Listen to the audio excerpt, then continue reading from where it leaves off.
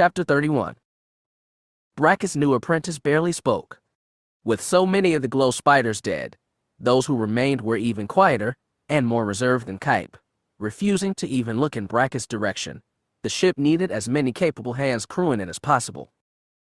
Kyp, conveniently, had received some training in the operation of spaceships, and he had taken a seat on the bridge and spent almost all of his time there, manipulating the controls or staring out through the bridge window at the spinning stars of hyperspace. When Kyp did speak, it was consistently monosyllable. Master. Brackett's thought to the spirit of Exar Kun. Exar Kun's voice was slower in responding than it had been on Yavin, as if being off-world once again put strain on his ability to speak and commune. Yes, my apprentice. Are you sure he is worthy of being my apprentice? There was a rumble of dark, amused laughter in the back of Brackett's mind. He is powerful in the Force, and his anger has deep veins. He will make a powerful Sith. Brackett didn't like that answer. He didn't like that Exar Kun had recruited a second, and he didn't trust the way Kyp refused to so much as meet his eyes. Even furtively. I do not trust him. Trust is irrelevant, Exar Kun chastised. You have the Force. You dominate, you control, you have power, and you exercise it as you will. A Sith does not need trust. A Sith has fear. Brackett wasn't sure that Kyp had any conscious awareness of his presence, much less feared him. Kyp was distant, somewhere far away in his own mind. He does not fear me, Brackett complained. And whose fault is that? His back stiffened hearing the challenge for what it was. The bridge of the Star Destroyer Chimera was a quiet place, humming as officers monitored ongoing repair efforts. The ship had returned to orbit Karita. It had been placed near the bottom of the repair list, as other Star Destroyers underwent serious repair operations in the extensive fleet construction facilities. But as a gesture of respect for Admiral Pelion, Chimera had been returned to the location it had possessed while Pelion had served as the Academy's finishing instructor. Below them, the busy, sprawling Academy campus could look up into the sky and see the dagger shape of Chimera, for all the cadets to aspire to. But, thought Lieutenant Felix Maidov, they do not see the same pristine white dagger that I saw for my years at the Academy. No, Chimera was bruised and burned, scarred from the battle at Chaswa. The students did not look up and see pristine white, but imperfections and wounds, signs of weakness, signs of defeat. Because they had been defeated. Again, Maidov maintained a close watch over Chimera's systems, waiting for the signal to come. He had been on edge for days, full of gritty anticipation, keeping his hands from trembling and keeping his face utterly professional.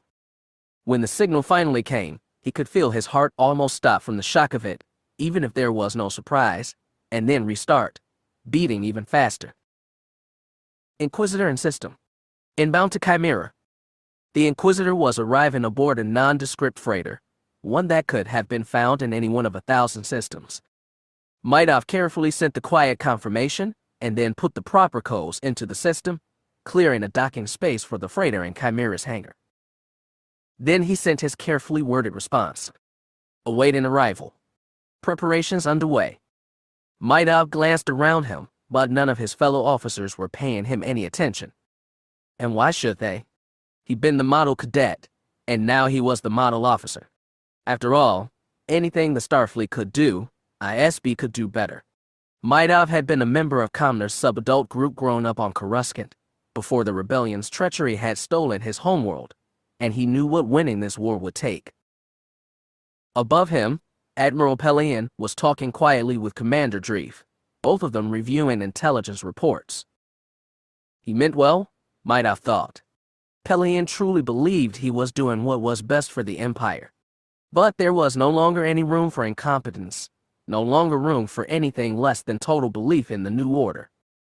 Pelion was the last holdover from the old guard, an old Republican in loyalties and sentiments. It was time to turn the page. He frowned as his system beeped at him again. There was another vessel arriving in system, in the wake of the Inquisitor's transport. And, he thought with growing bafflement, it was a far more conspicuous vessel. An X-Wing. What is a lone X-Wing doing coming to Karita? His system beeped. He looked down, pressing the buttons to bring up the incoming message. To his surprise, he found it was triple encrypted and using an ISB encryption no less, one that had only been sent out to all their outposts a few months before and was still in active service. He glanced around, then withdrew his datapad, the one with ISB programming, and transferred the message for decryption. Epsilon Beta Beta 997 arriving. He frowned in surprise. That was an ISB identifier. He queried his ASPA-provided datapad, and his eyes widened in surprise.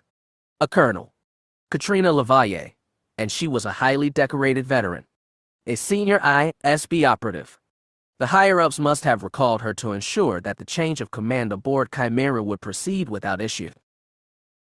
No one had said she was coming, so it must have been a last-second change.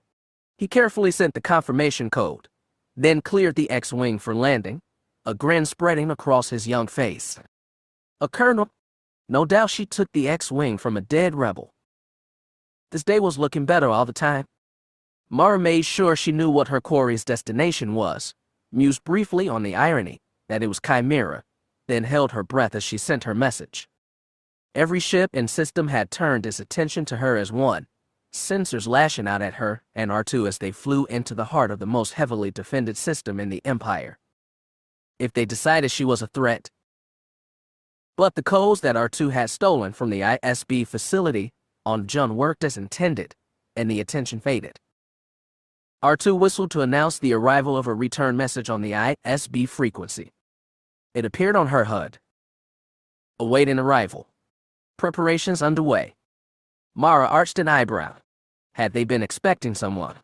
That would be convenient and might explain why the ships were not challenging her. The arrival of an X-wing ought to be a serious concern for Karita, given the prevalence of New Republic recon flights keeping an eye on the system's defenses, but after her message the Star Destroyer seemingly decided she wasn't a threat. She had been hoping for that but hadn't really known if it would work.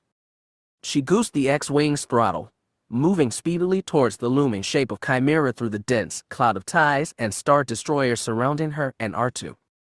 Above them, Reaper cast a long shadow. "What are we doing, R2?" she asked, her voice odd. This was insanity. Even if they did manage to catch up with Kyp and stopped him and XR Kun from doing whatever it was that XR Kun wanted to do, there wasn't going to be any way to get back out again.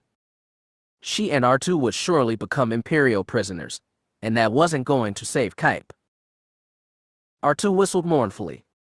Mara's eyes narrowed as she followed Kyp, keeping her own presence as small as possible, hoping to avoid XR Kun's notice. Despite the insanity of it all, she wasn't hesitating, and wasn't considering changing course.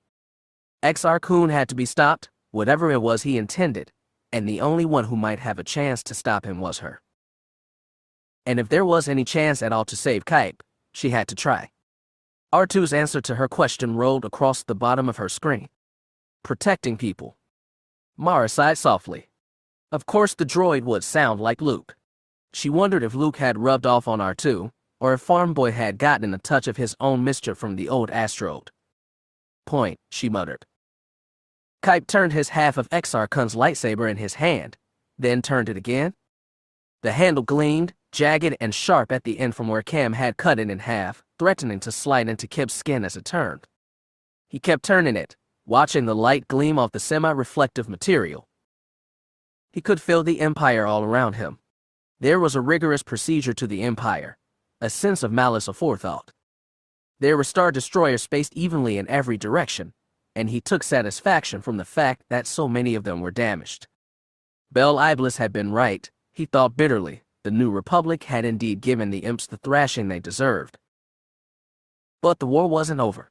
It would take someone like him to end the war. Can you feel all the power this Empire possesses? The silky voice of XR Kun whispered in the back of his mind, tendrils settling into possessive place. The Emperor did not just rule them. The Emperor made them his, and his they are still. Even after his death they have not been freed because they do not wish to be. They crave a new Emperor to fill the void. Either they will be ruled, or they will be destroyed. Then I will destroy them, Kyp thought back fiercely. XR Kun had no face to watch. but Kyp could feel the ghost's emotions. That is your choice. As I said, to be a true Jedi is to take the galaxy and impose your will. The Emperor imposed his, and now to undo it someone else must impose theirs in his place. The ancient spirit left his next sentence unspoken, but Kyp realized his message all the same. If Luke will not impose his own order, then it will have to be someone else. Cam and Mara cannot be trusted. Leia is not strong enough in the Force, not yet. That was a shame, because ideally Leia would have been Kyp's choice. But with all those candidates eliminated, that left only one choice. Only one person could be trusted. Himself? They were at the perfect place for it too. Fate had delivered him to Karita, the world to which his brother had long ago been kidnapped. The world that was the cradle of the Empire, where young men were taken and turned into Imperial killers. Fate had delivered him to Karita and provided everything he needed to crush the cradle. The Empire would probably kill him in the process, but that was all right. Han would be safe. There was just one thing he needed, one thing he had to remember, one tool he had to have. He closed his eyes, thinking back to Kessel and his escape from that horrible place, and to Lineary and the assault on the Imperial base he had witnessed. Thinking back to Mara Jade frantically putting codes into Imperial-built computers to override and hijack their systems and turn them to her own ends. Focus, Exar Kun encouraged. Reach out to the Force. Bring the memories into your mind's eye and immerse yourself in them. Watch her hand move. Watch the display. Let the Force fill in the pieces you do not have. He closed his eyes, his hand moving in an imitation of Mara's frantic gestures. He let the fingers fall over the console in front of him, experimentally moving his fingers. He felt Exar Kun guiding him to the Force, and he felt the Force respond, guiding his fingertips. He tapped the number pad, the pattern becoming clearer, and again he repeated it until it felt right, and then he did it again, and again, until the pattern happened as naturally as breathing. The freighter jolted, and he looked up in surprise. He blinked as he saw the massive Star Destroyer hangar bay looming before him as the freighter was drawn into the hangar slowly. Inside, groups of Imperial pilots, stormtroopers, and techs went about performing their duties to an abomination. He tapped the code into the computer again, confirming that he was right. The computer didn't respond to the code at all, but the Force whispered that he was right. And with that, he had everything he needed. Chimera herself would be his weapon. Good, Exar Kun praised him. You are natural. And now it is time for your final test. Kyp frowned. My final test. There were footsteps behind him, and in the Force he could feel the presence of Brackus. Kyp still was not quite sure what to make of the slightly older man. Exar Kun had told him that Brackus was his agent, someone who executed his will, but beyond that had left him a mystery. Deliberately, Kyp thought sourly, the way the machinations of men like Fleary Voru, when he'd still been a prisoner on Kessel, had always been obvious manipulations, but it wasn't clear what the end of the manipulation was.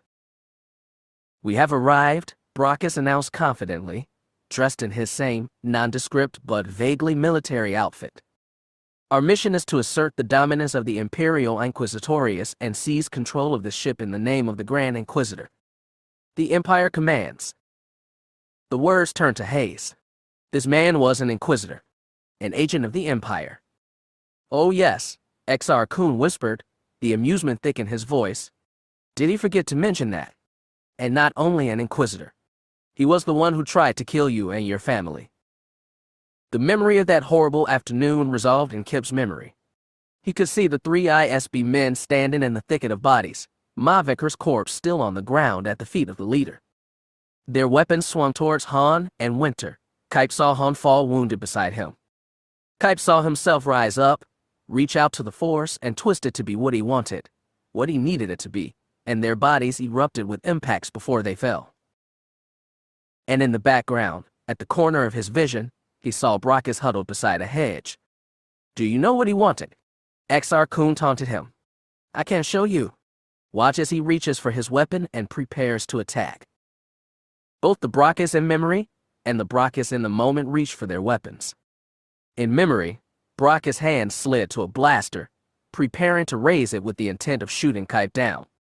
In the moment, Bracke's hand slid to rest on the hilt of his half of Exar Kun's lightsaber, his expression growing confused as he saw the look in Kyp's eyes. He would have killed your family. He would have killed Han, and Jaina, Winter, and Jacen. He would have killed you all, because he is of the Empire, and that is what the Empire does. If you do not stop them, he will come for them. You know he will. You can't see it in his eyes. You will stop him? You must. The anger that lit in Kyp's belly was a powerful fire. He thought of baby Jaina sobbing against his chest. He thought of Leia in that back to tank, of Han pacing despondently beside it. Of Mavic catching Jacen when he fell, and how no one was there to catch the Nori when he fell himself. Of Garm's kindness and acceptance. With the cry he ignited his half of Exar Kun's lightsaber. Bracke stumbled backwards in shocked surprise, igniting his own. The weapon fed the fire in Kyp's belly, adding fuel. Rage burned through his veins, giving him strength, giving him power, and he fell upon Bracke with the fury. Asterisk. Bracke deflected the first blow, but he wasn't prepared for the intensity of Kyp's rage. An Inquisitor he might be, but he had less experience with the weapon than Kyp did. Kyp had at least performed training exercises with Cam and Luke, and he wielded the lightsaber with the confidence of a novice assailing a neophyte. The storm blue blaze clashed, and in the back of the minds of both men was the cackling of Exar Kun. Bracke stretched out to his master in the Force, searching for guidance, for Exar Kun to guide his hand, but Exar Kun did not help him. Exar Kun did not help him, and Bracke was but an apprentice Inquisitor. Kyp slammed his weapon into Bracke's, knocking him back and staggering him. With the swell of Force power, Kyp sent a burst of telekinesis forward, knocking Bracke off his footing for a second time. The apprentice Inquisitor's arms flailed as he fell backwards, and Kyp Durron buried his lightsaber in Bracke's gut. The weapon burned on either side of the apprentice Inquisitor's body, for Kyp had run him through. Gasping, mouth opened in shock, Bracke fell limply backwards, sliding onto the deck, his mouth working uselessly as he stared up at Kyp's enraged face. Pain warped into numbness as he clutched at the hole in his stomach. He stared up into Kyp's dark eyes, and he could see Exar Kun in them. The boy reached down and gripped the amulet that hung around Bracke's neck and tore it free. "Oh, my apprentice," Exar Kun whispered sympathetically into the back of his mind. Sympathetic, but utterly without apology. "Let this be my final lesson to you. In the end, we are all alone. Trust no one. Rely on no one.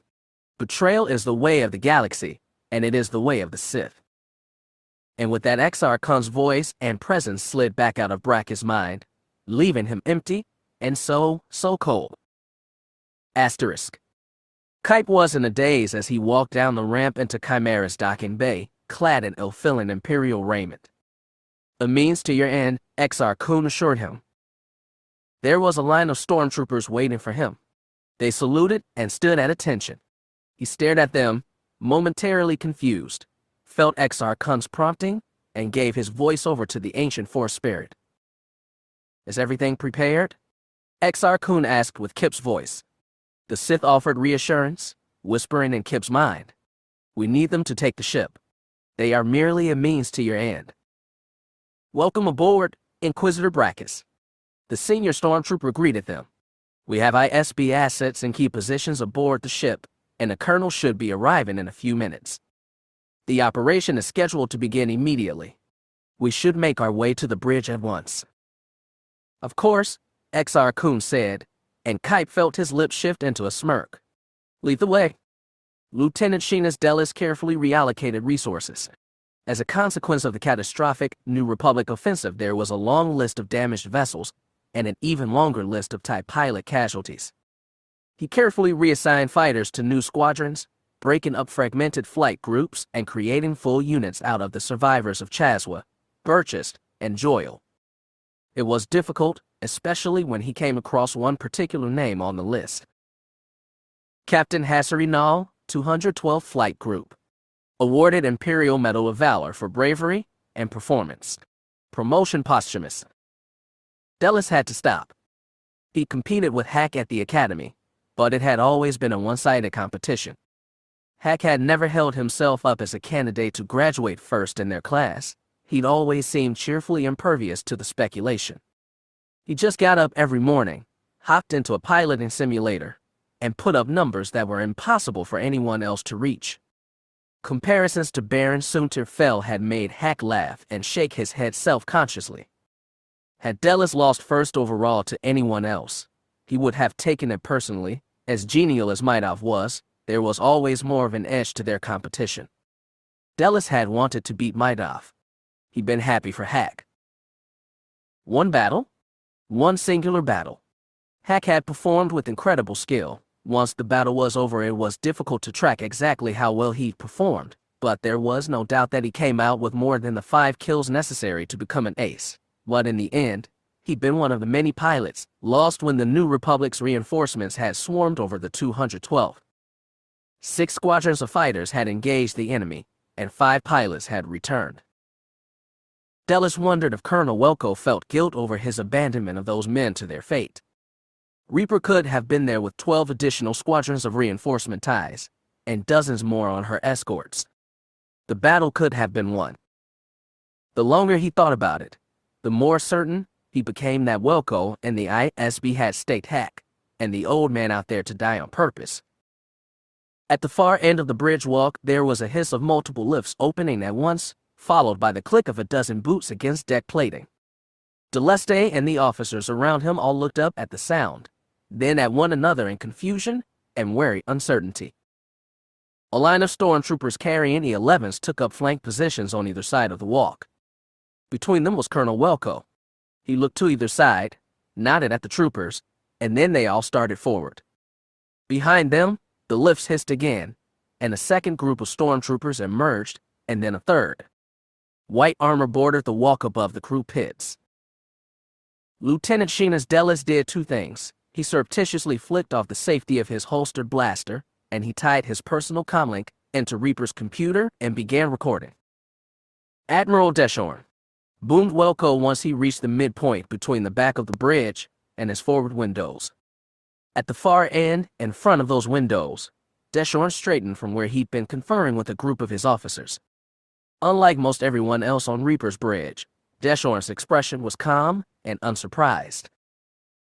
Colonel Welko, you were ordered to stay off my bridge, Deshorn said levelly, keeping his voice calm. The bridge had gone utterly silent, other than the clicking and beeping of consoles and computers, or the soft rolling of mouse droids, but even the mouse droids came to a halt as Welko's boots stopped.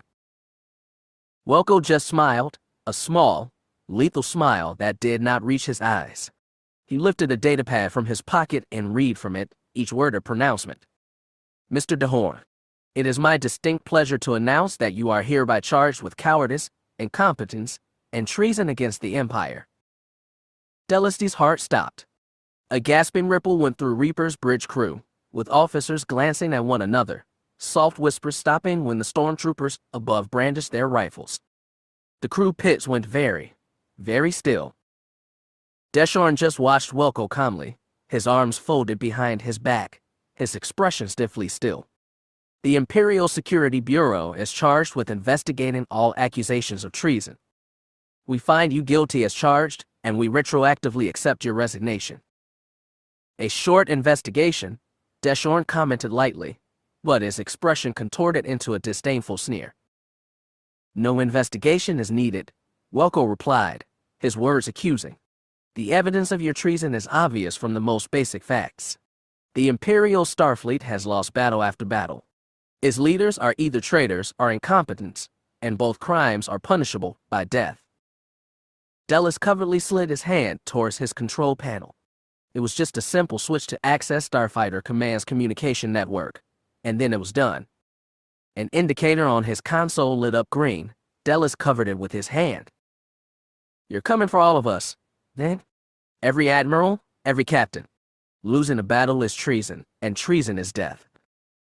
We are the Empire, Welko thundered. We do not lose battles if we are not betrayed. You are a fool. Deshorn shot back. The Empire cannot win battles when outnumbered 3-1. The rebels were outnumbered 10-1 at Endor. If you cannot win the battles you are given, Welko snarled. We will find someone who can. Deshawn laughed contemptuously. You. Welko's sidearm blurred into his hand, and the ISB man shot the Admiral in the chest. Delis wasn't sure who fired the second shot, but he saw who fired the third. As the Admiral fell, his jacket smoking from a cratered wound, Deshawn's aide smoothly unholstered his sidearm and shot the stormtrooper next to him. The white armored figure toppled over the rail and into the crew pit. The stormtroopers started firing into the pits, and the officers in them started firing back. It's a coup, Delis gasped, scrabbling with his comm. One of the stormtroopers above him pointed an E-11 in his direction, but Delis, once a stormtrooper candidate himself, drew down and shot him first. His sidearm left a neat, blackened hole in the trooper's helmet. Admiral Deshawn has been shot. ISB is seizing the flagship. Asterisk. The running footsteps brought Pelion up with a frown. Running on Chimera's bridge. Nothing was that important. His frown deepened as he saw Lieutenant Shell charging across Chimera's bridge walk at something close to a sprint, holding a datapad in one hand and a comlink in the other. Admiral. Shell gasped, coming to a halt. You have to hear this. Lieutenant Shell. Please, sir. Shell interrupted him, and if this wasn't the most important thing in the galaxy, Pelion swore. With a glower, Pelion engaged the comm.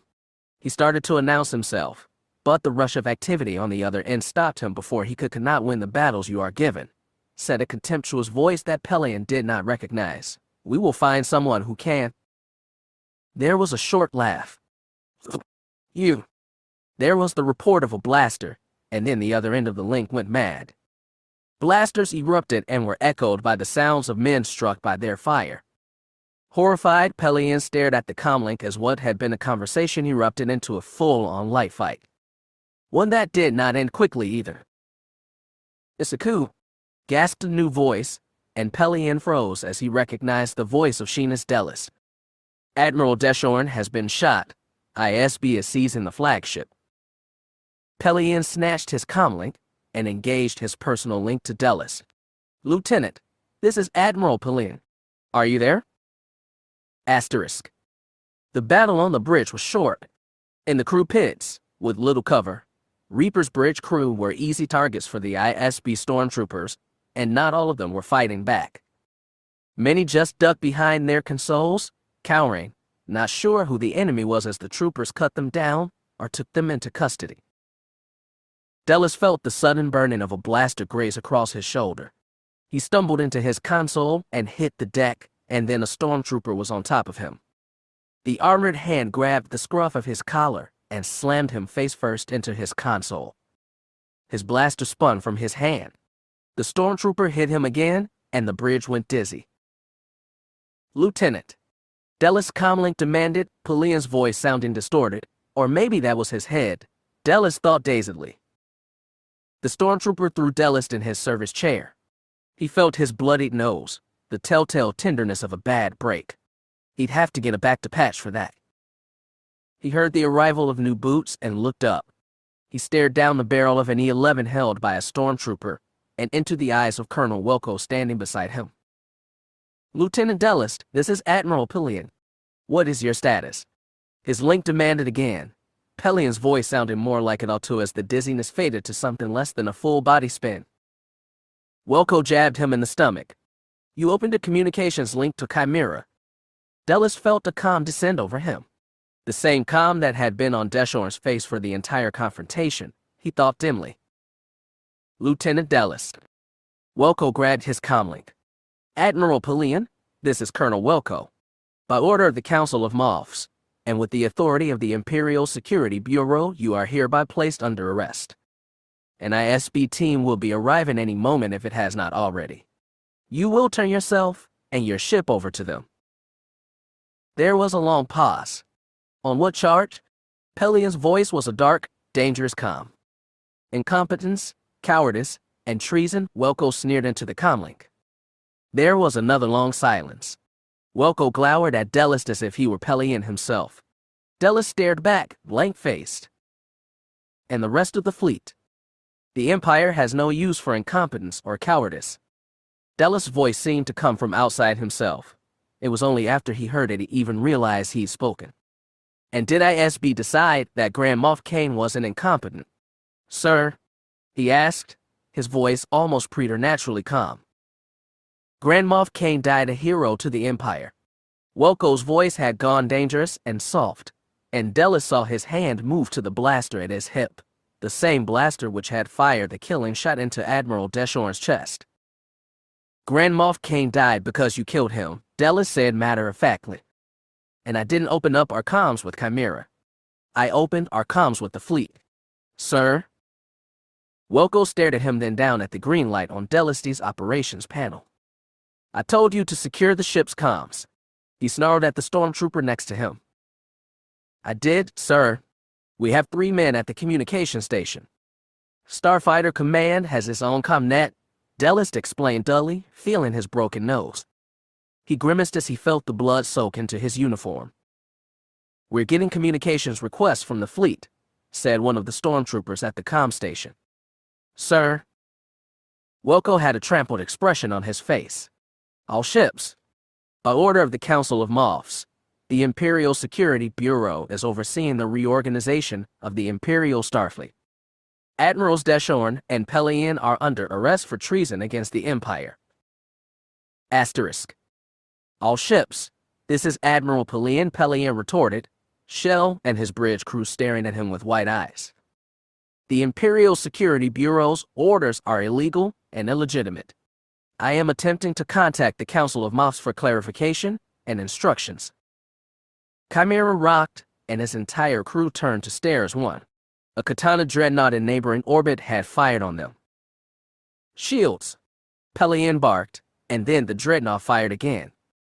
Return fire, sir. Hold fire. Pelion called. Hold fire. We have to avoid. This is Captain Axum, commanding Gonfalon. There has been an attempted seizure of my ship by the Imperial Security. ISB agents on the bridge. Any failure to obey ISB instructions will be considered proof of treason. And then the shooting began in earnest. Asterisk. Della stared through Reaper's bridge windows. Some ships had already confirmed loyalty to ISB and were moving to engage Chimera. Other ships were loyal to the Starfleet and the Old Man, and were moving to intercept. At first, ion cannons had been the primary weapons fired, but he could see more and more green flashes of lethal blasts. There was a rustle of metal against fabric, and he turned to stare down the barrel of Welko's sidearm. You did this, spat Welko. I did. He laughed, incredulous. Look in the mirror. Sir? The last thing Sheena's Della saw was Colonel Welko's eyes flaring with anger before the ISB man pulled the trigger. Asterisk. Utter catastrophe unfolded before Gilad Pelion. The Karita system had come completely apart. 2 of the Oversector's Enforcer-class cruisers were turned to vapor and debris under the intensity of Reaper's turbolaser fire. What fire wasn't being pumped into Chimera. His Star Destroyer trembled, his crew fighting with their controls. They weren't thinking about what this meant. They didn't have time for that. They were too busy thinking about surviving. Lieutenant Shell frantically relayed orders that Pelion barely heard, despite the fact that he was the one giving them. It was a nightmare. It was a nightmare. The fleet had divided up, with roughly a third of the ships and stations siding with Pelion and his loyalists. On the far side of Reaper, Kaine's enforcers had rallied to him in overwhelming numbers, and led by a couple of battered Victory-class ships, they were fighting their way through a gauntlet of empires that had sided with Colonel Welko and ISB. Nearer to Chimera, the Star Destroyer Gonfalon was exchanging sheets of turbolaser fire with the hostile Judicator and Tyrannic. Pelion wanted to weep at the sight, because Judicator was one of Thrawn's personal ships. One of the squadron that had been together for the whole campaign. One of the ships that had fought alongside Pelion at Bilbringi and Yukio, and even Chaswa. Now she was firing on him. Reaper's sluggishness at the beginning of the engagement was fading fast. The massive ship, twin to Executor, lashed out in an anguished rage, her turbolasers shredding armor plating as they drilled deep into Chimera. Chimera shook under Pelian's feet. "Hold fast!" Pelian snarled, his own fury swamping his sorrow as his ship bucked in agony. "The traitors!" He grabbed the comm station from Shell, muscling the lieutenant out of the way. "This is Admiral Pelian." He grated fury and determination in his voice. He would not turn the Empire over to ISB nor to the Inquisitors. He would not. The words came from him without thought, instinct guiding him. He could feel the shade of Thrawn standing at his left shoulder and the presence of Rogris at his right, and he didn't bother to push back his anguish. They all felt it, especially the ones who were loyal. All the men and the Empire he so loved, they all felt the same pain he did. "I will, in duty bound, honestly and faithfully defend the citizens of the Empire." Pelian's voice was a hammer striking an anvil, each syllable a beat echoed by the splatter of turbolaser fire against Chimera's hull. And the Emperor, his heirs and successors, in person and dignity against all enemies, from within and without, he snarled those words, ISB's own addition to the oath, the hypocrites. "Until IAMEEDED are rendered unfit to serve." Not every ship had made up its mind, he saw. There were still at least a half-dozen Star Destroyers, and many smaller ships that had yet to open fire. One of the Golan stations seemed to be firing indiscriminately, and everyone, and each of the platforms, was engaged now, and space was awash with the light of Imperial turbolasers, giving Karita's orbit a sickly, green glare that would set the sky of the world, below fully alight. "This is Captain Naito of Exigent." An infuriated voice resounded over the comms.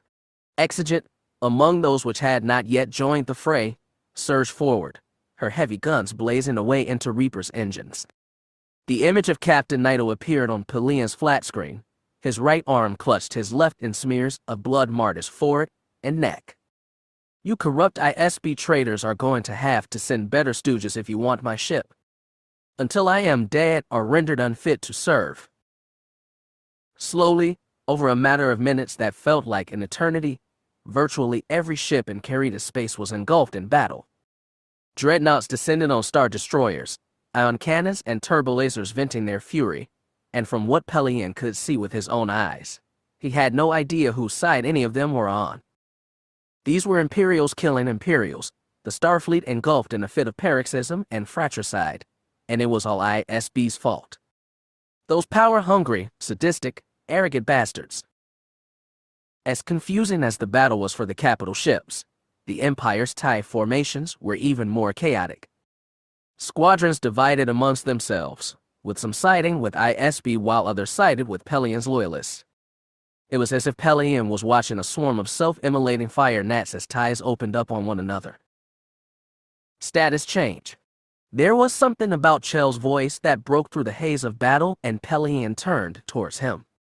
The lieutenant was staring at his plot, his cheeks pale with sudden, incredulous horror. "Sir?" "Oh no, sir," Shell breathed. Pelian moved to see the plot himself. He had been in combat since he was a teenager. He joined the Old Republic's military and fought the Separatists at a dozen catastrophic battles, barely escaping with his life after having his ship shot out from him on no fewer than 3 different occasions. Then he had served through the entire galactic civil war, had been at Endor, and oversaw the catastrophe that had followed the destruction of the Executor. He stood at Thrawn's side at Bilbringi, and had been responsible for saving the fleet after Thrawn's assassination, with his dead mentor's unlit eyes staring at him the entire time. He had never once lost his composure in battle. It was a near thing this time. On the combat plot was a new ship, 19 kilometers long, and in flawless alignment above the squabbling Imperial formations. An Executor-class Super Star Destroyer came out of hyperspace like an avenging Vradixen Blood Eagle, roaring towards the battling Imperials with deadly intent. Frigates, Star Destroyers, and Star Cruisers trailed like fledglings in her wake. And like a Blood Eagle's feathers, Lusankya's twin starboard seals gleamed with scarlet promise. Fifth Fleet snapped out of hyperspace with their engines blazing at flank speed. Lusankya's spearhead led the way as starfighters poured into space, zipping from every hangar, tiny engines illuminating the head, and to every side as they filled the volume of space between the bigger ships. Wedge watched the combat plot with the face of stone. He and Cena shared a quick, wordless nod. He turned back, folding his hands behind him as he looked out into the sea of fratricidal green turbolaser fire and the ships trapped in Karita's gravity well. His bridge crew waited, staring at him, as he stared out at a never-better opportunity to deliver a hammer blow to the enemy. He waited, expecting the sorrow that panged him before battles to come. It did not. Comms, break HoloNet silence on my authorization and inform home fleet that the battle is joined. Signal Mirage formation and tell them to make for our position at their best speed. My compliments to Commodore Taban for their recon work. He turned and nodded at Captain Creffy, who had bared his own fangs. Captain, target every gun and tube one Reaper, and open fire when we're in range. At once, sir, Creffy acknowledged. Comms, Wedge said, feeling nothing but a cold satisfaction, give me fleet-wide. He didn't even have to glance over for an acknowledging nod from Nita. A 3-ping countdown blipped through his headset. He watched the distance fall, then took a breath, steadying himself. General Antilles to the fleet. Maintain formation, watch your intervals, and move to engage. Wedge didn't need to be a Force user to feel the outraged intent of the hundreds of thousands of people under his command. You have your orders. Destroy them all. Chapter 32. Admiral Gilad Pellaeon stared through Chimera's bridge windows, unable to believe what he was seeing. Lusankya had the range on Reaper and was displaying the full majesty of her firepower. 4,000 light and heavy turbolaser batteries illuminated Karita like a second sun, and every one of those batteries was focused on Reaper. Space glowed green as Reaper slowly lumbered around to return fire, but Reaper was slow and clumsy, and her return fire was pitiful compared to the barrage that Lusankya was delivering. A decade of personnel shortages through the Imperial fleet meant that Reaper was operating with closer to his minimum crew than a full crew complement, and that was before ISB had murdered most of her bridge crew. Pellaeon couldn't afford to think about Lieutenant Delist right now, but it was hard not to. Sheena's Delist had been the future of the Imperial fleet, its Grand Admiral in waiting. He was dead because the Imperial Security Bureau had more cruelty than sense. Pellaeon forced Delist out of his mind. There were still loyal Imperial officers, loyal to the Empire, to the stability it offered, to the peace it had brought after the Separatists had torn the galaxy apart, and it was his job to save their lives. It was also his job to protect the Karita system from the New Republic, and he was at a loss at how to do both. On the combat plot, the New Republic's fleet was a mass of red, the largest number of enemy vessels that Pellaeon had seen in one place since Endor, maybe even larger than Endor. Ships that Dreef had tagged as loyal were in green, and ships which were fighting for ISB were in blue. The blue was growing and green was shrinking. Red was nearly as big as both of them put together. Loyal ships, he ordered, examining the combat plot. Star Destroyers shift to staggered box formation, with Chimera in the Alpha location. Altai shift to anti-torpedo, anti-fighter duty. Screen the formation from enemy proton torpedoes. Smaller ships move to screening locations, with the enforcers in point positions. He turned to Shell. Get me Reaper. We have to stop fighting each other if we have a chance to defeat the Republic. The communication system cut and before Shell could make the link. All ships. This is Colonel Welko, said the voice of the man who killed C. Delist. All commanding officers who have fired on loyal Imperial vessels are hereby placed under arrest. I call upon their crews to arrest their captains and rally to fight the invading rebels. Any hesitation to do so will be considered treason and is punishable by death. Pellaeon straightened his back, tugging his uniform down to straighten it. He calmly took the comm from Shell, who was watching him with a wary, uncertain expression, and then walked into the center of Chimera's bridge. This is Admiral Pellaeon, he announced, both to his crew and to the fleet. My ships and crew remain loyal to the Empire. We will defend Karita with our lives. Throwing our leadership into further chaos will only serve to diminish our combat ability. There was the sound of footsteps. On the far end of the bridge, he saw a pair of stormtroopers, led by a man in a poorly tailored black outfit, with a lightsaber at his belt. Admiral Pelion be under arrest.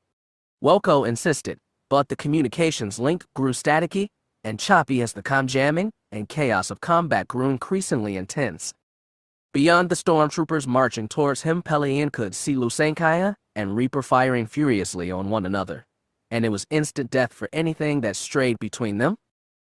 A sudden mass of proton torpedoes sent a glare of blue through the window, and Reaper's bow erupted with flame as they impacted a swarm of B-wing and U-wing engines tiny against Reaper's enormous space frame. "Attention on deck," shouted Felix Maidov. He had climbed out of the crew pit and drawn his sidearm, and Pelion stared in dismay as the young man pointed his blaster at him. "I am placing you under arrest on behalf of the Imperial Security Bureau." Just a few weeks before, Pelion had the honor of overseeing the graduation of 3 fine young officers. He and Ardus Kaine toasted them, naming them the future of the Empire. Hacknall was dead, killed by the New Republic. C. Dellist was dead, killed by the Imperial Security Bureau. And Felix Maidov was pointing a blaster at him. In all the commotion, he had forgotten about Dizra's request to send ISB agents to Chimera. "Return to your post," Lieutenant Pelion ordered, using all the sang-froid he could muster, while Lusankya mauled the Imperial flagship behind him. "I can't do that, sir," Maidov responded, his sidearm steady. "I really am sorry, sir. If it's any consolation, I don't think you're a traitor. Just too old and broken to be of any further use to the New Order." "I'm sorry, too," Pelion said heavily. "I believed I had better judgment in choosing promising subordinates." The pair of stormtroopers had reached them. They each put a hand on Pelion's arms, pulling his hands behind his back.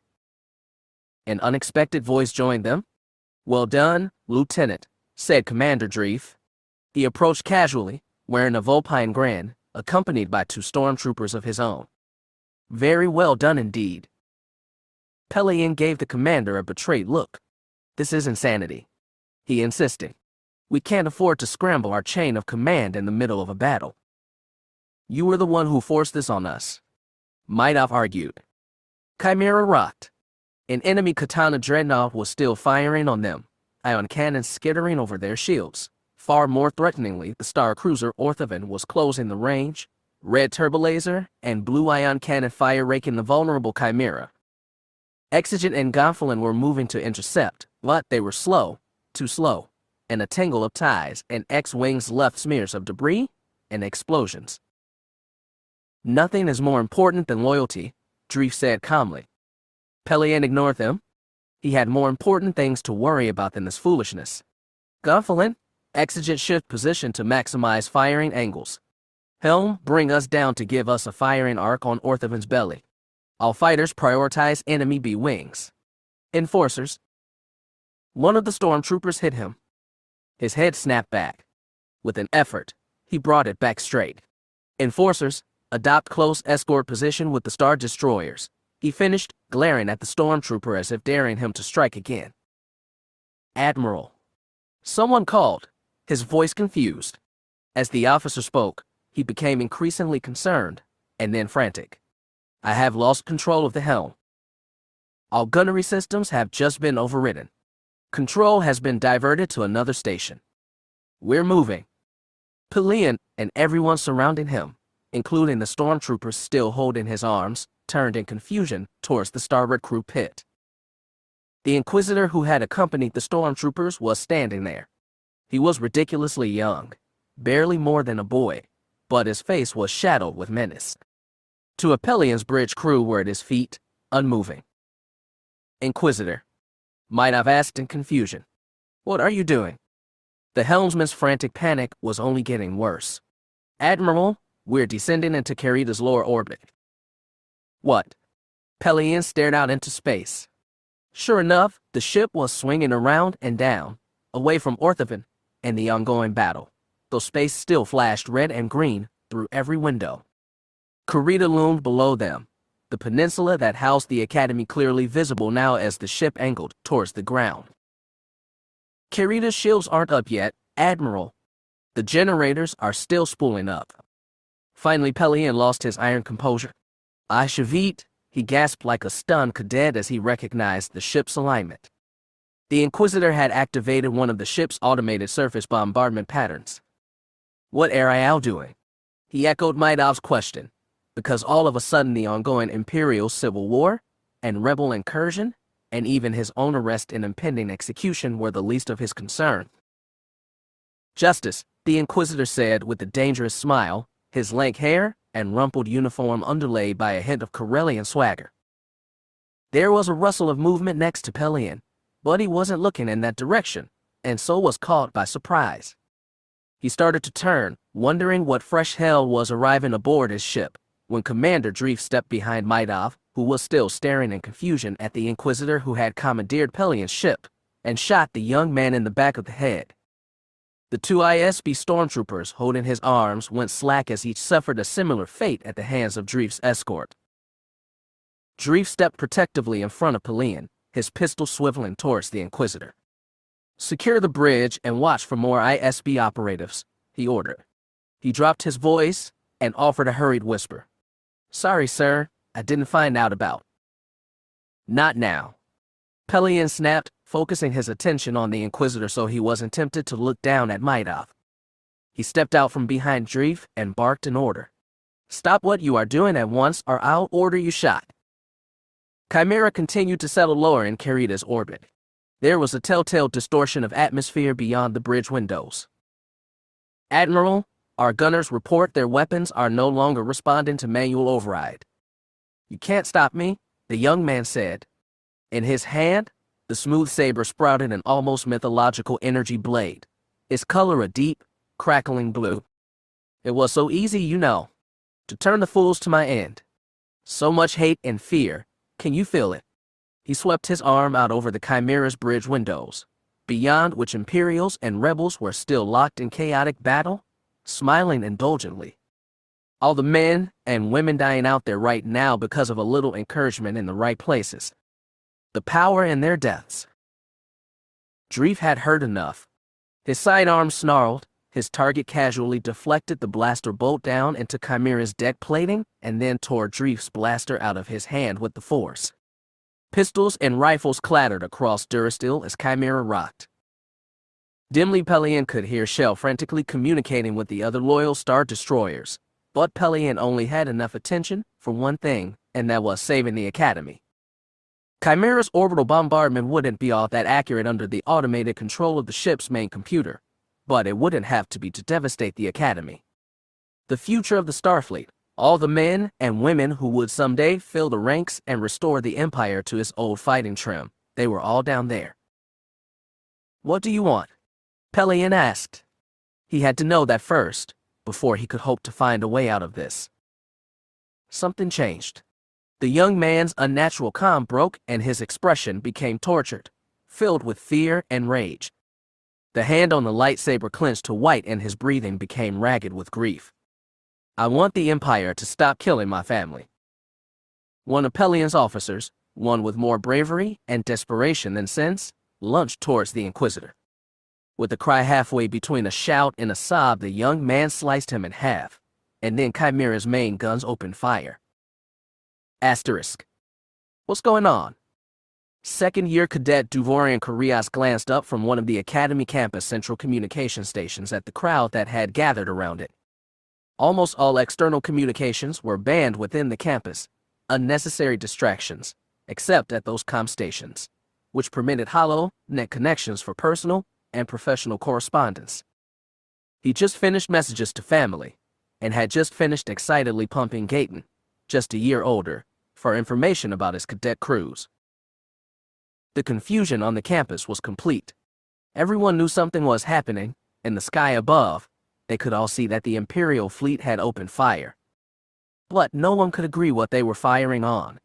The comm network was completely unresponsive, stifled by a growing web of static and jamming, and as best Duvorian could tell, the ships were firing on each other. "Look," a cadet he didn't know said, gesturing up at Chimera above. The cadet's naturally flattered drawl broke through the Academy's Coruscant standard with its clipped cadence. Duvorian suppressed a snicker.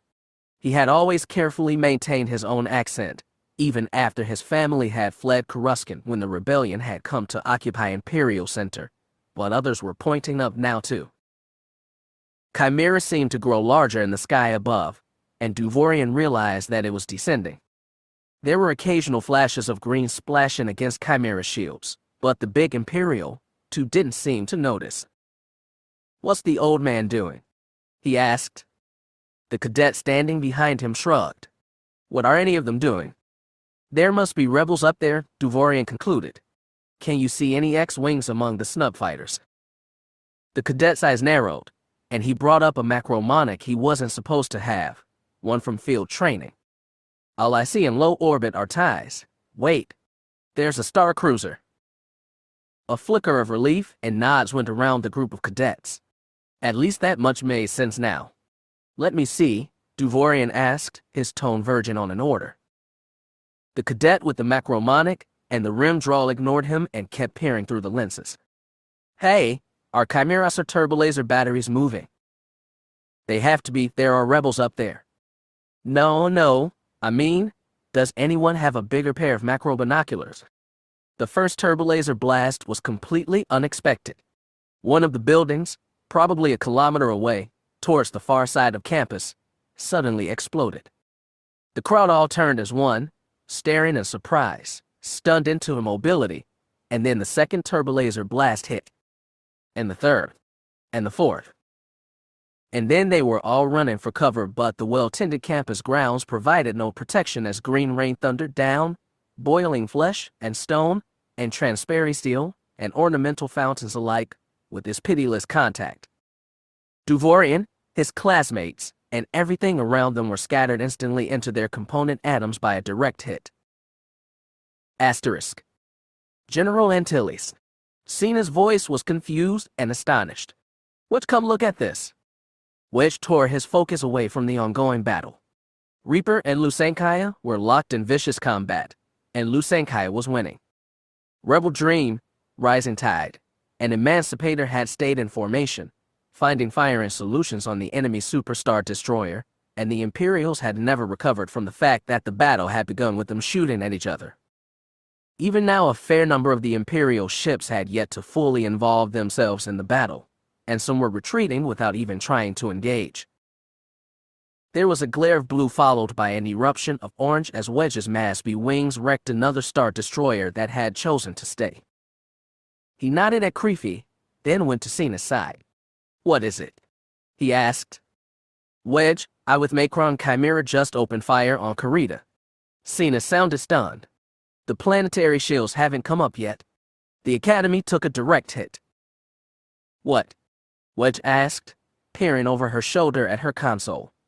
"I don't care what happened among the Imperials that started all this. Chimera's Pelian's ship, and he wouldn't." "But he had." "Urgent comm signal, Vermilion priority. Called Nita." Wedge nodded and grappled with his comm, triggering it without even checking who was on the other end. "Antilles." "Wedge." "Corrin," came the familiar voice of Rogue Squadron's resident semi-Jedi detective, between fuzzes of combat jamming. But the Rogue was in the middle of battle, and ought to have no time to spare and chat with Wedge. Why was he calling? "Corrin." "What is it?" "Don't know." Corrin admitted. Wedge tracked his eyes over the combat plot, finding the green dot that was marked as Rogue 9. Both Rogues 9 and 10 were edging closer to Lusankya, and as they did, the signal grew stronger. "There's happening on Chimera." "I can't see that, Corrin," Wedge said dryly. "No, I mean, even from here, the dark side aboard," Corrin admitted, sounding uncertain and a little embarrassed.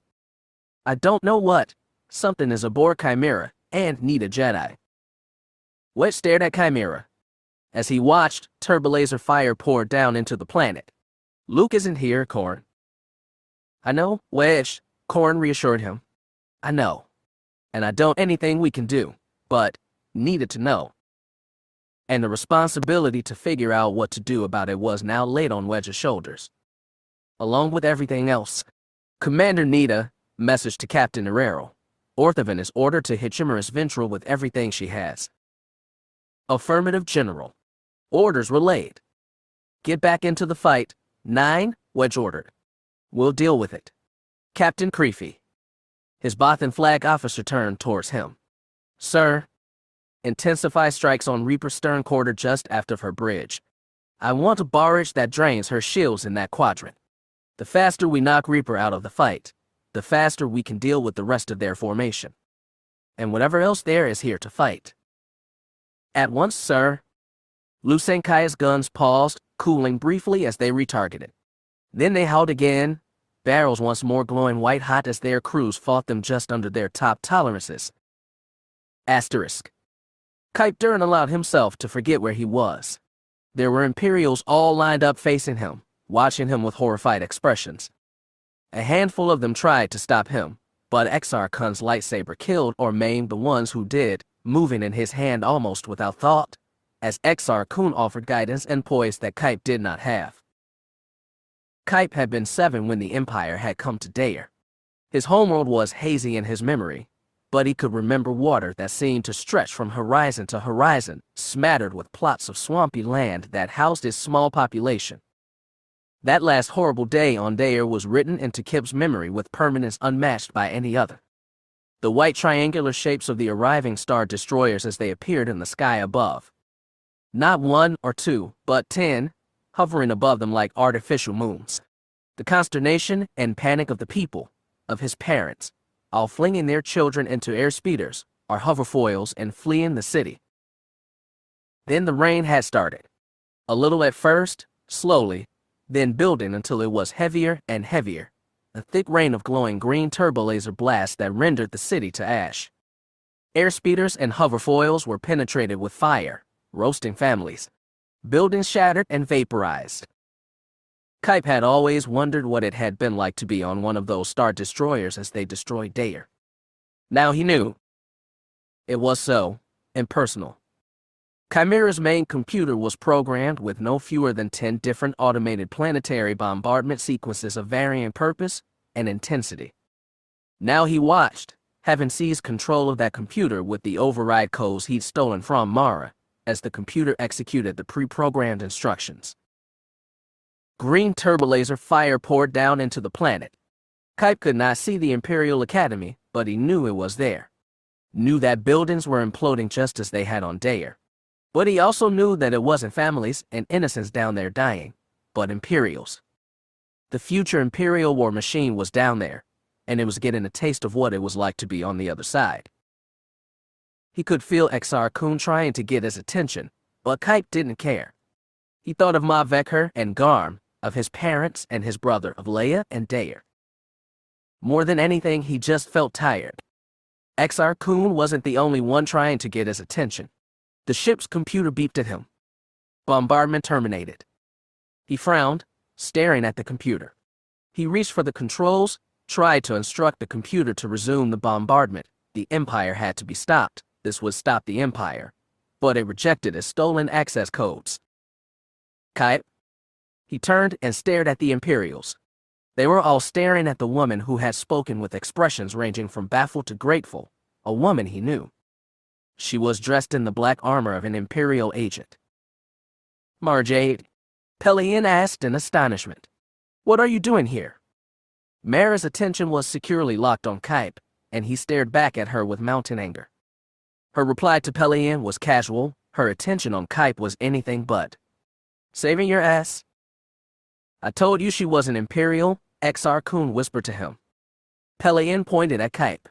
One of yours, I take it. I presume you're pleased with his handiwork. There was an edge in his voice, of anger mixed with despair, that Kyp found familiar. The Inquisitors unleashed something they couldn't control, Mara said sourly, and this was the result. She watched Kyp even as Chimera shuddered, the Star Destroyer rising back into higher orbit as her relieved helmsman regained control of her engines. I should have you arrested. Her gaze swung down to the blasters scattered around the bridge, and the former assassin raised an insouciant eyebrow. Would you rather deal with him yourself? Pellaeon glowered, but his ship shuddered and all of them remembered that there was still a battle going on outside. Orthovan, Gonfalon, Exigent. and at least 4 squadrons of starfighters were sparring on one side of the ship. Lusankya and Reaper were tearing at each other on the opposite side, each showing off an impressive ability to absorb punishment. He lifted his hand, gesturing at the stormtroopers to stand by. Kyp trembled, and when he spoke it was with a distinct quiver. "You betrayed us. You're on their side." Exar Kun was right. He fumbled with the controls with one hand, trying to re-engage Chimera's bombardment, but Mara knew her own override codes better than he did and had locked him out. "You can't stop me. I have to stop them. I have to. Before they kill someone else I love," he pleaded. "This won't protect anyone," Mara assured him. "Kyp, the Empire arrested your parents because they objected after Alderaan. They tried to kill Leia because she wanted to make peace and end the war. They don't want peace." Kyp cried furiously. "Garm said so. All of them." Mara gestured out over Chimera's bridge crew. "I know about your brother, Kyp. He was conscripted, with hundreds of thousands others just like him. I would bet that many, maybe even most of the men on this bridge are just like him, and most of the people down at the academy were too." "It doesn't matter," Kyp screamed at her. "It's the only way." "What if he was down there?" Mara countered. "He didn't have any choice. His service was compelled by the threat of violence, to your parents, and to you. Do people like him deserve to die?" "People like you mean? You serve the Empire." Kyp howled at her, the stormy lightsaber in his hand seeming to glow brighter with his anger. He could feel it crackling with electricity and heat, that heat seeping back into him, feeding his rage in return. Mara's voice grew quiet, but even still he could hear every word. "Yes, I did. Not just the Empire. I served the Emperor himself." She took a step forward. "He killed my parents when I was maybe 4 years old. He had to have. He killed my parents and he raised me to love him, and believe in him, and I did. I believed his every lie and served his every whim with faithful devotion even after his death." Her voice started to grow in volume, but she never lost her temper, staying almost painfully calm, and every day I ask myself how I could have been so blind. She took an unsteady breath and then grew calm and centered once more. She turned her head and gazed at Pelion. Maybe some of them are asking themselves that question right now. Kyp stared at her. He could hear Exar Kun whispering in the back of his mind, but the ghost voice was oddly dull as Kyp's attention was locked on Mara. He opened his mouth to speak, trying to find words to say, and found his lips moving without him. His hands gripped his lightsaber securely, but he hadn't told them to do that. He shifted into a more aggressive lightsaber stance, one he'd seen Cam and Luke practice, but one that he'd never learned. "Don't worry, my young Jedi," Exar Kun whispered to him. "Let me help you." Kyp's face felt like it was paralyzed even as it was moving. His eyes wouldn't look where he told them to look, his feet were permacrete. His lungs refused to inflate as he told them to breathe, and he struggled against the sudden bindings encasing his limbs. "You are a most powerful weapon, Mara Jade," Exar Kun said with Kyp's voice. Kyp fought back. He fought hard, sobbing as he struggled to take back control of his body, but despair and confusion were his enemy, and the Force had fled. He could feel his grip on his power redirected, Exar Kun taking his abilities and commanding them to his own ends, and Kyp didn't know what was right anymore. Didn't know. He didn't know. "You mistake me, Exar Kun." Mara's voice had changed, raw and rough, and she ignited her lightsaber. It sprang into existence with a menacing snap hiss. "I am not a weapon." Her green eyes glittered with purpose that was almost reassuring. "Not anymore?" Asterisk. Mara could feel Kyp struggling against the grip that Exar Kun had on him, but the Sith ghost had grown too strong. The boy's eyes flickered yellow with hate that wasn't his as the Sith ghost took all the pain that hummed around them, pain in the battle that still raged around Karita, down on the planet's surface where the devastation caused by Chimera's brief bombardment had created an almost as well of pain, and in Chimera's own bridge, and drew it to himself, binding them all with spiderwebs of dark energy. The sudden change in voice from Kyp to Exar Kun, which even the Imperials did not miss, had made more than a few of them step back. Dreef was still covering Pellaeon protectively, though the Admiral didn't look like he wanted any protection. "Oh, Mara," the old young Sith crowed in sibilant tones. "So alone. Everyone who loves you dies. Did it hurt to leave your lover where I broke him? He'll never return to you now, not from where I sent him." Mara reached out to the Force. She too drew it to herself, merging with it, feeling its energy and majesty like she never had before. And in that moment, she felt something else too. The thread she shared with Luke. It was not what it should be, but it was unbroken. She inhaled, feeling all the potentials in the moment converge into one. She exhaled, and with her breath she let go of her despair and her hate and her resentment, and allowed herself to hope as Luke had taught her she could hope. "I'm never alone. The Force is with me. I'm right where I'm supposed to be, and so is he." Exar Kun leaped up to the bridge walk, and Mara turned to face him. "Get down in the crew pit," she instructed Pellaeon without looking at him. "It's not safe for you up here." His objection died unspoken, and the Admiral nodded once. "Everyone down." "You know I've never lost a lightsaber duel," Exar Kun gloated softly, walking towards her with a measured tread that looked strange on Kyp Durron's lanky body. "I'm willing to bet you've lost some steps," Mara shot back. "How long have you been dead?" Asterisk. Looking up through one of Chimera's bridge windows, Pellaeon could see Reaper and Lusankya locked in a vicious battle, and Reaper was losing. Lusankya's turbolaser fire was both heavier and more accurate, and Pellaeon knew why. The New Republic had no trouble finding personnel to crew its vessels, so Lusankya was fully manned. Every turbolaser battery, all 4,000 of them, was fully manned. Reaper, by contrast, had seen its crew steadily reduced for years, with personnel reallocated, and had a crew size closer to the ship's minimum than its recommended requirements. And that had been before ISB had decapitated Reaper senior leadership. Worse were the glares of blue from the mass proton torpedo launches. Reaper's prow and forward quarter featured ragged rents torn by torpedo and turbolaser strikes, and her engines sputtered as they suffered more hits at close range, made all the worse as the Star Destroyer Emancipator settled in behind the Super Star Destroyer and fired away at her, engines doing more damage even as Tyrannic moved to intervene. Even in the middle of a desperate fight for survival, defending the single most important system left in the Empire, Reaper still spared some turbolaser fire for Chimera. But as chaotically destructive as the fight outside Chimera was, it had nothing on the fight occurring on her bridge. Mara Jade was a whirl of energy, her sky blue blade flashing like a sunny day as she parried the enraged strikes from her opponent. The Inquisitor, or Exar Kun, or Kyp, or a mix of both, came after her with a simmering fury, slamming his stormy blade at her saber again and again and again. They fought across the long walkway over the bridge crew pits, their lightsabers humming and hissing, jolting with snaps of ozone scent as they clashed. Pellaeon had never seen anything like it. Oh, like everyone he'd heard the stories of the Jedi and their mastery of combat, their impossible speed and intuition, but the Empire had long sworn that all those stories had been but mythology, propaganda of a corrupt order, had insinuated itself into the heart of the Republic. He'd seen and felt the extent of Sebaoth's powers, but he'd never seen the insane Jedi Master fight. Now he knew for sure he'd been lied to, and at least some of those tales of Jedi combat had been true after all. His crew's focus was torn in two, as was his own. They were fighting with their controls to keep Chimera from sinking further into Karita's orbit and watching the battle beyond the windows as ships blazed through Karita's sky.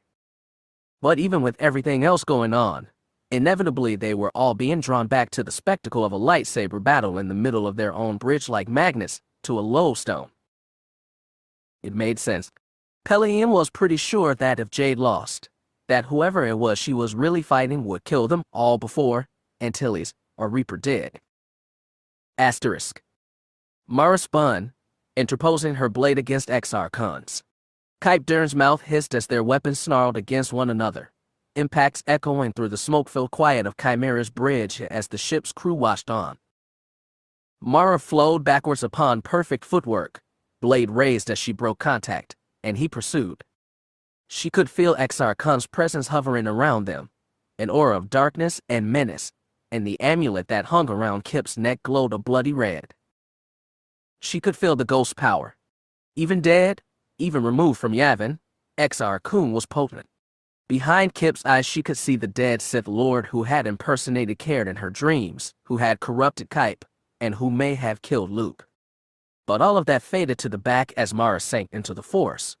She could feel it all around her, brightness and light, guiding her hand. Even in the Imperial crew that watched on the Imperial planet below, in the soldiers that were fighting and dying on both sides of the massive battle going on beyond Chimera's bulkheads, she could feel the Force. And she saw the boy, lost, alone, and trapped in the mental spice mine of Exar Kun's making, and his own. Her adversary came at her again, harder than before. He was improving, and quickly. She saw the hand of Exar Kun as the younger man fainted, shifting from left to right as he tried to sneak a blow through her guard. But Mara had the Force, in her mind, and in her hand, and she parried his thrust, then dropped into a roll and came up in the middle of Chimera's bridge. The crew pits were on either side, a constant menace and threat of fall, and Mara dodged another strike filled with fury and rage. Exar Kun's mental attack was more subtle, but no less devastating. His mind snuck against hers, finding the entrance that Palpatine had made his own, whispering in her mind in Talon Kare's voice. "You are a failure," Kare whispered. "Nothing but a killer. You will never be a Jedi. He only loves you out of pity." Exar Kun swung his lightsaber at Mara's face with controlled rage. Mara slipped to the side, dodging again. "You are broken. Palpatine ruined you. Nothing you do will ever make up for your past. You will never see Luke again. Is that the best you've got?" Mara laughed with genuine humor, but her voice took on enough mocking edge to etch transparent steel. "You're just a ghost whispering from beyond the grave. The Dark Lords of the Sith I knew would be ashamed." She launched forward, flowing through an adaptation of a Kuwaiti dance routine, and slashing at the Sith with 4 quick blows in rapid succession. The strain of deflecting the attack was obvious, his eyes flashing with consternation, and Mara could see how his hands moved, and knew it wasn't Kyp who was in control of them, because Kyp did not have that kind of skill. But neither did they move with the easy grace that a master ought to have. He stepped back, out of her reach, and she led him. A corrupter of wounded children, Exar Kun. That's all you are. You're no great conqueror. Darth Vader would have found you amusingly quaint, and the Emperor would see you as the very definition of failure. She taunted. Then she turned her attention to Kyp, looking past the Sith inhabiting him to the boy suppressed within. "And you?" She laughed mockingly, watching as Kyp's eyes narrowed with anger. She attacked, lashing out with words rather than with blows. "Luke was wrong about you. You're no great talent or Jedi in waiting.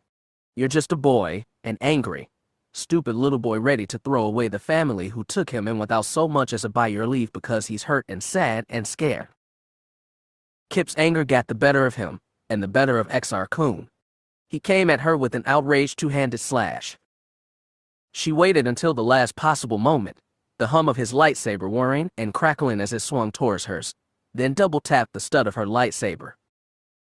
Her blade vanished. She could see it all in her mind. From Tyen's telling, Exar Kun had been an expert with the lightsaber the likes of which the galaxy had rarely seen. His power and the Force had reached the highest heights of mastery. She was at best a novice in both by comparison. But she wasn't just fighting Exar Kun. She was also fighting Kyp Durron.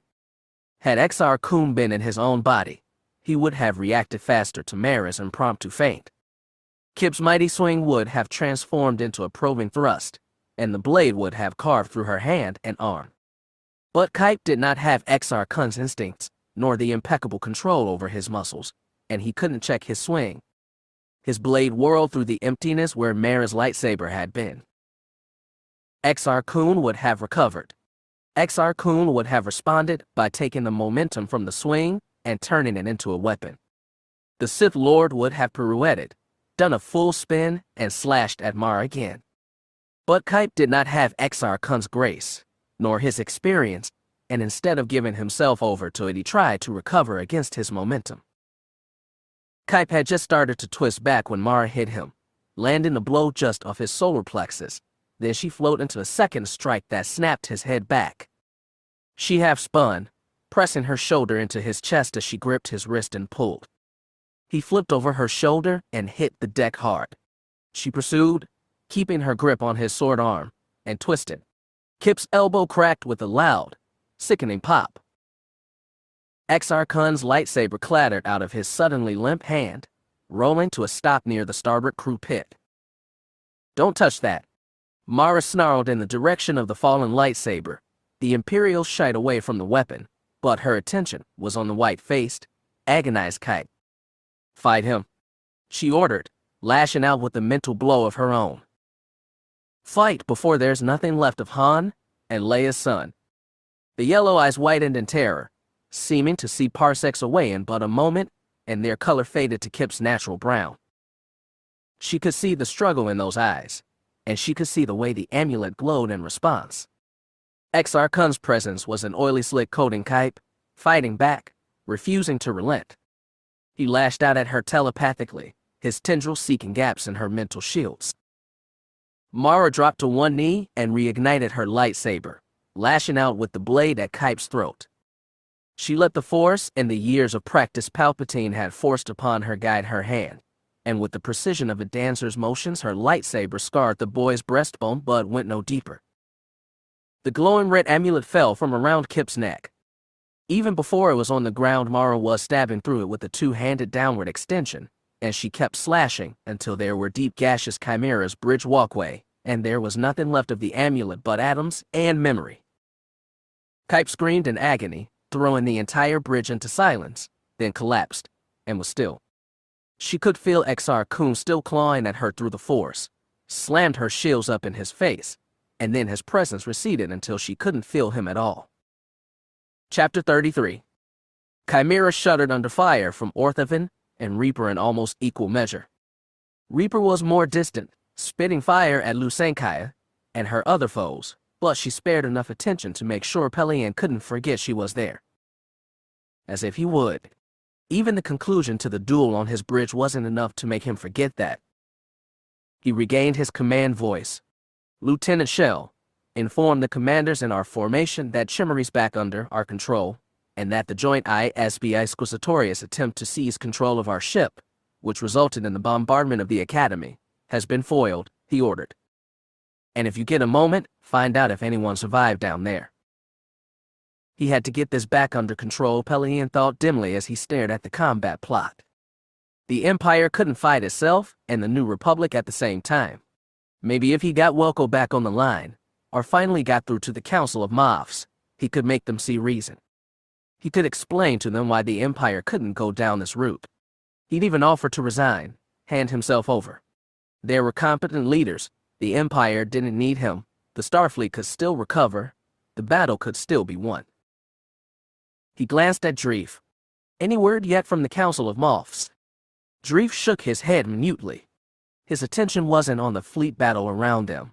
His attention was on the glowering form of Mara Jade, who stood protectively next to the unconscious body of the boy she had fought. "No, sir," he said without taking his eyes off the pair. "With all the combat jamming, even if they had wanted to reply to us, I doubt any message could have gotten through. We have to settle this now. Get me that ISB man on Reaper, if we explain." "Admiral." Dreef's voice was oddly gentle, and now his gaze did briefly pull away from the two interlopers to focus only on Pellaeon. "There's no going back from this, sir." "He's right, you know," Mara said, her tone almost chiding. She checked on the boy's unconscious form, said something to him quietly, then strode up with an insouciant swagger, seemingly unaware she was surrounded by enemies. Then again, after what he'd just seen her do, maybe she had reason to be that confident. "ISB has never trusted the Starfleet," Mara continued, "not even when Tarkin and Vader had it under their thumb. That was why ISB supported the Death Star program. One Death Star is easier to control than 1,000 Star Destroyers." "How did you even get aboard?" asked Dreef, incredulous. "The ISB team that met me at the hangar was under the impression that I'm an ISB colonel," Mara answered. I shattered their illusions in the turbolift on the way up. She frowned. Although, given that my ISB ident was given to me by the Emperor himself, by ISB's own rules, the rank may actually be legitimate. She gazed out at the battle, watching Orthovan, Exigent, and Gonfalon exchange vigorous fire. Funny that. Pelion followed her gaze. 2 more New Republic warships were closing now, a Katana dreadnought and an escort frigate. Proton torpedoes exploded against Exigent's armor. What are you fighting for? Mara asked him bluntly. What are they? She gestured out over the expanse of Chimera's bridge. Fighting for. Pelion had neither the time nor attention to spare for her questions. There was a battle raging, loyal Imperials dying, and he had obligations to the Empire. For some reason he answered her anyway. You're not old enough to remember, he said. Not old enough to remember the Clone Wars, the chaos they wrought. The Empire brought peace and stability, and only the Empire can maintain it. Mara stared at him incredulously. She lifted her arm and pointed at Chimera's bridge window, out at a 3-way battle where Imperials had apparently decided that the right way to defeat the New Republic was to kill other Imperials first. Who do you think would be better at keeping order right now? She demanded. The Empire. Pelion flinched as if struck. He wanted to object, to point out that the Republic's diversity doomed it to instability.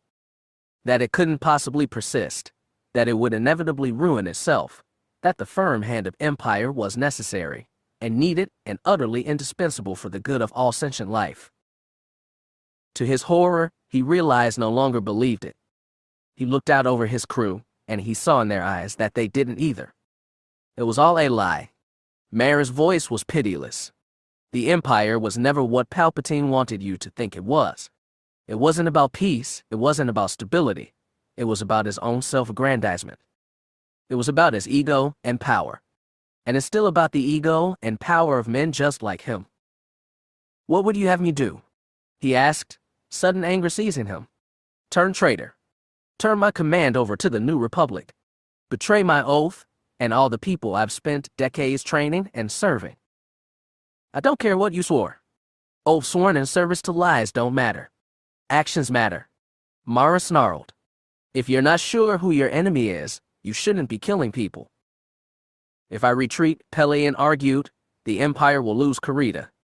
The Empire lost Karita the moment ISB seized Reaper, Mara retorted caustically. What would Thrawn do? She challenged. The bridge was silent, and Pelion could feel the expectant eyes of his crew watching him. Waiting. They would follow him. He knew they had followed him this far, and they were loyal. He had already lost Nal and Delist. He had lost Maidaf too, but that had been a battle he never had a chance to win. There were other loyal men and women out there. He had to save their lives. As many as he could. That was all he had left. Gilad Pelion summoned his calm, and the regal mantle of an Imperial flag officer settled back over him as his poise fully returned. Lieutenant Shell, open comms with the fleet. Yes, sir. Loyal Imperial vessels. This is Admiral Pelion. All ships scatter and proceed independently into hyperspace.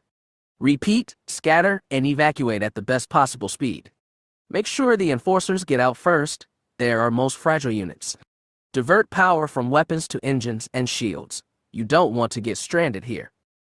Once you've gotten away, make random hyperspace jumps to ensure you're not tracked.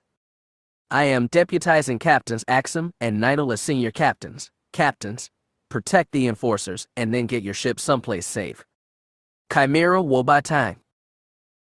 After murmured acknowledgments, Chimera, Gonfalon, and Exigent formed a line, slowly retreating towards the edge of Karita's gravity well, covering the smaller ships as they fled.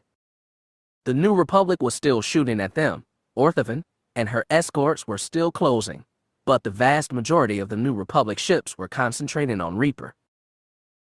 He felt Mara Jade watching him. His orders were given and the die was cast, so he turned towards her. She looked right in her Imperial combat armor somehow. He knew she'd aligned herself with the New Republic and with the Jedi. He knew that she had betrayed the Empire, and yet he found when he looked at her that the uniform still suited her. He wondered if, when he looked in the mirror after this battle was done, he would be able to say the same about himself. The boy killed some of my crew, he said, and likely killed thousands on Karita. He should stand trial for what he's done. The Empire killed his parents, Mara replied levelly, and Pellaeon did not miss the protective way she stood in front of Kyp's unconscious form. And his world, and put him on Kessel when he was 7 years old. She kicked a metal cylinder towards him, and he looked down as the lightsaber the boy had wielded during the duel skittered to stop just in front of him. And the one really responsible is no longer here. Pellaeon didn't pretend to understand the Force or what he'd seen. He had no idea who Exar Kun was. But he also knew that if he pushed, the lightsaber that Mara Jade still had in her hand might go from the weapon that had saved his ship to the weapon that doomed it. Commander Dreef, he said, glancing towards his intelligence officer. Formal order, from now on, all Imperial ships are to have isolamry permanently assigned to the bridge, no matter how bad they smell. Dreef's expression was remarkably amused under the circumstances. I'll make a note of it, sir. So where does that leave us? Jade asked. Pellaeon gestured to either side, where his remaining stormtroopers had regained their blasters. They weren't pointing them at Mara yet, but they weren't at rest either. From the way Mara stood, she was just as aware of them as he was. We have you outnumbered, Pellaeon said, but I'm not insensible about the service you've just provided. Status change, called the man who had replaced Maidov. Hyperspace reversion. Admiral, we have about a dozen new Republic contacts that just emerged from hyperspace. There's an interdictor at the center of their formation and a dozen plus of the New Republic's new escort carrier. Pellaeon regarded the combat plot. Their axis of approach suggested the formation's main intent was to cut off obvious avenues for Imperial retreat. Evidently, Antilles did not want the Empire to leave. Jade was thinking the same thing. It would seem the New Republic does not want to let you leave. He turned towards her, an aggressive question surging from him, but she preempted it. No, they're not with me. I'm sure Antilles has no idea that I'm here. If you're hoping they'll let you go because I'm aboard, you'll die disappointed. Admiral, Dreef said.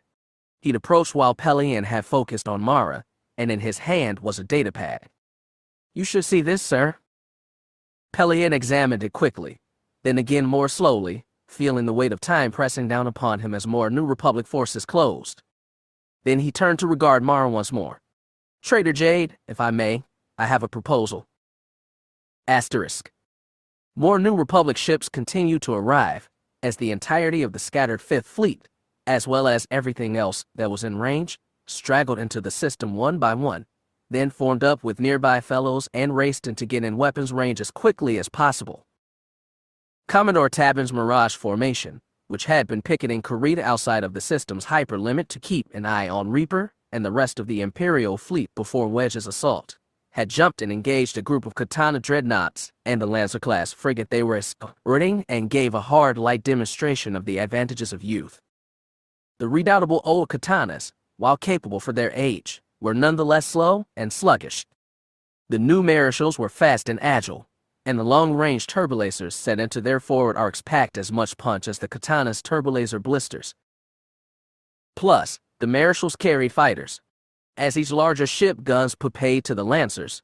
U-wings and B-wings darted in and volleyed proton torpedoes, blasting through shields and armor while their motherships used pinpoint gunnery, evidence of new systems, and exhaustive training by Atral herself, to target key weak points in the hull and render turbolasers to slag. But as Wedge watched his battle plot, those were only some of the explosions, and not all of them were of enemies. Reaper had focused on Rebel Dream, and was venting ISB's anger on her. One of the rebellion's indoor captures, Rebel Dream had served in every campaign since, once served as Leia's flagship, and survived Singe and Thrawn. She would not survive Karita. Her external hull glowed and warped with the heat of the punishment, armor burned away or blown to bits after her shields had failed. Her arrowhead shape flaked apart, and Wedge saw escape pods and shuttles launching from the doomed Star Destroyer. There was a ripple of blue, and Wedge turned to look. Racing in from the other side were Wedge's snub fighter squadrons. On the combat plot, the gleaming dots of Rogue Squadron led hundreds of other starfighters, and altogether they unleashed another volley of proton torpedoes. TIEs fought to stop them, harassing the fighters, or trying to shoot down the torpedoes in flight. But of the entire Imperial formation, the TIE squadrons had been the most confused. Most of the Empire squadrons were swarming to protect Chimera, Exigent, and Gonfalon, and not even attempting to protect Reaper and her escorts, and those that had stayed seemed erratic and poorly commanded. 200 proton torpedoes smashed into Reaper's flank. Enormous engines sputtered, lights flickered, and then died entirely. Turbolaser batteries that had fired incessantly at the dying hulk of Rebel Dream only seconds before vanished in eruptions as proton torpedoes converted mass into energy, sending fragments of durasteel scattering into space. He had not spoken in several minutes. There was, after all, little he needed to do. Kreffy was commanding Lusankya with exemplary skill, and Tycho had long ago been given his instructions about how to best use their fighters. The myriad of other capital ships in the formation all had their own assignments and knew what they were about. As Garm had taught him, Wedge's most important job now was to give his people confidence as he watched the combat plot for unforeseen problems. And so, he thought of Booster Tarek of the man's backbone and forceful presence. He thought of Admiral Akbar and his intelligence and thoughtful calm in battle. Wedge stood in the middle of Lusankya's long walk and watched ships die. This will be remembered as the Battle of Karita, he thought to himself. It will be recorded as a great victory when it's all done, barring some miraculous turn of events, because the Imperial fleet is still fragmented. And I did this. Even as he watched, the trickle of Imperial ships fleeing the system started to turn into a flood. Even Chimera, whose inexplicable assault on Karita had ended almost as suddenly as it had begun, and remained a mystery, was now turning to leave. He had not started this operation hoping to take Karita. That had been an impossible dream. But Atral had spotted the sudden outbreak of hostilities between the two yet undefined Imperial formations, and Wedge had recognized an opportunity not to be missed. It looks like some of the Imperials are departing. The faction that is aligned against Reaper, it would seem. Cena's voice was calm as she offered her observations. Wedge just nodded, watching as 2/3 of the Imperials swarmed in towards Reaper, firing at the mass of New Republic capital ships assailing their flagship as they tried to rescue the Super Star Destroyer. His bridge rocked gently as Lusankya absorbed some of their assault, and Wedge heard Kreffy giving orders to respond. Should we let them go? This isn't like Yukio or Lingerie, Wedge responded. We're not here for Karita. We're here for the Imperial fleet. I don't really care if we take the planet or not as long as we destroy as many ships as we can. His lips firmed. My original order stand. Rainbow is to set her gravwells as broadly as possible, and we destroy everything. Pass that along to our commanders. Understood. Commander Nita was at his side. Come for you from Chimera, sir. I'm afraid it's very choppy. There's rather a lot of jamming. Wedge keyed his repeater board. Put him through, Commander. Admiral Pelion, this is General Antilles. Are you receiving? The communications link flickered with static, and Pelion's holographic form fuzzed and failed to resolve. Unable to, and so that we? Can we clean this up at all, Commander? Wedge asked Nita. Order Orthovan and Commodore Tabin to lift some of their jamming, suggested Nita with a shrug. The new systems on the Marischals are pretty powerful for ships their size. Wedge watched the combat plot. Pelion's formation was still retreating towards the hyperlimit, slowly, but retreating, with the smaller ships surging towards it, seemingly racing for the limit to escape before Coruscant Rainbow and Commodore Tabin could close the distance. He might have something to offer, Cena suggested. Unless he's offering an unconditional surrender, I'm not interested, Wedge replied, dampening the flash of anger that surged through him. How do you know? Asked Cena softly. He turned to look at her. Cena's violet eyes had a familiar sorrow in them, the same sadness and rage that she'd carried ever since the news of Garm's death had come in. She wanted to destroy the Empire as much as he did, maybe even more. She had more years invested in the fight than he did after all, and yet he could see the compoise that had made her so able as Garm's right hand for all those years. With a grimace he relented. "Tell Orthovan to lift their jamming," he ordered. "If you can get the message through." Nita nodded, his hand going to his ear as he relayed the command.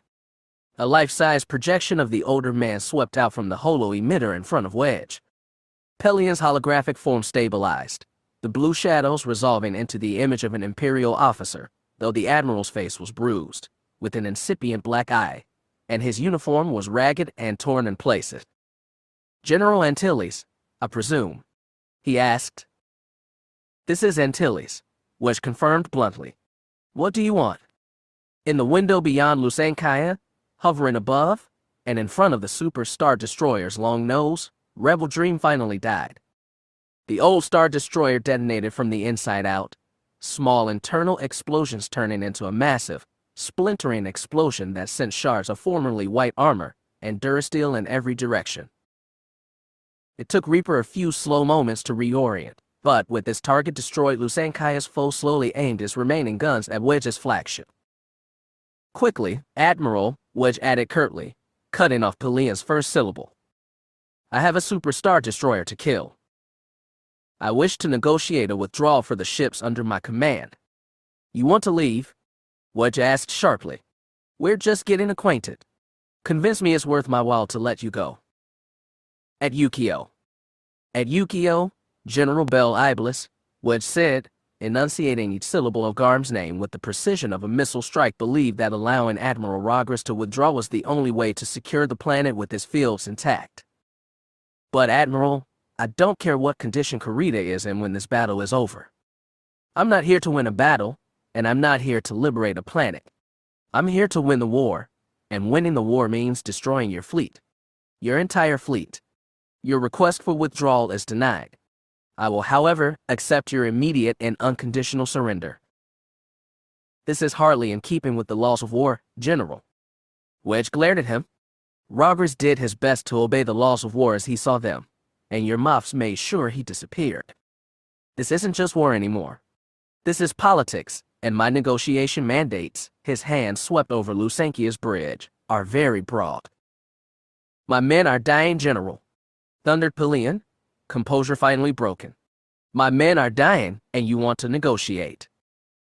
"My people have been dying under your boot for decades," Wedge returned coldly. "This seems as good a place as any to make sure you can't kill any more." He pointed his finger aggressively at Pelian's holographic form. "We tried to negotiate peace, and Bakasu did. Garm is dead." "I regret your losses, General," Pelian's voice broke, "but you are not the only one who has been betrayed.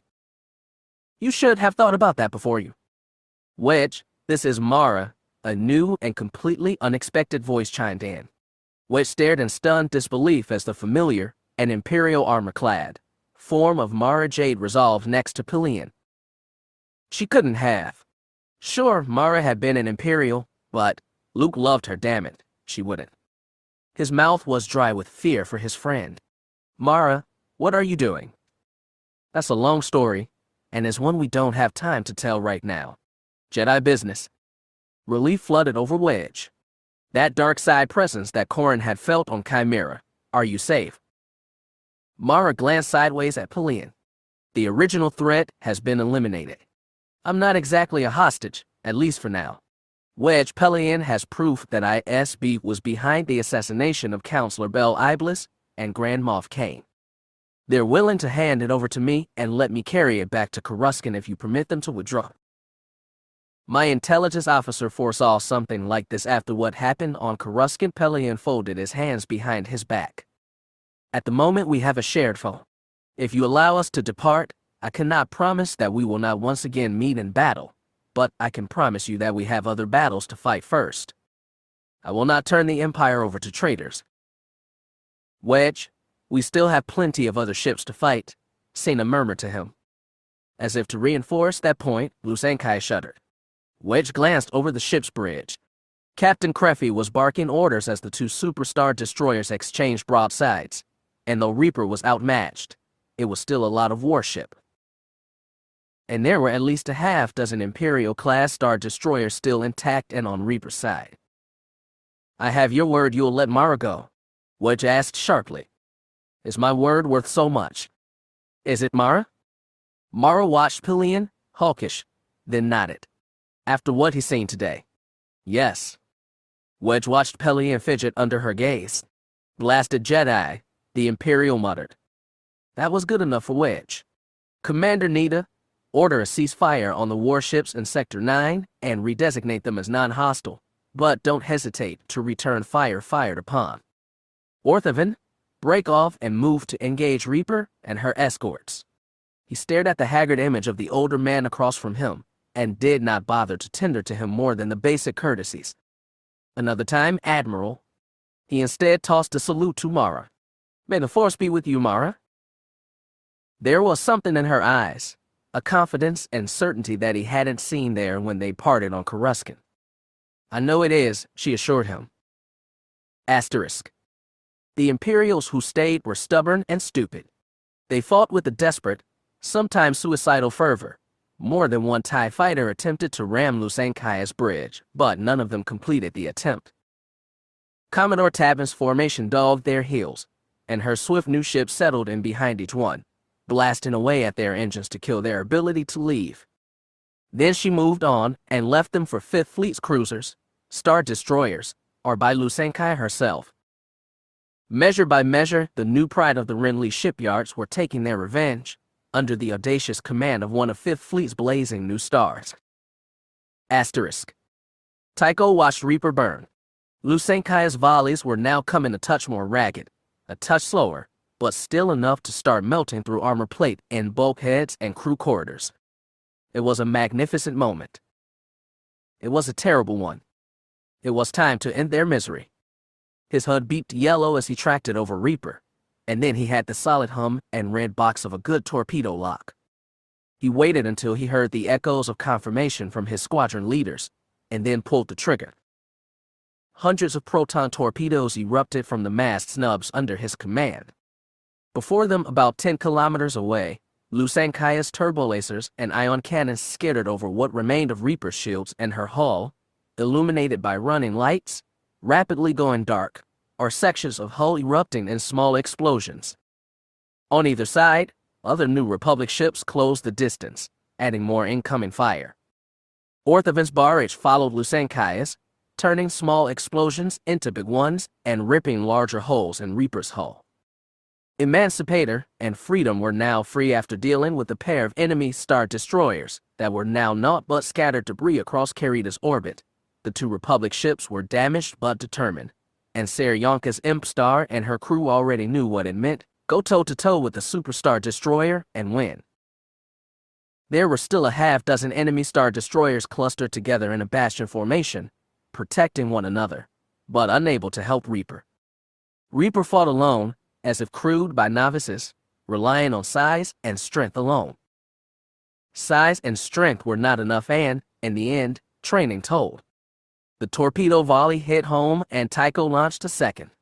Then a third. Reaper's shields collapsed, all the incoming turbolaser fire instantly chewing through armor. The big ship's bridge vanished, an enormous crater blooming in its place. More torpedoes followed. There was no spectacular explosion. No final moment of victory for the Holos. Reaper simply went from a warship to a hulk, occasional guns firing at his foes, but only occasional, and never for long. Engines sputtered and died, running lights went dark, and then flickered as surviving engineers managed to get emergency power back in one section or another. Reaper's momentum carried her out towards open space, spitting out shuttles and escape pods as she went. Maybe the ship was salvageable, but Tycho doubted it. The New Republic ships would keep firing until it melted into a comet of slag. With his death, the remaining Imperials conceded the fight. Unlike Reaper, those ships were ably led, and their commander had clearly foreseen exactly this series of events. Using Reaper's bulk as a temporary shield, the remaining Star Destroyer surged to life. Reaper was no longer any kind of weapon, but even dead she could absorb a lot of punishment. Led by Judicator, the last of the Imperial fleet vanished into hyperspace, leaving behind the broken husks of dozens of warships. As Tycho watched, Lusankya and her escorts reformed and moved calmly until they orbited Karita. As they took the same position that Reaper had held, above the planet's most populated continent, Tycho knew that the Imperials on the ground could look up and see clearly the massive kilometer-wide starboard symbols on the Super Star Destroyer's hull. Kyp woke slowly with a pounding headache. The light was too bright and there was an annoying hum that was much too loud, but it grew quieter as he regained consciousness. He sat up, gasping as he did, flailing both physically and mentally. Was he free? Could he move? Panic gripped his throat as he tried to breathe. Relax, the familiar voice of Mara Jade told him. Here, drink this. Kyp took the offered canteen with his free hand. His other arm was in a sling and ached mightily, and drank from it thirstily before he focused on her. Mara was still wearing the same Imperial agent's outfit she had been wearing earlier. The last few days felt like a dizzy haze. None of those memories felt real, but she clearly was. Slowly, those memories went from fantasy to horrifying reality. Relax, Mara repeated, and this time her tone was more demanding. Exar Kun is gone from here. Where did he go? Kyp asked in confusion. Mara shrugged. Don't know. Back to Yavin, I would guess. The Jedi and the Holocron were insistent he had to be defeated there. I think his spirit was traveling in that amulet you were wearing. He took in their surroundings. He was pretty sure they were in the back of a shuttle. He'd never been in a shuttle of this type before, but they were all more or less the same. To his surprise, he heard a familiar electronic whistle, and R2-D2 trundled through the narrow door that led to the cockpit. R2. The droid rolled up to him, extended his welder, and shot Kyp's foot. Ouch! Kyp recoiled backwards, giving the droid an aggrieved look. It wasn't all his fault, R2, Mara chided. Her green eyes regarded him with a precise, measuring gaze that made him feel small. It wasn't some his fault, though, she added pointedly, the words making him fold in on himself, uncertainty and shame taking their place as he remembered all that had happened. His betrayal of Luke on Yavin, his murder of Brachus, his bombardment of Karita. But you're hardly the only one to make mistakes, Mara said. Just look at Cam and me. Who you were yesterday isn't as important as who you choose to be today, and who you want to be tomorrow. You sound like Luke. Mara's expression went through a mix of emotions. Doesn't mean I'm wrong. Traitor Jade. A clipped, chortled accent called from the back of the shuttle. There was an open door there that looked out onto the white deck of a Star Destroyer's hangar. We're about to come out of hyperspace. Stay here, she told Kyp. Wait, they're letting us go. He asked, confused. But you're not the only one who realized he made a mistake today, Mara said. Look after him, R2. I'll be right back. Asterisk. Admiral Pelion and Commander Dreef watched as Mara trotted down the landing ramp of Pelion's Lambda-class shuttle Serena like she owned it. After what had happened, he supposed she did. It was the only vessel of any sufficient size docked in the small bridge tower hangar. Did you fire that lightsaber into the sun like I told you to? She asked. Nobody touched it but the probe droids, Pelion confirmed. Was that really necessary? Mara shrugged. I have no idea. Did you want to take the chance? Sir, we may still have pursuers, Dreef reminded them. We shouldn't take too much time to chat. He stepped forward, handed Mara a datapad. Pelion watched as she reviewed it quickly. It's all there? Dreef assured her. Forgive me for wanting to make sure of that myself, Mara said dryly. She hit a button on the datapad, and on its tiny flat screen a video started to play. Admiral Pelion's failure to win the battles he has been given can only be explained by either incompetence or treason. The recording ran on with pitiless short-sightedness and precise diction, and Pelion felt his expression grow hard with anger. Those bastards. Mara tapped again, skipping ahead to the marked section of the recording. Pelion has proven time and again that whatever his reputation among the Starfleet, he cannot win battles when it matters, said the now familiar voice of Colonel Welko. That's Welko, Dreef told Mara. He's the one who seized Reaper. We judged Kaine wanting and disposed of him. said the other recorded voice. And that is Kyrios, Dreef added, sounding satisfied. Mara paused the recording. How did you get this? I bugged Welko's private comm, Dreef said. He had a small smug smile that he quickly mastered when he noticed Pelion looking at him. It seemed like a good idea after what happened on Coruscant. I had reason to believe that he knew more than he'd been telling. We weren't stupid, Pelion put in huffily. We knew ISB couldn't be trusted. Mara turned and arched an eyebrow at him. I tolerated them too when I served Palpatine, because he told me they were for the greater good. But you know what? Palpatine lied. Pelion stiffened. He wanted to object, but his objection died at the calm certainty in her eyes. I'm going to want the X-Wing back, she told him. Don't let anything happen to it. Its owner is quite fond of it, and I won't be the one responsible for him losing it if I can help it. It's clearly a well-loved fighter, Dreef commented. Move it to deep storage. That way, if I have to break in and steal it back, I'll know exactly where it is. Very funny, Pelion grumbled. Our hyperdrive is damaged, and we probably only have one more short jump in us before we'll have to stop for repairs, so you had better get going before ISB finds us. Mara waved the datapad at him, then turned to head up the shuttle's ramp. One other thing before I go. What should I tell the New Republic about whose side you are on? The same side I've always been on, Pelion said stiffly. The side of order and justice. Mara stopped and turned to look at him. So was I, she said after a long moment. But I've seen more order and done more justice serving as a smuggler's assistant than I ever did as the Emperor's hand. Gilad Pelion thought about that long after she was gone. Chapter 34. The humidity of the jungle was unlike anything Kam Salazar had ever experienced. Their encampment, just outside the ring lake that surrounded the Sith temple of Exar Kun, was no longer under constant assault, but the heat and rain pummeled their hastily constructed tent, and Kam could feel the focused intent of predators stalking not far beyond the tree line. Tyen's double vial was silent. All the humidity was far more dangerous to the ancient instrument than her use of it as a club, and to protect it she had sealed it away in the case she had purchased on Coruscant. The silence of the instrument meant the only sounds other than those of the jungle were of Cheyon's quiet singing, her ongoing tales of Jedi hope and valor, stories that always put those ancient heroes in the best possible light. The wounded holocron could not confirm whether she spoke the truth, as Nomi's son Ryder and all the other ancient Jedi were silent now. The box's blue glow had become dim and sickly ever since Exar Kun's assault. Luke himself was even worse off. Since Mara's departure he had remained unresponsive, barely breathing. Kam could feel that he was still alive, or at least that his body was not dead, not yet. The first of the new Jedi was laid out comatose with the hydration drip from their emergency supplies, his face finally at rest, and Luke Skywalker looked even younger than his years even as his sun scarred and once vibrant skin grew pallid. Kam had promised Mara that he would look after Luke.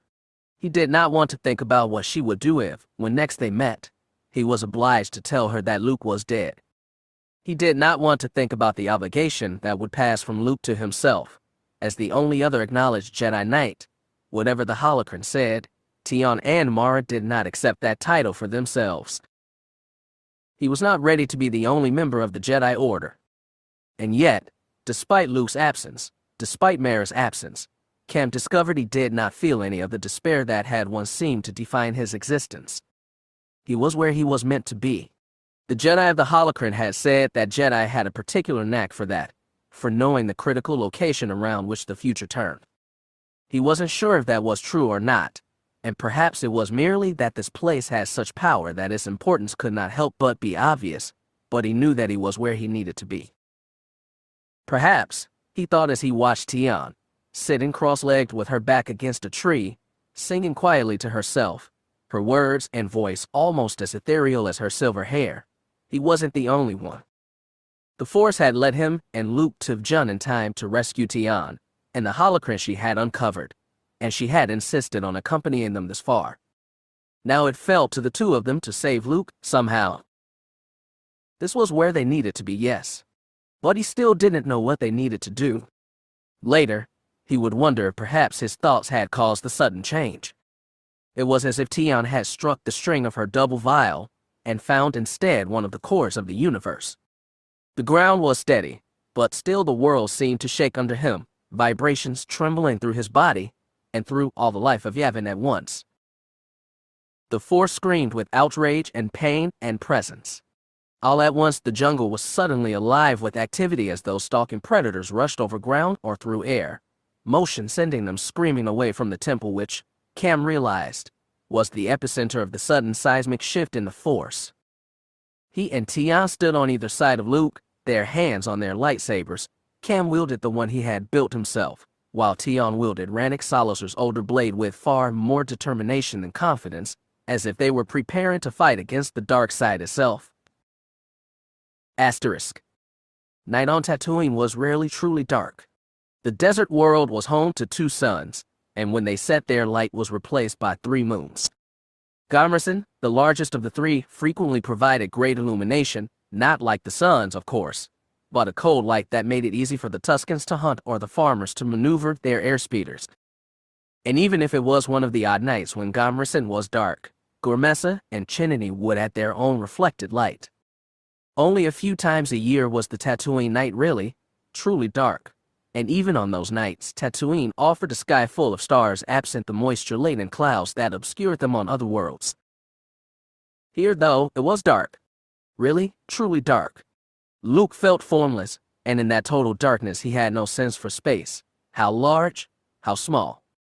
He felt like he was both fallen and stationary, as if he was simultaneously confined to his X-Wing's cockpit and stranded on the ground in the middle of the jungling waste.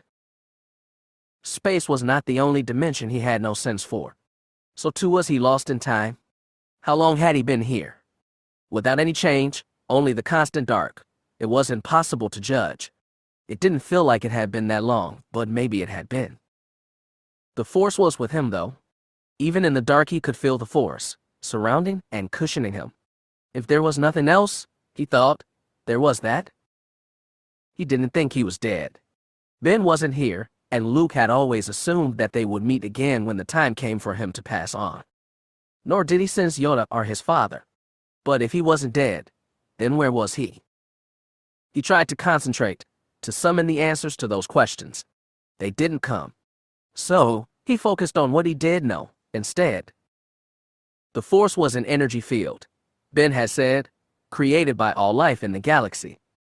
It penetrated and bound all life. Through the Force, all was one. Through the Force, he was not just Luke Skywalker. He was a part of the universe. All the life that created the Force, that generated its power, they were him and he was them. But he was Luke Skywalker too, and they were also their own selves. He focused, extended himself into the Force. There, he knew those minds, those lives. He could feel Cam Salazar, his fellow Jedi Knight. Cam was close, accompanied by Tion, who was stronger than she knew.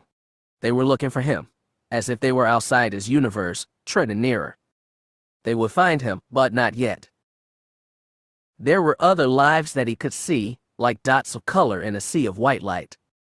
There was his sister Leia. Her sense in the Force roared as if a challenge, with a determination that was quintessential Leia, and a fury that was normally kept carefully banked. Now the rage threatened to overtake her, her dot of color flickering an ominous red, but it was only a flicker and she soon returned to normal. Luke reached out to her as best he could, but he had no idea if the support he offered was perceptible to her. And there was Mara. There was always Mara. Now that he saw her, he didn't know how he'd missed her presence. She was brilliant gold, attached to him by a fine, unbreakable gossamer thread. She simply gleamed, confident and hopeful, doing the right thing the best she knew how, and he could feel her holding tight to that thread that bound them, drawing on it to reinforce that hope. He tried to tell her that everything was all right, that he loved her, and he would always be there for her, but he didn't think she could hear him either. All at once, everything changed. The Force, life and love and balance and peace and calm, erupted in pain as it was rent asunder. It was as if it had been seized and torn, then remade into something new, something warped and deformed and dark. Luke was no longer alone. Asterisk. Neither of them wanted to go into the Sith temple, but Cam and Tian knew they had no choice. Bringing Luke with them made the trip even more difficult, but with all the Sith corrupted predators still lingering in the jungle, they could not leave him behind. Bundling him up onto a stretcher, they carried him with them. They approached the lake that surrounded the temple. The obsidian stones seemed even darker than Cam remembered, but that was probably the presence he could feel. Yavin 4 was a warm world, jungles usually were, but there was a noticeable chill as they approached the bank of the lake. The air was crisper, and in that air, Cam could almost smell decay and corruption. "You have your lightsaber?" Cam asked Tian unnecessarily. Tian's smile was wary, with only a hint of fear. "You mean your father's?" "I promise I won't lose it." She had her double vial case strapped to her back, and Rannick Solus's lightsaber was attached to her belt. She patted the hilt of the weapon. "Right here if I need it. Though I'm still not sure I know how to use it." "Just remember what Luke and I taught you," Cam said, "and trust the Force." They started making their way across the stepping stones to the temple. The water was colder than it had been, with a chill that suffused through Cam and made him shiver a bit. Tian felt it too. Her gasp behind him was followed by a battery of profane complaints that would have made a younger Cam blush, and did evoke a wry smile from his present self. The woman never ceased to impress, in her own inimitable way. She was, he thought, utterly, gracelessly charming. Despite the chill, they did not hurry across the lake. Managing the stretcher was complicated enough without trying to do it quickly, but Cam let the Force guide his footing, and they managed to make it across without falling into the lake, or worse, dropping Luke into it. When they were across and facing the entrance to the temple, still left Yavin open, with its Sith hieroglyphics almost mocking him, they put Luke down and caught their breath. "Do you feel the presence?" Tian asked nervously. Cam's nod was dire. "Yes," was all he said. He drew his lightsaber and ignited it as if to ward off foes, but there were none, at least, none he could see. Because within the temple there was something new now. The interior of the temple was nearly pitch black, with no source of interior light, seeming to meet and defeat the light from Yavin's sun only a few feet into the tomb. In that darkness, Cam could feel Exar Kun. Hate and fury and outrage and fear all mingled together in the dark, and Exar Kun was what bound them all together into a single whole. "Do you think Mara saved Kyp?" asked Tian. Cam had no answer. "How are we going to defeat him?" Cam had no answer for that either. Tian unstrapped her double vial and removed it from its protective case. Taking the instrument into her hands, she gently strummed on the strings. "I don't like using it with all the moisture in the air," she said with a shrug, "but I think we need it." Then she started playing a somewhat jaunty drinking song and led him into the temple. They left Luke just inside the door to the temple, protected from the predators who still lurked outside. It was amazing how effectively Tian's music diminished his own fear, Cam thought as he couldn't help but smile. Tian continued to play as they entered the space, her music challenging the imposition of dread and fear that the temple pushed down upon them. Cam caught up and stood at her side, igniting his lightsaber and holding it up for light. The interior of the temple was exactly as it had been on their first trip inside. Gleaming Coruscant gems were embedded into the walls, twinkling with the light from the exterior of the temple. Hieroglyphs were everywhere, on every wall and even the ceiling, taunting him with their secret, accursed knowledge. Cam had to admit the artistry was fine, not as fine as Tian's music, but still superb. But each of the symbols carried an almost visceral rage, as if the person who had carved them had imbued each one with his hate. Knowing the Sith, maybe he had. Asterisk. Rage. Pure, incandescent hate, as bright as the Force and darker than the minds of Kessel. So, growled a voice that Luke had never heard before, yet one he recognized immediately. It had an ancient accent, some long ago precursor to the core world accent of Coruscant and his neighbors, mated with a fiery hate that consolidated into consciousness. It was as if a billion eyes formed out of the dark, all focusing on Luke. His mind didn't know how to process the sensation, as alien as it was. It took time, Luke wasn't sure how much, But eventually his mind took the stimuli and resolved it into something he did understand. The spare, angry form of Exar Kun, standing tall and proud, glowering at Luke with the blazing hatred. Your spirit survived. Every Sith Lord I've run into has found me annoyingly hard to kill, said Luke. You've dealt directly with others, asked the Dark Lord incredulously. Vader and the Emperor. And you're not dead. They found I was full of surprises, Luke replied, almost playfully. Where are we anyway? Immortality. The word was spoken bluntly, without any smugness or satisfaction. If anything, the ghost sounded annoyed. It is not what you expected, said Luke. You thought that, whatever it was you did 4,000 years ago would give you unrestrained power and everlasting reach. Instead, it gave you a half-life, with your consciousness confined in this tomb. Locked away, Exar Kun growled. But I always knew the time would come when I would be awakened. I always knew the opportunity to live again would come again. His smile was cold and vicious. It always comes again. You escaped, Luke said. With Kyp. What did you do to my apprentice? Tommy apprentice, Exar Kun corrected. He smiled thinly. He will never be the same, you know.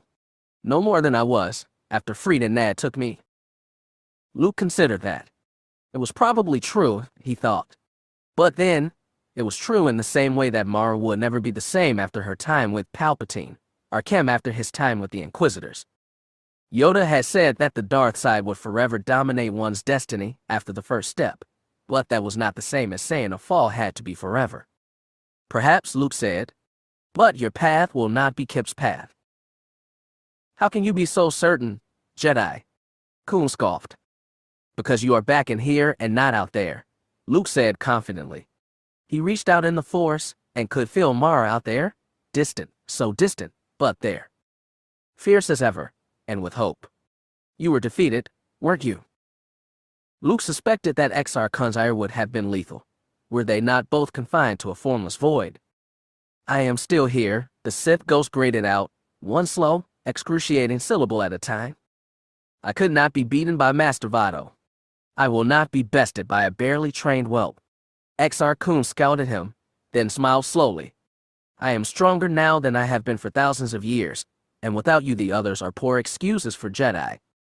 He lifted his arms and gestured to the nothingness all around them. You are stuck here, and this place is mine. They will be great Jedi, Luke said confidently. With or without me. Exar Kun's derision was almost palpable, but something else changed before he could speak. The presences of Cam and Tion, distant before, were suddenly tangible, as if they were on or Beru walking past the door to Luke's childhood bedroom while he was trying to sleep. Then watch, Exar Kun said, voice heavy with menace. Watch while I kill 2 of your great Jedi. Asterisk. Is the holocron responding at all? Cam asked wearily as they explored the tomb. The interior was still the same large open space it had been during their previous visit, with the alien statues arranged in a circle. The unlit braziers, each arranged so that they would cause the statues to cast shadows into the center of the room, looked like they had been lit not that long ago. The kindling was burnt but not exhausted. No, Tion replied with a heavy sigh, giving the holocron a desultory shake before putting it back in her pocket and reclaiming her double vial. She strummed a few more notes as they circled the tomb curiously. He could hear her footsteps growing more distant and turned towards her. There's a door here, Tion said, the music from her instrument briefly stopping as she examined it. It's not open. Cam hurried to stand next to her. The door, such as it was, it appeared to be more of an enormous slab of obsidian which was covering something which might be an entrance into another part of the tomb, was unlike anything else in the tomb. It was smooth, with only a handful of Sith hieroglyphs. What do you think is behind it? Tion asked. The answer to that question was almost certainly nothing good. But Cam's instincts weren't telling him not to open it. On the other hand, they weren't exactly telling him he should open it either. But even if they had been, he wasn't sure he should trust them anyway. Not in this place of darkness. He was running out of time to figure it out. The sense of presence, which he had no doubt was of the dark, was growing in intensity with each minute that he and Tian spent here. HRMPF, he said, deep in thought. Tian, tell me everything you remember about this place, all the ancient myths, and everything the holocron told you before Kun attacked it. What are you? Tian's voice trailed away as Cam drove his blue lightsaber into the obsidian and started cutting them and opening. Heat and light emerged from the meeting of plasma and stone, and she took 2 steps back. Oh, right? Well, this temple is said to have been home to the Massassi. That's the race depicted by those statues behind us, and he listened half-heartedly as he carved through the stone. It didn't take long. The stone was not resistant to lightsabers, and the blade cut through easily.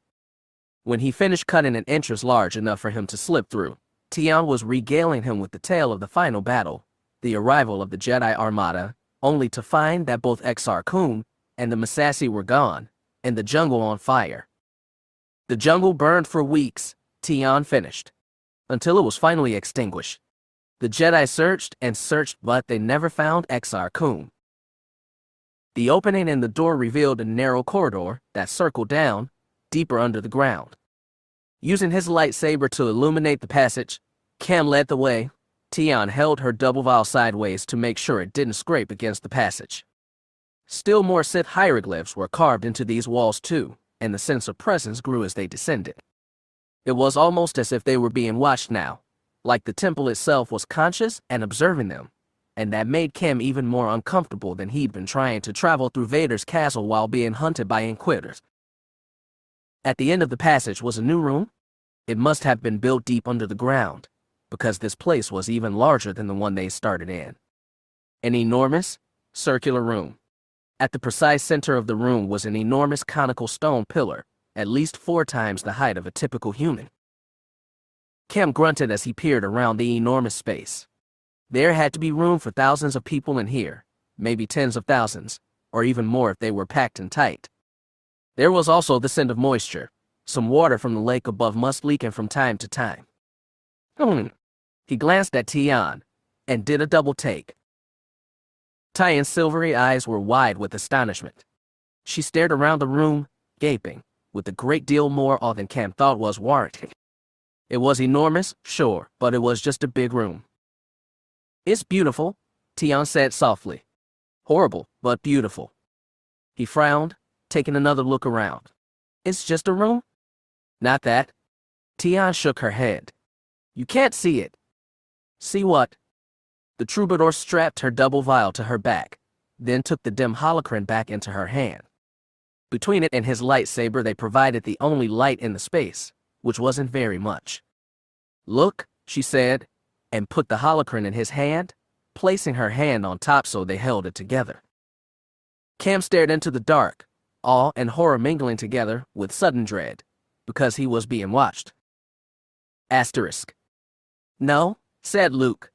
He summoned his strength in the Force. You cannot stop me, little Jedi, Exar Kun said dismissively. Not here. Not in this place. He smiled and lifted a hand, and Luke could feel the Sith summoning the Force to him, and unlike Luke, Exar Kun succeeded. This place gave him power. The sudden, terrible scream wrenched through the darkness, and for a horrible heartbeat Luke thought that the Sith had made good on his threat. But the scream wasn't human, or even near human. There was an alien quality to it, deeper and multitonal. It didn't last long, but as the scream faded Exar Kun laughed, seeming to grow larger and more powerful in the void. Resentment and hate and fury all swirled around them, and suddenly Luke understood that it wasn't the place at all. The Massassi, he gasped, revulsion gripping his throat. They're in here with us, aren't they? Why, of course, Exar Kun said, his smile utterly unrepentant. Immortality comes with a price. Asterisk. Tian was right.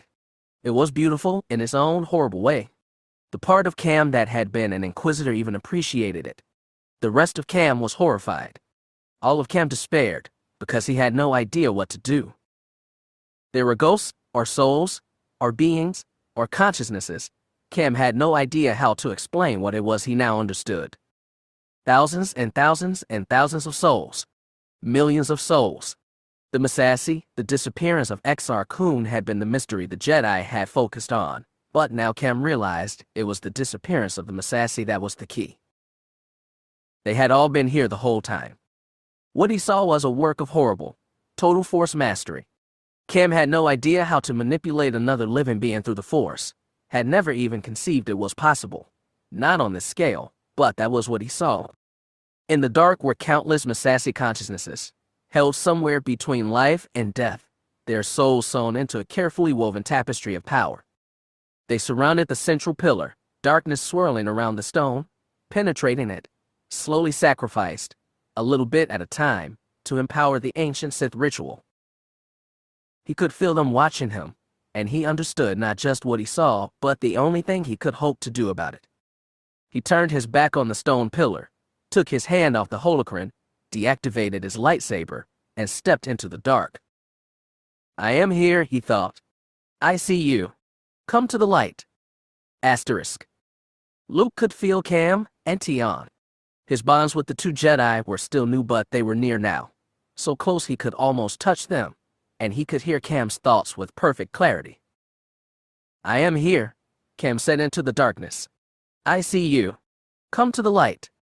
Exar Kun hesitated in surprise, and then in astonishment as the void that he and Luke shared now had a third occupant. The Massassi was enormous, red-skinned, and monstrous in appearance.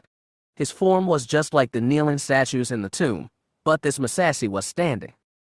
The alien's expression was hard to read for Luke, but the being's sense in the Force was that of exhaustion and pain.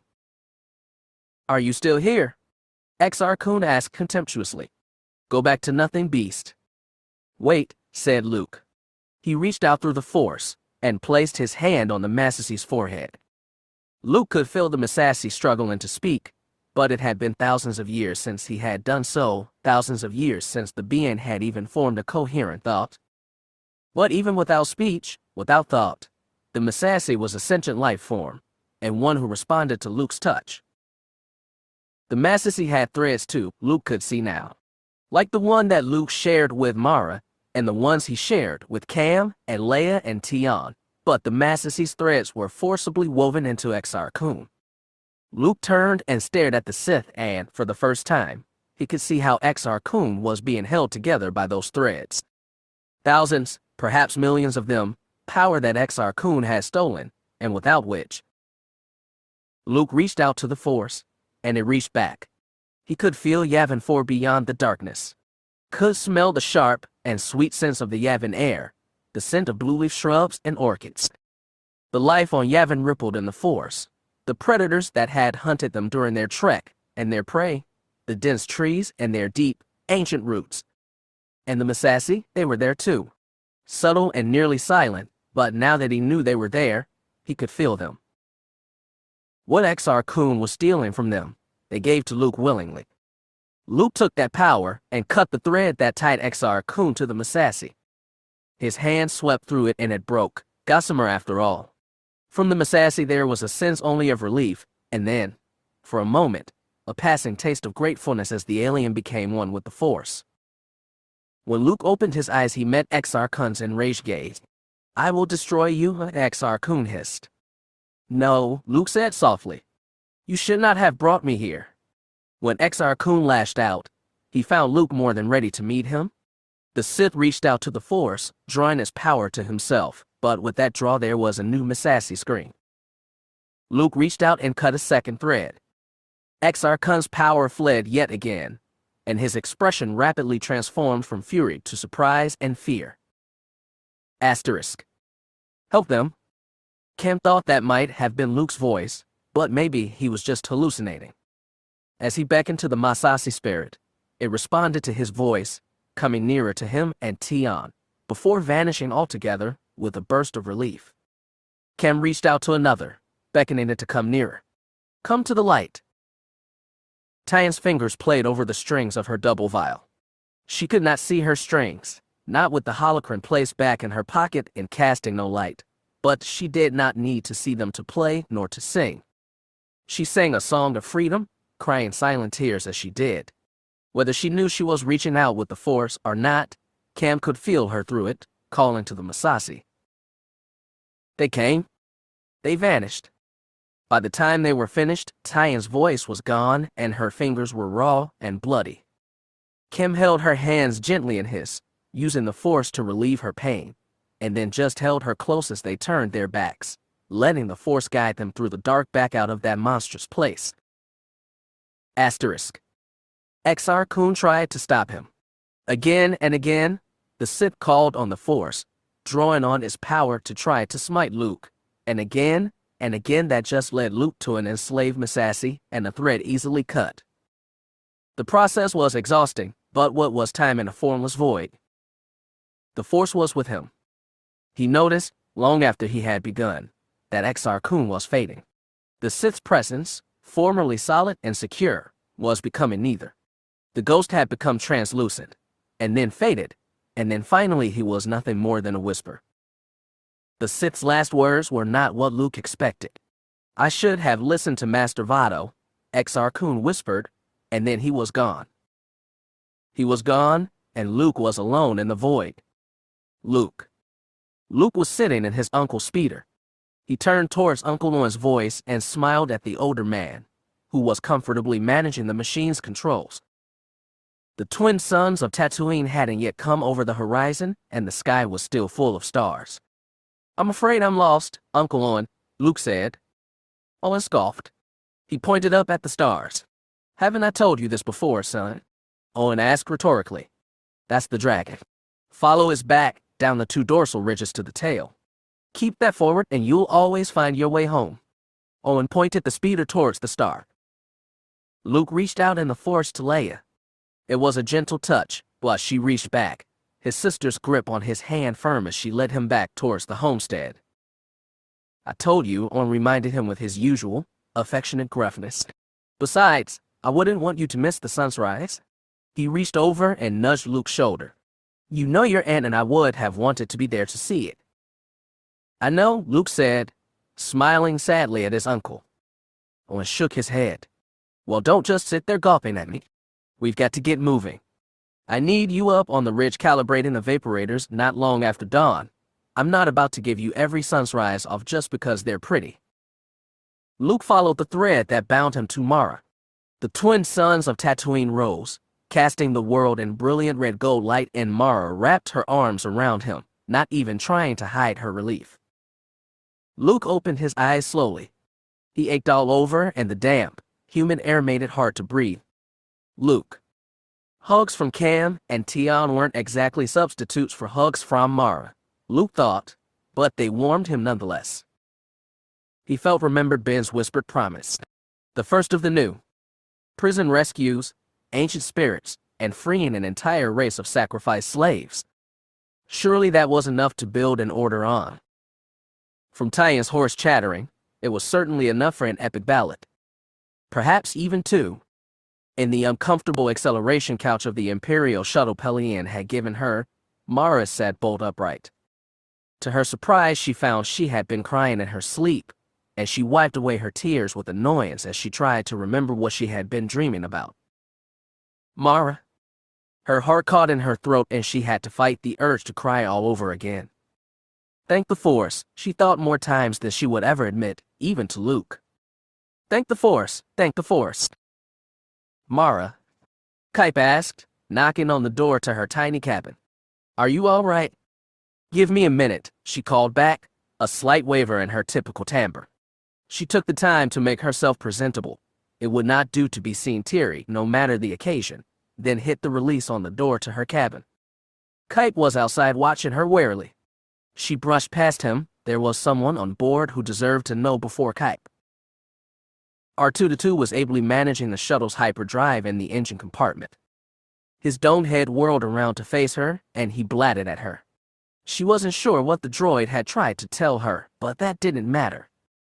She placed her hand on R2's dome, then glanced at Kyp as she fell into the seat next to the droid. Luke is going to be all right, she said, exhausted. The droid's whistle of excitement and question made her pat his dome. Yes, I'm sure, she added, even though she didn't know what R2 had asked. How do you know? Asked Kyp, his expression full of wary hope. Mara reached out in the Force, following the thread that bound her to Luke. Luke was there, sending back such a bright peal of love that Mara had to clear her throat before she could speak. She fought to keep the emotion out of her voice and knew she failed. "I just know," she whispered. Chapter 35. Leia watched Mon Mothma with relief. The chief of state had her normal strength and poise back. Mon Mothma had been pale after her emergence from Bacta, and there had been some rumblings and sludge news gossip that her injuries were more severe than had been reported. Those rumblings faded after she spent 2 hours facing down reporters, justifying the New Republic's assault on the Argosy district. Now she was presiding over something far more enjoyable. The Senate chambers were full of dignitaries and observers. The interior, spherical space of the Galactic Senate echoed with soft conversation, but all attention was on the people who sat in the middle of that open space, taking the final vote. "Counselor Organa Solo of Alderaan, your vote," 3PO asked. Leia stood. "As representative of the survivors of Alderaan and a member of the New Republic's Provisional Council, I vote to accept the proposed Grand Concordat and formally establish new mechanisms of representative government." Counselor Organa Solo of Alderaan votes yes, 3PO reported. "And you, Counselor Karita?" The Wookiee growled out a short, pithy answer. Counselor Karita of Kashyyyk votes yes, 3PO confirmed. "And you, Counselor Philia?" Philia stood slowly, always one to seize the moment, and let the silence linger. He folded his hands together and bowed his head. "When I joined the rebellion against the Empire, it was with the dream of restoring the principles of the old Republic with this new Republic. The species of the galaxy were suppressed by the Empire and forced to exist as second-class citizens for the duration of its rule. This new ruling document will ensure that sad state of affairs will never occur again." He spread his hands back apart. "I hereby cast my vote to accept the proposed Grand Concordat." "Grandstander," whispered Winter. "And he's wrong, too," Leia whispered back. "No document can ensure anything of the sort. It falls to the people to protect the principles of government." "I guess he missed your speech at Garm's memorial," Winter muttered darkly. Counselor Philia of Kalthus votes yes, 3PO said, in his same tone of voice. "Counselor Barus of Corellia in exile, your vote." Leia turned to watch Domin Barus as she stood. She had resigned this position not long ago, to spend more time with her grandchildren, secure in the knowledge that Garm Bel Iblis had returned to don political raiment. Her reluctance to speak was obvious, and everyone knew this would be her last vote before she resigned once again. "Gentle beings," she said softly, "this draft exists only because of the efforts of a great man. Senator Garm Bel Iblis was the heart of Corellia's galactic presence for the better part of a century. He led us through the Clone Wars and the Galactic Civil War with unmatched ability. He was a reluctant warrior and a passionate scholar, and none should forget that it is thanks to him, his sacrifice, and his wisdom, that we all have come to this point today." The people in the room, senators and observers alike, bowed their heads momentarily. Domin Barus breathed. "This will be my last vote as a member of this body. I resigned once before, and I only agreed to resume my post contingent that I might cast my vote as I know he would have cast it." She gazed out, meeting Leia's eyes briefly, and then nodded. Counselor Bel Iblis of Corellia votes to accept the proposed Grand Concordat. There was a ripple of applause. "Counselor," 3PO hesitated. "Bel Iblis of Corellia in exile votes yes," he finished. "Counselor Akbar." The Mon Calamari at the dais rose. Counselor Akbar, for it was just Counselor now, as Giles had resigned his position in the New Republic Defense Forces, rose. His voice was gravelly with emotion. "On behalf of all the sentients of Mon Calamari, and all those who have fought to secure this day, I vote for the proposal." Counselor Akbar of Mon Calamari votes yes, 3PO faithfully reported. "Chief of State Mon Mothma, I am delighted to announce that the vote is 9-0. The proposal is adopted, and the Republic has been established." Leia couldn't help the sudden burst of tears, and she was not the only one to be overwhelmed by emotion. The chamber swelled with it, joy and celebration swirling around them, and she and Winter wrapped one another in a tight, teary hug. Asterisk. So that's it, huh? Han asked. Now we've got a government. His eyes narrowed. And is anything actually going to change? Leia laughed, holding Jaina in her arms. The twins both seemed overwhelmed by the emotion of the day, although they'd been kept rather safely distant from the crush of people, behind a determined row of Nori defenders and a handful of Carathrus on her guard. Yes, she said cheerfully, still laughing. Everything's about to get a whole lot harder. Oh, great, Han muttered. That sounds about right. Congratulations, said Ila Wessery, grinning as she emerged out of the crowd of security, looking like herself again. Between this and the victory at Karita, it's starting to look like we're really about to win. Bite your tongue, Winter said, though she too was smiling. Speaking of which, Ila turned to look at Han. You know there is a great deal of speculation about who Domin Bara's successor as senator from Corellia will be. Would you be surprised that your odds of receiving the position are as high as 1 in 10? Mine, Han asked with a laugh. You're joking, right? Ila grinned at him. Afraid not. Well, fine, Han said. I'll do it. Ila, Winter, and Leia all stared at him. What? Leia asked, stunned. On one condition, Han added. I don't actually have to attend any meetings or be present in the Senate chamber ever. For the purposes of every vote, I'll vote however Leia votes. He shrugged. I trust her judgment more than mine. They all laughed. Somehow I don't think that would be acceptable, Winter said. Oh, that's a shame, said Han dryly. Oh well, I'll just have to stay home and raise my kids, and Leia will get only 1 vote in the Senate. Are you going to Karita? Leia asked Ila. Ila nodded. On the next convoy? Some of Home Fleet is being sent out to garrison the system so 5th Fleet can dispatch ships home for repair. I'll be going along with an NRI team to investigate everything we capture from the system.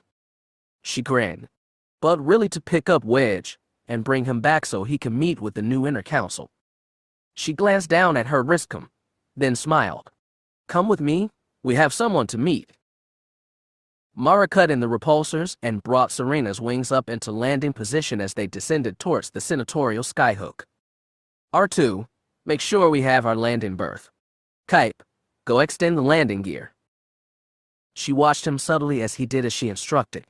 He was still subdued, but Kyp had always been quiet. He seemed older, less like the boy he'd been, like some of Exar Kun's age, and weight had rubbed off in the brief time they'd been together. But she didn't like thinking about any part of Exar Kun living on in a young man, so she opted to attribute the change to experience. Hard-earned experience. The shuttle rocked gently as she set it down on the pad. She slapped down the aft docking ramp and heard it start to crank. R2 whistled, retracting from the shuttle's computer, and then rolling towards the back. Leia and Han are out there, Kyp said nervously. What do I tell them? The truth, Mara suggested. The aft ramp hit the ground and there was the sound of whistling. R2-2, it is you, came 3PO's voice. What trouble have you gotten into this time? And what did you do with Master Luke's X-Wing? She watched as Kyp made his cautious way to the back of the shuttle.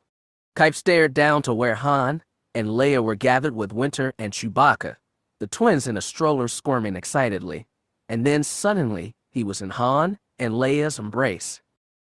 Mara just watched, leaning against Pelian's borrowed shuttle, sensing for a moment the weight of the lightsaber hanging at her belt and knowing that this homecoming was different. Hey, sister, Han had disentangled himself from Kyp and was peering up at her from the bottom of the ramp. Bring it in. He waved at her. Your family too, you know. She rolled her eyes. And what do you have to offer that I'd actually Solo?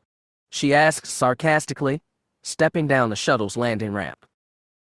Cute, Han snarked, and enfolded her in a hug. She ought to resist, she thought as he squeezed her against him. She refused to hug him back.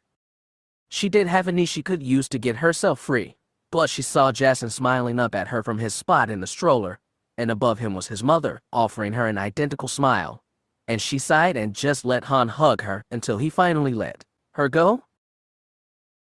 She muttered, straightening her outfit just in time for Leia to hug her. Don't worry, Leia whispered in her ear. I won't tell them you actually like being hugged if you don't. Mara stared at her, stiff in the senator's embrace until Leia to released her. Ela snuck in to greet her too, though she didn't demand a hug. A warm nod of acknowledgement sufficed. Mara sent her a grateful smile. Where's Luke? Ela asked. Alive, awake, and stuck on Yavin, Mara said. I'm headed that way as soon as I can get the parts I need to repair my ship loaded onto this junker of a shuttle. I'll probably leave in the morning.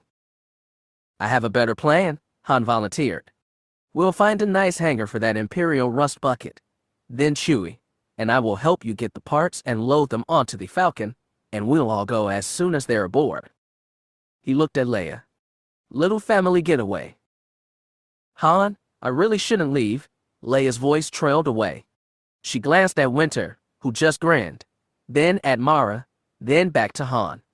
You know what? Let's go. I'll leave Mon Mothma a note. Have fun, Ela said with a smile. Winter and I have some unpleasant, unfinished business to handle. Colonel Catastrophe sat in an unremarkable cell. He knew where it was, of course he knew where it was. ISB knew every inch of the Imperial Palace. The cell block had once been the jurisdiction of Imperial intelligence, one of Isn't Icer's favorite little hideaways. But the guards who kept watch weren't stormtroopers. He watched them patrol once every half hour, checking through the window slits in each of the cell doors, the slovenly tread of their rebel boots clinking over the grated floor of the prison facility. He glowered at them when they peeked through his door, but they never paid him any particular mind. The familiar sound of the window slit opening drew his attention. He was pretty sure it hadn't been a half hour since the last check, but it was hard to be sure. Time was a strange thing in prison. The gaze from the far side of the slit didn't belong to the normal patrol, and as he watched the door click and swung open as a particle shield pushed him back against the wall. Two women walked in. He recognized one of them. She stunned him with that accursed blaster after Rotor had gone airborne. The other took him a moment to place, but her shock white hair, despite her youth and her obvious pregnancy, brought her name to him in a moment of clarity. Winter, he said. Yes, she agreed. And this is Agent Wessery. We have proof that you ordered, or condoned, the assassination of Grand Moff Kaine, Wessery said. You're being charged with his death, the death of Senator Garm Bel Iblis, and the attempted assassination of Chief of State Mon Mothma and Senator Leia Organa Solo. She placed a datapad down on the table, which was bolted to the floor in the center of the room, and slid it across to him. The force shield between them flickered, allowing the object to slide past it, though Ela kept her hand securely on her blaster. He took it and didn't look at it. You should also know your coup didn't go off entirely as planned, Wessery added. Lusankya destroyed Reaper at Karita. The system is in the hands of the New Republic. Karita stiffened. You're lying? I'm not, Wessery smiled. It was not a pleasant smile, but one of bitter recrimination. About a third of the Imperial fleet at Karita refused to go along with the change in leadership. General Antilles waited until the formations were fully engaged with one another, and then dropped in on top of them. There was something in her expression, something that held almost a hint of sympathy. Due to the actions of the Inquisitors, the Academy took a direct hit during the Mutiny. We're still sorting through the casualties, but 20 or 30,000 cadets were killed during a brief surface bombardment. Your younger son is among the missing, and he's presumed dead. She was lying. She had to be lying. Go play your psychological games with someone else, rebel, he scowled. The two women glanced at each other. Your trial will be swift, Winter said with a distinctly Alderaanian accent. They've already named a prosecutor and assigned your defense team. It will all be held behind closed doors, no press, given the nature of the charges. I am told that there will be some consideration as sentencing if you choose to cooperate. Cooperate. He laughed. He shook his head slowly, not looking at them, staring at the familiar blank cell walls. Cooperate, he sighed.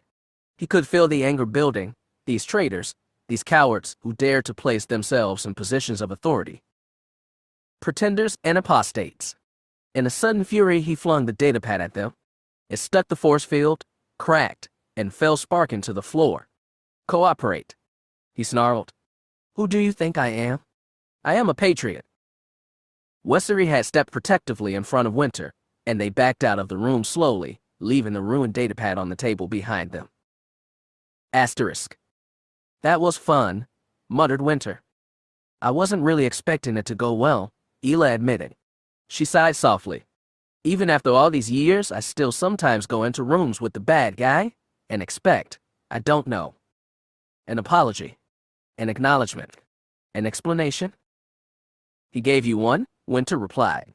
"He's a patriot." "That doesn't make it better," Ela muttered. "But he's Hala's problem now. Come on, let's go catch up with our boys." "Final report on the campaign, sir," Commander Nita announced. Wedge stood in Garm's old office. The enormous holotable in the center of the room displayed a map of the galaxy, painted in bright colors.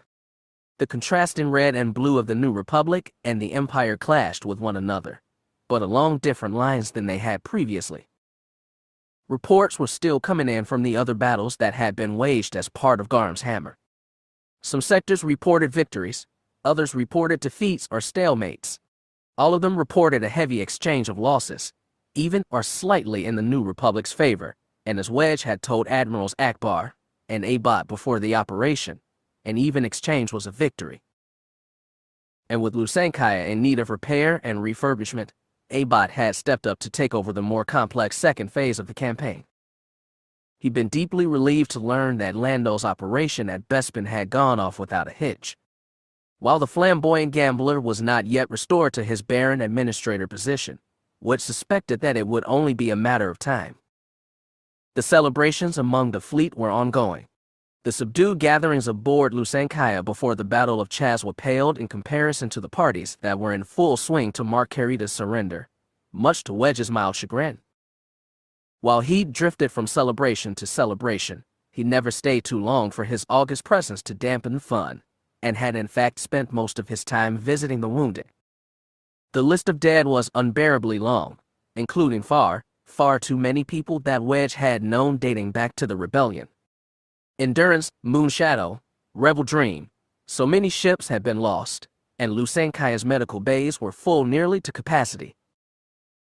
He tried hard not to check on too many individual people, but he'd been indulgent and checked on a few.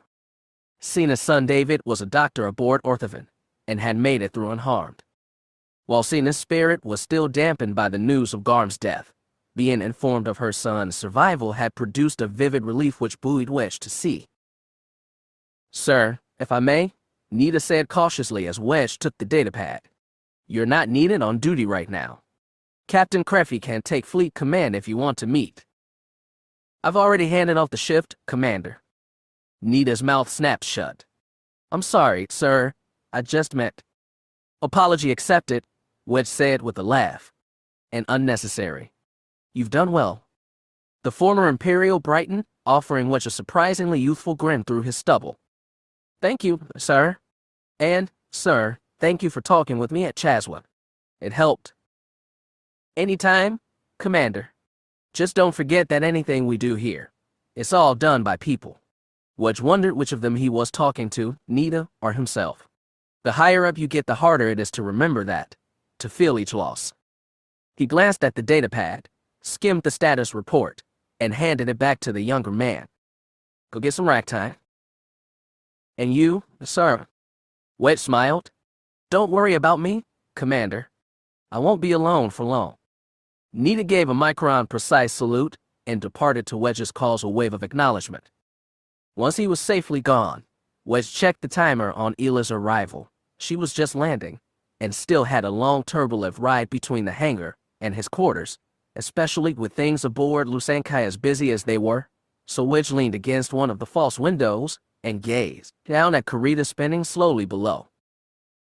"Please," he thought, as he replayed the battle again in his mind, "please let me never find these losses acceptable." Asterisk. Ela arrived at Karita with the NRI team aboard an intelligence courier, but for the trip back to Coruscant they had a different transport. Commodore, and the rank had been made permanent, Atral Taban's flagship, Rendili Vigil, was a larger vessel than the modified Corellian corvette Eshin Strike had been, but not by too much. Still, unlike Strike, Vigil came from a line designed from the start as carriers, and so she comfortably fit her single squadron of fighters, U-wings in Vigil's case, and a single transport shuttle. General Antilles, arriving, Atral greeted him with an obnoxiously formal salute. The hangar was tight and compact, more than was really comfortable for its obviously put-upon maintenance crews, but it also had that new ship gleam to it, and the well-organized buzz of a happy New Republic ship rather than the spit-shine precision of an Imperial vessel. Atral, Wedge said, fighting a grin at the formality, and dismissed her with a weary salute of his own. "Welcome aboard, sir. Get comfortable, and I'll have us back to Coruscant in no time." She grinned at him, offered Wedge's 4 companions, Tycho and Winter, hand in hand, Ela and Cena, a smile and a casual salute, and then she was gone. "This way, sir," a young Rhodian Marine buzzed, before guiding them through the ship. Like the hangar, the rest of Radilli Vigil was compact but well organized, with painted floors to make it easy for people to travel from one end of the ship to the other. Lifts and ladders were both present within, so people and equipment could move from deck to deck even if the power was out. They arrived at the bow of the ship, the forward lounge. "The Commodore will be joining you once we're in hyperspace, but she thought you'd appreciate the view from here." "Thank you, Corporal," Wedge gave him a nod. The lounge was more spacious than the rest of the ship, with an armored transparent steel view that looked out into space. He could feel Tycho starting to speak, stopping, then starting again. "I know," Wedge said, glancing at him over his shoulder. "I know. One last campaign. Where are you headed?" Tycho sighed. "General Sam asked me to join the faculty of the new Starfighter Academy." "You're back on speaking terms?" Ela asked, surprised. "Something like that. I'll be honing the fine edges of already experienced pilots even finer, and developing doctrine with him as soon as the facilities are up and running. It's going to be quartered on Coruscant for now, but you'll be able to be there when Mia is born," Wedge said with a smile. "And help Winter raise her," Tycho agreed, taking Winter's hand in his. "I've already talked to Hobby about taking over the rogues." "Not Jansen." "Wedge." They shared a laugh. "We hurt the Empire here," Wedge said seriously. "Much more badly than I thought we would, especially so quickly. With the resources they have left, I don't see them taking the offensive again anytime soon." "No, they likely won't," said Cena. She glanced up at each of them. "We did hit the Empire hard, but that doesn't mean it's going to stay so toothless forever." She settled into one of the comfortable chairs that looked out over Karita's orbit, and they all watched Lusankya hover peaceably above the formerly Imperial Fortress world, keeping a close watch on it, while the rest of the fleet dismantled every Imperial fortress, shipyard slip, and repair yard. "Or that we can get greedy with what we've already bitten off. There are still millions of people loyal to the Empire on Karita alone," she added. "There's sure to be a guerrilla campaign against our occupation, and there's already fighting on the ground at Chazwa. There are billions more Imperial loyalists in the over sector. And now, after today, the Imperial Security Bureau and Inquisitorius are fully in control of Kaine's territories." "But we're not the same either," Winter countered. "The New Republic is not just a pretender anymore. We have a government. The Senate is being fully reconstituted. The bureaucracy is being restored. The system of local sector governance is being expanded." Winter settled into a chair next to Cena, turning to look at her. "And that New Republic needs you?" Cena frowned with confusion, and then her eyes went wide. "Oh no. Who better to be Corellia's new senator?" Winter challenged. "You were Garm's political aide before you were his military aide. You were part of all those debates with Leia Organa, Mon Mothma, and Garm when the rebellion was still in its early days. You remember the Old Republic and its problems, and you know all the players." Cena closed her eyes, resting her elbows on her knees. "I can't replace Garm," she said, a flutter in her voice. "No one can," said Wedge. "Not me, not you. But we can do our best in his absence, and we can honor his memory." I can't think of a finer senator. Scene aside, I'll think about it. All hands, prepare for hyperspace, announced Atchel over the ship's intercom. In 3, 2, 1. Elrondili Vigil leapt into hyperspace, and the stars visible through the ship's observation windows twirled from bright points into otherworldly spirals of light. Chapter 36. Ela had her arm hooked through wedges as they exited the hover taxi, which had ferried them from the senatorial skyhook back to Coruscant's surface.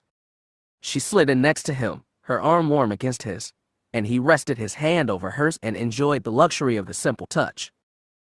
The Corellian Sanctuary, more formally named the Sanctuary for the Corellian Exiles, was near the reclaimed worker district. It had once been a manufacturing block, but it had been run by aliens, and its proximity to the Senate district and the Imperial Palace had led the Empire to shutter the warehouses. When the New Republic had reclaimed Coruscant and named the world its capital, one of those manufacturing firms, a Drawl operation whose headquarters was in the Corellia system, had given the land for the creation of the sanctuary. So many Corellians had died fighting the Empire, and with the Dictate still in power in their home system, their remains could not be brought home for proper burial. The sanctuary was the response. Most people thought Corellians did everything loudly. Most people would be right, and Wedge had yet to find a group of Corellians larger than 2 who agreed on everything, and even 2 was pushing it, but the memorial was something every Corellian exile appreciated, a place of peaceful contemplation.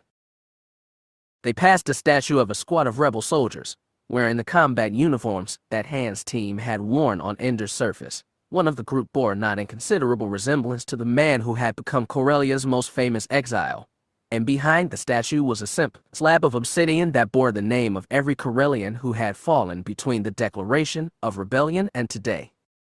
The list would continue to grow, Wedge knew, until Corellia was finally free of the Empire. Ela grabbed his hand as he just watched.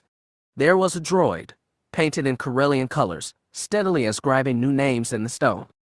There was space for hundreds, even thousands, maybe more, and Aretta Bell's name would be among them.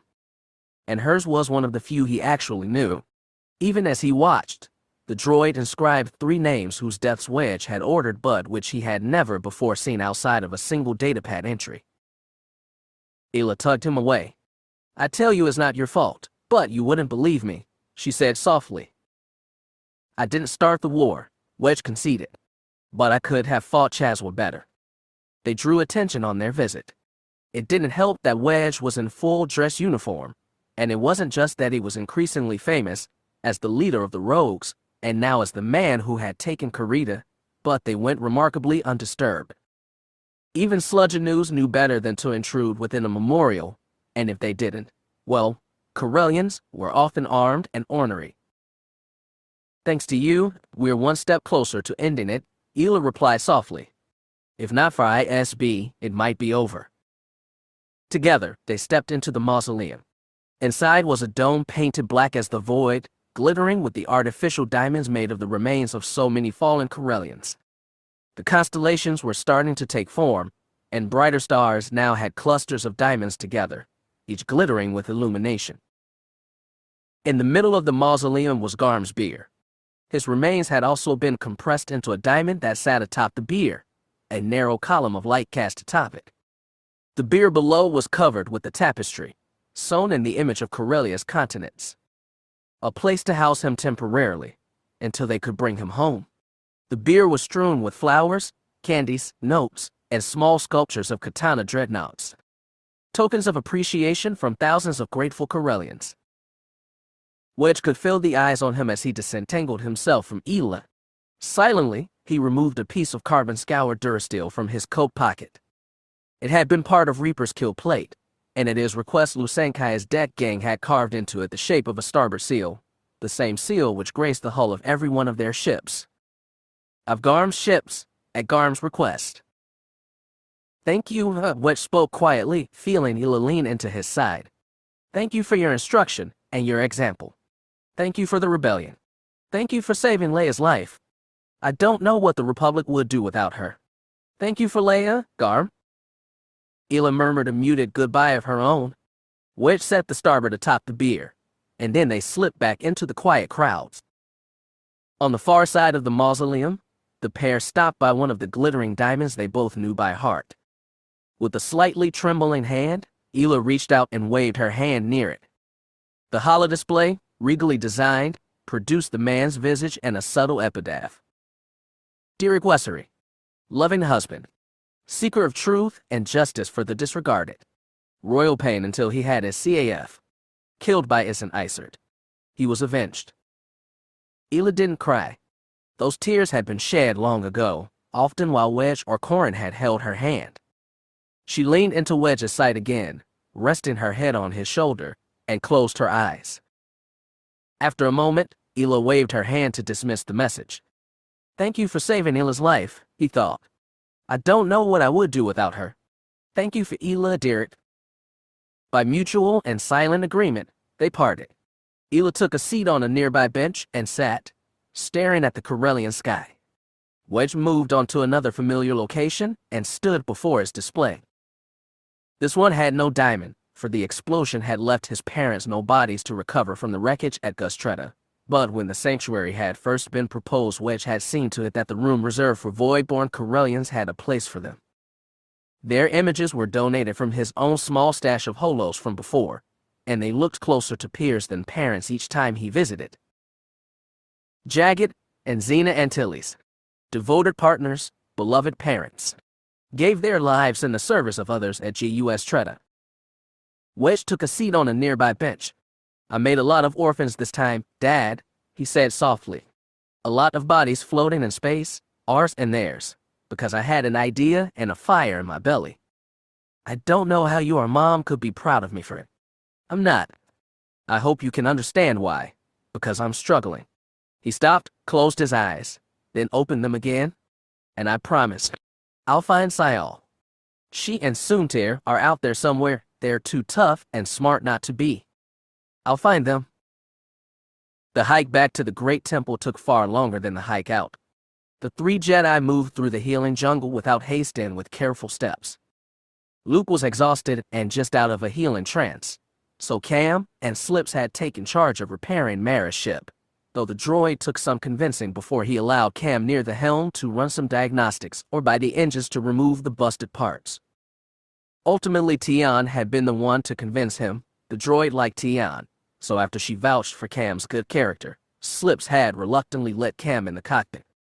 They hadn't been able to repair the ship. They simply lacked the parts, and nothing that had been left behind by the rebellion sufficed as a replacement, so they waited. Cam watched the droid putter around the cockpit, exchanging an occasional beep with Tian. The songstress whistled back at him as she worked on her songs, sounding remarkably like a droid herself when she did. Cam didn't think she could speak binary, but after what they had endured together, he had resolved never to doubt her. The fact that they were stranded didn't bother them. Once Exar Kun had been cleansed from his temple, the shadow of the dark which had hovered over the jungle receded with remarkable swiftness. It seemed like even the animal and tree life itself recognized the difference, and Cam thought he noticed a distinct increase in the sounds of the jungle. It seemed more cheerful, though Cam thought maybe that was just his perception of it, and not any real difference. Tian stood suddenly, surprising both him and Slips.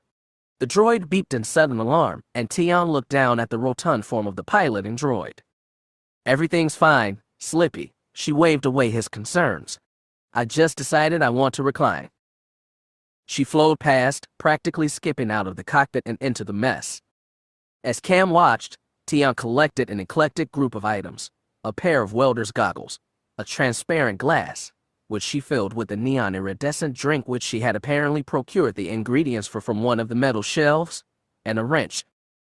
She adjusted one of the mess chairs until it reclined, put on the goggles, then settled into the reclining chair, and kicked off her spacer's boots. Cam choked back a laugh as she sat and hummed to herself. Slips rolled into the mess slowly, as if spying. Oh, come here, Slips. You can't join me. It's not like you're doing anything in the cockpit. The droid rolled his way over to settle next to her. Something had changed in all of them, Cam knew, but there was something especially different about him and Tian. They had watched through the Force as a staggering number of souls had been freed from Exar Kun's machinations. Each one had flowed to them, almost through them, centuries of pain and torment relieved as the trio of Jedi had broken the Sith's hold. Relief and gratefulness had been the only emotions that Cam had felt from any of them, relief to have attained freedom, and gratefulness to those who had delivered them. It was not absolution, Cam knew, but it had been an act of good. And if he could keep doing good acts, he would live up to the hopes his father had once had for him, and perhaps if he lived long enough and hewed to the light, that would be enough. Tion had emerged from that experience with bloody fingers and a sense of weight. She seemed more serious, at least, more serious in some moments, than she had before they had entered the tomb, and from the way she gleamed in the Force, the transformation was of more than her demeanor. She positively shone, as if she were a restored votive sculpture to some ancient goddess. A soft glow clung to her, and it resonated with each mended fracture. Tion took a sip of her beverage, patted Slip's dome, then looked over at Cam. "You don't have to huddle in the corner, you know." She waved the wrench at him. "We can recline you a chair." Mara might not take kindly to us rearranging her space, Cam pointed out. "Her bark is worse than her bite," Tion said dismissively. "She loves Luke too much to do anything that might actually hurt me." She frowned. "She might strand me somewhere, though." Rannick Salazar's lightsaber still hung from her battered utility belt, and her double vial sat on the ground next to her. He watched that lightsaber for a moment, recalling all the memories he had of the weapon. "Do you want it back?" His gaze moved from the hilt to her face. "No," he said with a shake of his head. "I don't need two, and you need one." "I don't know if I need it exactly," Tion mused. "But I'm glad to have it." "That's a good enough reason for you to keep it," Cam assured her. Tion pulled a second chair next to her and patted the seat. Cam settled into it and poured himself a glass of the neon concoction she was drinking. She watched him pour, curling her legs under her as she laid on her side. He took a sip and coughed out a fine mix of what could only be a sweetened, barely distilled engine coolant. Tion laughed and flashed him a grin. "I should have warned you." He coughed some more, flailing a bit. "Sith spawn. Tion, what did you put in it? Hyperdrive fuel. Where do you think it gets its color?" She took a sip, seemingly unaffected by the toxic concoction. "You said this was your father's?" she asked, patting Rannick's lightsaber. He nodded. "Tell me about him." Cam sank into the chair. He could feel Tian's eyes on him, not to mention Slip's, who was rather quiet, but still right there, watching them both. After a minute to consider how to answer, he nodded. "I'm tall like him. He was a Jedi Knight, but he was exiled from the Order after I was born. He was absolutely determined to help out everyone and everything he ran across, even if he couldn't do it as a Jedi." He glanced at his companion, who had pushed her goggles up to listen. She smiled at him. He smiled back. "He'd have liked you," he said, certain. Her smile became a grin. "If he was anything like you, I'd have liked him too." She stood abruptly. "I got these goggles to protect me from the sunlight, but there isn't any in here. Let's go sit outside and enjoy the sunset." She patted Slips on the dome, then vanished down the spiral stairs that hugged the inside of Tempered Metal's nose. Cam followed, wondering if Tion was capable of sitting still for any kind of extended period, then immediately felt bad about it when he remembered that she'd been locked in that cell on Jun for almost a month. Luke was elsewhere. Cam could feel him higher up in the Great Temple, looking out over the vegetation and greenery of Yavin. Above them, the enormous orange shape of Yavin filled the sky, darkening as the moon spun around it. Tempered Metal's emergency lights came on, adding some light as darkness fell, but Cam barely noticed as he and Tion huddled closer together, a tapestry of softly twinkling stars spreading out above them. The Millennium Falcon burst into real space in the Yavin system, and the experience gave Han a distinct feeling of deja vu. Once before he'd arrived at Yavin, but then it had been a hurried arrival, one that carried with it a sense of impending dread.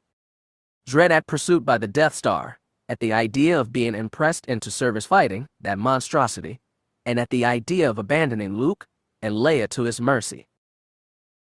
There was no dread at this arrival. Han, Chewie, and Leia had spent the trip talking with Kyp. Listening to his story pour from him, the emotions of what had occurred, his anger and his shame. It had been exhausting for all of them, but when the story was told, Kyp seemed, well, not unburdened, but less burdened. For one extended discussion, they had clustered around the table in the Falcon's lounge. Han had forgotten Mara's presence. She had settled down in a comfortable chair in the corner, not saying a word, until she had reminded them that she was there by adding her own observation. The dark side offers everything you think you want, she had quoted Luke, especially in those moments where you only see with anger. She had looked at Leia, and the two of them had shared a moment that Han did not fully understand. He knew what it was like to see with anger, of course, who didn't, but the Force was a mystery to him. He was suddenly glad, so very glad, that Leia had not died.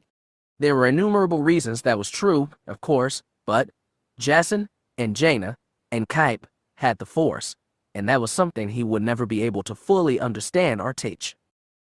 They needed Leia. Thank you, Edgar. Credit for your thoughts, his wife asked, resting her head on his shoulder as Han and Chewie brought the Falcon down towards the Great Temple. It's nothing, he said with a laugh. He spared her a smile. Just glad you're here, that's all. Han Solo was no Jedi, but when his wife brushed a kiss over his head after the landing, he could swear he felt a warm glow all around him. Asterisk. Luke looked up as the Falcon sank down from the heavens. The familiar, practically familial, sound of the freighter's repulsor growing louder as it grew larger in his vision. They were near enough now that Luke could have reached out to Mara with their bond to share words as well as sensations, but neither of them did. Her presence grew in his chest, the slim thread that connected them becoming an interlacing weave, and she was there. The Falcon settled to the ground in the Great Temple's hangar, its landing gear pressing to the ground as it took a spot next to the wounded tempered metal. The Falcon's landing ramp opened, and suddenly Mara was standing at the top of it. Her walk down the ramp was unhurried, as was his up the ramp toward her, but their embrace was sudden and tight. Her hands dug into his back as she pressed her forehead into his shoulder, and he buried his nose against her hair, and they blocked the ramp for a very long time. I love you, she whispered. He drew back, catching a glimpse of Han and Leia's grins at the top of the ramp but refusing to allow them to distract him. He took Mara's hands in his and kissed her gently, feeling her mind warm against his. I love you, too, he whispered back. You know, I actually like it here now that Exar Kun is gone, Luke said, keeping his hand tight around Mara's. Han and Chewie were off using tempered metals galley, and the Falcon supplies to make them all a feast. Chewbacca and Mara had just finished repairing the metal's hyperdrive, and they had all agreed to have one last meal together planet-side before dividing onto the two ships to return. A Coruscant, and the rest of them stood or sat on one of the exterior balcony levels of the temple. Yavin swelled with life and energy, the sounds of animals and sensations of the breeze lending a sense of ease and acceptance. Really? Asked Leia. She looked out over the jungle. They were all sitting on the exterior of the Great Temple, the marvelous Massassi architecture providing them with a view as fine as the jungle itself. Me too, offered Tian. It has a peacefulness to it now. A serenity. She strummed gently on her double vial, even though her fingers had not yet fully healed. It's rained every day since we returned from the Sith temple, Luke said with a laugh. It's nothing like Tatooine. And there's so much life here, the living force is strong in this place. He shrugged. Maybe when we have more apprentices, we'll bring them here for training. He looked up, the orange gas giant shining in the sky, adding to the illumination offered by the planet star. And I think the Massassi deserve to be remembered. Exar Kun used them the same as he used everyone else. The way he used me, Kyp said softly. Yes, Luke agreed. Exar Kun was a master manipulator, said a new, but familiar voice. They all turned towards Tian, because she was the one carrying the holocron, but the ancient artifact's glow was still dull, and the shimmering blue form that had spoken was not being projected by it. Vardo Sask Boss stood with them, looking out over the landscape. But he too was used, Vado added. By Frida Nag. The dark side thrives on pain and despair. It lurks in the souls of those who rule, in their greed and their selfishness. And it grows in the souls of those who are used, in their pain and their resentment. Those compound, insectoid alien eyes gazed into Luke's.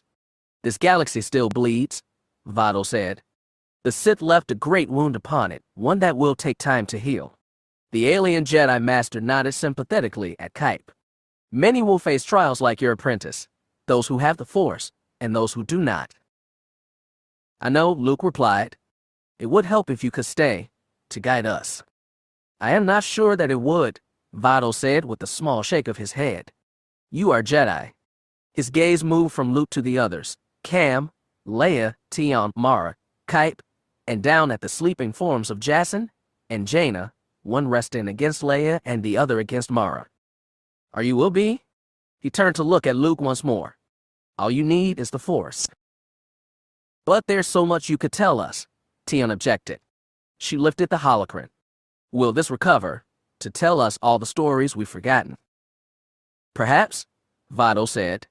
He moved and placed his hand on the holocron, and the dull blue grew brighter. Perhaps. He lifted his hand. Do not forget that there is no one right way to be a Jedi. Our ancient ways have their wisdom, what so do you? The silver-haired bard nodded, her eyes wide. Vado looked down at Kyp. You must care for yourself, if you are to care for the galaxy, Vado told him. Then to Cam, they forgive you. Cam froze. The big man trembled, his hands clenching as he gripped his thighs, and he nodded a few times before he buckled over, fighting back tears. Tion slid next to him, grabbing his arm with both her hands as her double vial fell forgotten at her side. Eventually, he looked up and nodded again, his expression torn between agony and relief. When Vado turned to look at Leia, she gazed back with trepidation. He looked down at the sleeping twins, his expression shifting into something that Luke thought was probably his species' equivalent of a smile. You bear the heaviest responsibilities, Vado warned her. All leaders must seek the light, be they Jedi or not, but in that role the light is hardest to see. Luke watched as Leia considered the Jedi Master's words. There is seldom an easy or elegant solution to a large, weighty problem, she said in response. In balance, we find the light, Vado said, his tone one of agreement. His compound eyes turned to Luke. In balance, we find the light, he repeated. And in the light, we find balance. We will remember, Luke promised. Finally, the apparition regarded Mara. You are a Jedi, Vado Sias boss told her, a statement of fact, without question. Luke squeezed Mara's hand. I know, she said, and squeezed back. Chapter 37. Chimera was a wreck. The damage reports kept coming in, and they kept getting worse. The Star Destroyer had sustained enormous damage during the fight at Karita, and the entire starboard armament was going to need repair, perhaps even replacement. Turbolasers, tractor beams, shield generators, they were all gone, blasted into oblivion. And that damage had not all been inflicted by warships commandeered by the rebellion. Much of it had been inflicted by warships still under the command of the Empire. Admiral Gilad Pellaeon had a headache, and he was pretty sure that headache would last a lifetime. His crew was in no better shape than he was. Dazed and confused should never be characteristics of officers in the Imperial Starfleet, but that was what they all were. Dazed and confused and with nowhere to go. Pellaeon wasn't sure if there was anywhere in the Empire that was not loyal to the self-proclaimed New Order. Perhaps we should try Palm Major, suggested Commander Dreef, making a series of desultory jabs at a sputtering console. Moff Faraus was first in line to replace Grand Moff Kaine. I doubt ISB would be willing to risk him staying around as a potential rival for power. Do we have our hyperdrive back yet? Pellaeon asked, his voice sounding like it came from far, far away. Who do you think will be better at keeping order right now? Mara Jade had asked him that question, her arm pointing out Chimera's bridge window, out at a battle where Imperial ships had their claws and teeth buried deep in other Imperial ships. The Empire. How long had it been since he joined the Old Republic's armed forces? It had been during the Clone Wars, and that was at least 3 lifetimes ago. 3 lifetimes, but only 1 war, because wasn't the rebellion just the separatists all over again? Treacherous, corrupt, self-interested vermin who just wanted to rule the galaxy. It had all been 1 war for order and stability, 1 war for a unified galaxy, which could keep the peace and suppress piracy and keep the trade routes open.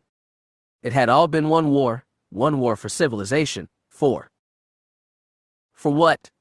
For ISB to rule.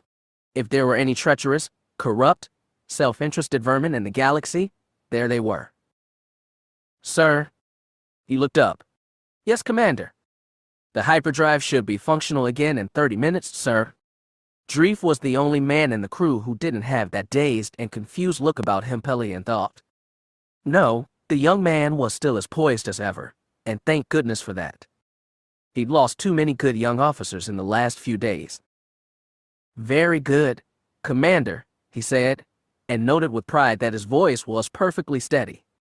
Perfectly worthy of command. Perfectly imperial. Imperial as the Empire was meant to be, even if no one else was. Very good, indeed. Admiral. Called Lieutenant Shell from his station. There's a communication coming in from.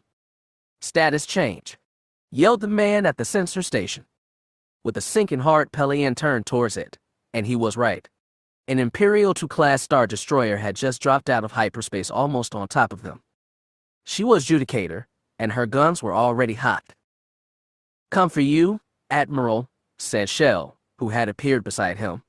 It's Captain Brandy. Pelion took the comlink and clicked it on. This is Pelion. Admiral, I'm here to place you under arrest, Brandy said smoothly, with the same steady confidence that he possessed when the 2 men had been allies, for all those months they served together under Thrawn's command. Don't make me destroy Chimera. I'm sure there are many men loyal to the Empire aboard your ship. Don't make them pay the price for your treason. My treason. Pelion snarled into the comm. The whole bridge was silent, staring at him. My treason. I have served the Empire since you were a child, Brandy. Do not dare accuse me of treason. The Empire I serve. I call you a traitor because that is what you are, Brandy cut him off, cool and contemptuous. The Emperor will not tolerate. The Emperor. Pelion exploded. The Emperor will not tolerate. Brandy tried again, but his voice vanished under a sudden hurricane of static. Pelion stared at the comlink, then out the window at the still distant Judicator, in outraged disbelief. We're being jammed, sir, said Shell.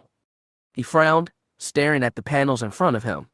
All our sensors are out, sir. We're being. I've never seen ECM this strong. He waved at Dreef, who came to join him examining the displays, but to no avail. I don't know, sir. Pelion scowled. Time until weapons range. Unsure, sir. He would be damned if he'd go down without a fight. Pelion folded his arms behind his back, scowling harder. All crew to battle stations. Prepare for combat. If the sensors are down, use your eyes. The battle klaxon had already been sounding, and these orders were entirely unnecessary, but it felt good to say them anyway. Admiral. The voice belonged to Commander Dreef. The young man's gaze was still that surprising calm, and once again Pelion was grateful for Dreef's presence. Yes, Commander. Dreef reached out and placed a small comlink into Pelion's hand. For you, Admiral. Pelion examined the comlink. He'd never seen a device quite like it. Oh, he'd seen many comlinks over the years, but this one wasn't a typical Imperial make. It fit smoothly into his ear, becoming nearly invisible. Stand by, sir, a woman's voice said. We'll handle this. He turned to Dreef, confused. There was a burst of blue light and a bolt of energy shot past Chimera, then another. They were soaring past either side of the Star Destroyer, coming from sources behind them, and an arrow-shaped vessel swung past the bridge's starboard windows. Its hull was painted a dark gray, nearly black against the spacescape. About the size of a Victory-class Star Destroyer, its arrowhead shape was sleeker and flatter than any Imperial vessel Pelion had ever seen, lacking the typical raised conning tower and prominent deflector domes A second, identical vessel flowed past the bridge's port windows, and then a third appeared directly above his ship. They were all firing. As they closed, the fire from their guns doubled, and doubled again, and coherent bursts of blue fire poured into the enemy Imperial II. A fourth vessel completed the protective box around Chimera. The four ships had excellent gunners, coordinating their fire to tear holes in Judicator's forward shields and through the Star Destroyer's forward hull. Judicator fired back, but with his targeting sensors jammed, its sleek assailants made tough targets, and most of the green fire struck the larger Chimera, whose shields held. When it was over, Judicator was not just destroyed. The four mystery ships reduced the Star Destroyer to cinders, then set about making prisoners of whoever had survived. Pelian's bridge was silent. His crew didn't know if they should celebrate or not. Neither, for that matter, did Pelian. He turned to look at Dreef, but the man's gaze was still the same confident calm. Dreef didn't say a word, but he did tap on his ear, giving him a look that hopefully communicated that they needed to talk, and soon Pelian reactivated the mysterious comlink. Pelian. "We'll tow you to the staging area, Admiral," the same woman's voice said. She had a faint accent, one he was pretty sure belonged to a native of Annexes, but otherwise her voice was unfamiliar. "Who are you?" he asked. "I promise, sir, all will be made clear. We cannot remain here. There are other New Order ships on the way as we speak." "Do I have a choice?" There was a pause before the woman responded. "We'll take you by force if we have to, but we would rather not. Please don't make us, sir. We're all on the same side, here." At least she had asked nicely, he thought dourly. "All hands, make fast for hyperspace tow," he ordered, glaring at Dreef. The four mystery ships closed on Chimera. Then the ship bucked as they captured her in their tractor beams. Dreef refused to say a word. All he said, over and over, was, "I am under orders not to tell you, Admiral." "I'm sorry." Pelian had him confined to quarters. He had no idea how long the trip would be, so when they finally came out of hyperspace about 30 hours after they'd entered it, it was a relief. Awakened by the pseudo-motion transition, Pelian blearily rubbed sleep out of his eyes, then went about his normal morning routine. When he was finished, he rubbed his smoothly shaved chin and straightened his second-best uniform, then emerged onto the bridge and stared. It was a shipyard. Not some small repair yard, like Lingerie had been. A true fleet yard. Bigger than Bilbringi, the yard had construction slots for dozens of Star Destroyers and hundreds of smaller ships. Even more stunning, many of the slots were full. There was a fleet's worth of ships under construction here. His men stood in the crew pits, gaping as they stared through the bridge windows. There wasn't much they could do. Between the jamming and the damage Chimera had taken, their eyes were still as good or better than the ship's actual sensor array, so they turned, ever so briefly, into gawking observers. Their four escorts broke away. "Welcome to the staging area, Admiral," the mystery woman said. "Eyes up and to port." He turned in that direction. The four gray arrowhead vessels soared past, still in a neat staggered box formation. As they did, Pelian laid eyes on one of the docked ships. An Imperial II, just like Chimera, the vessel. His eyes widened. The vessel was familiar. He knew that ship. He slammed his hand on the intercom.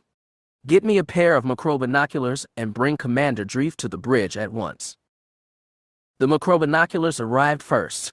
He stared through them, adjusting until he had them focused. The name Agonizer was proudly emblazoned across the Star Destroyer's hull. "Sensors are back," someone called. "They've lifted some of the jamming." Pelian barely heard. The only thing he did hear was the whisper of the bridge lift, followed by the whisper of Dreef's footsteps beside him. Pelian turned towards the man, heedless of Dreef's binder-bound hands, gripping the younger man's tunic with both hands. "Tell me everything." "Oh no, sir," Dreef said, shaking his head and finally cracking the ghost of a smile. "I am still under orders not to tell you, Admiral. I'm sorry." "Whose orders?" Dreef hesitated, meeting Pelian's eyes levelly. Pelian could see Dreef considering the request, working his way through every implication of answering it. Grand Admiral Thrawn, sir. My assignment to Chimera was one of his final contingencies. Thrawn. Pellaeon staggered as if struck, his head swirling with confusion. If Thrawn had contingencies, of course Thrawn had contingencies. Why didn't Thrawn tell me? But that was a question for later. Release him, he said to the bridge guard, his voice hoarse. Who is in command here? The vessels around the shipyard answered Pellaeon just as Dreef did, and a quartet of streamlined, curvy four-wing TIE models he'd never seen before roared past the bridge, waggling their wings in unison, offering a cheeky salute. A horizontal stripe in bold crimson was proudly emblazoned on each of their solar wing arrays. The Grand Admiral's final order placed Baron Suntir Fel in overall command, sir, Dreef replied, rolling his wrists casually to restore blood flow as the stormtrooper guard beside him finished unbinding him. He looks forward to making your acquaintance. Missing moment 4.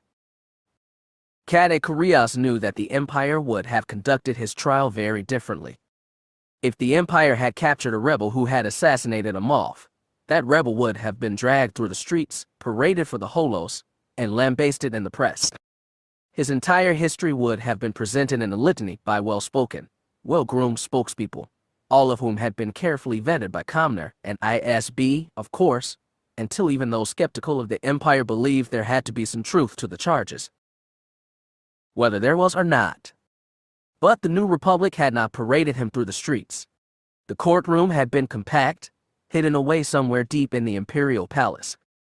There had been no observers, bar one, a graying, dark-haired woman with purple eyes who had stared at him with malice the entire time, someone Curios assumed had possessed some personal tie to Garn Bel Iblis. The prosecutor, Hala Edik, who had played up her Alderaanian accent with every icy enunciation, a quiet way of letting him know that this was about vengeance, not justice, laid out the evidence of his involvement in Ardus' assassination with thorough precision. His defense team had objected anywhere they could, but it was a formality, and they all knew it. The fatal evidence, the hollow recording of his final conversation with the other members of the upper Imperial hierarchy, which he assumed that Rotor had secretly recorded for blackmail, was damning, but even without that evidence the rebellion had enough of a circumstantial to prove his guilt. Not that they cared about proof, of course. Proof was for the masses, to make their tiny minds and tiny lives all cozy and comfortable. He was sure that ultimately all of this would be carefully edited and given to the masses for exactly that purpose, so he did his best to ruin it for them. He confessed to everything, things he had done, and many he hadn't. He ramped up the absurdity and theatricality, luxuriating in Edic's expression when he offered a forthright defense of the destruction of Alderaan. If one is going to go out, he thought grimly, recollecting his constant retelling of grim horror after grim horror, one may as well go out in style. He had tried, in vain, to demand a public execution. Anything to earn himself spectacle, to make himself a martyr, a figure to rally the Empire against the rebellion's overreach.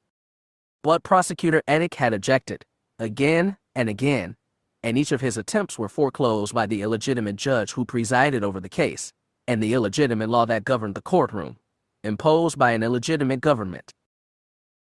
And yet, Edic's contempt still somehow made him feel small and powerless, a feeling he was most unaccustomed to. When the trial was done, when the theater was finally closed and the lights put out, the guards had taken him away. When they moved him to this small cell to await execution, hidden away deep in the depths of some New Republic prison complex, they had used an old military transport and had made sure to circle the Imperial Palace a few times. He looked through one of the small windows, out at Coruscant around and below, and been able to watch for long, brutal moments as the massive construction droids worked to dismantle the palace that Palpatine had built. Soon the Senate Dome would no longer stand in the shadow of the palace towers, and the evidence of Imperial rule would be erased. How, he wondered, not wanting to spiral into despair but finding it hard to fight its gravitational pull, did it all come to this? There was a knock on his cell door, 2 heavy thuds, and then the seal relaxed.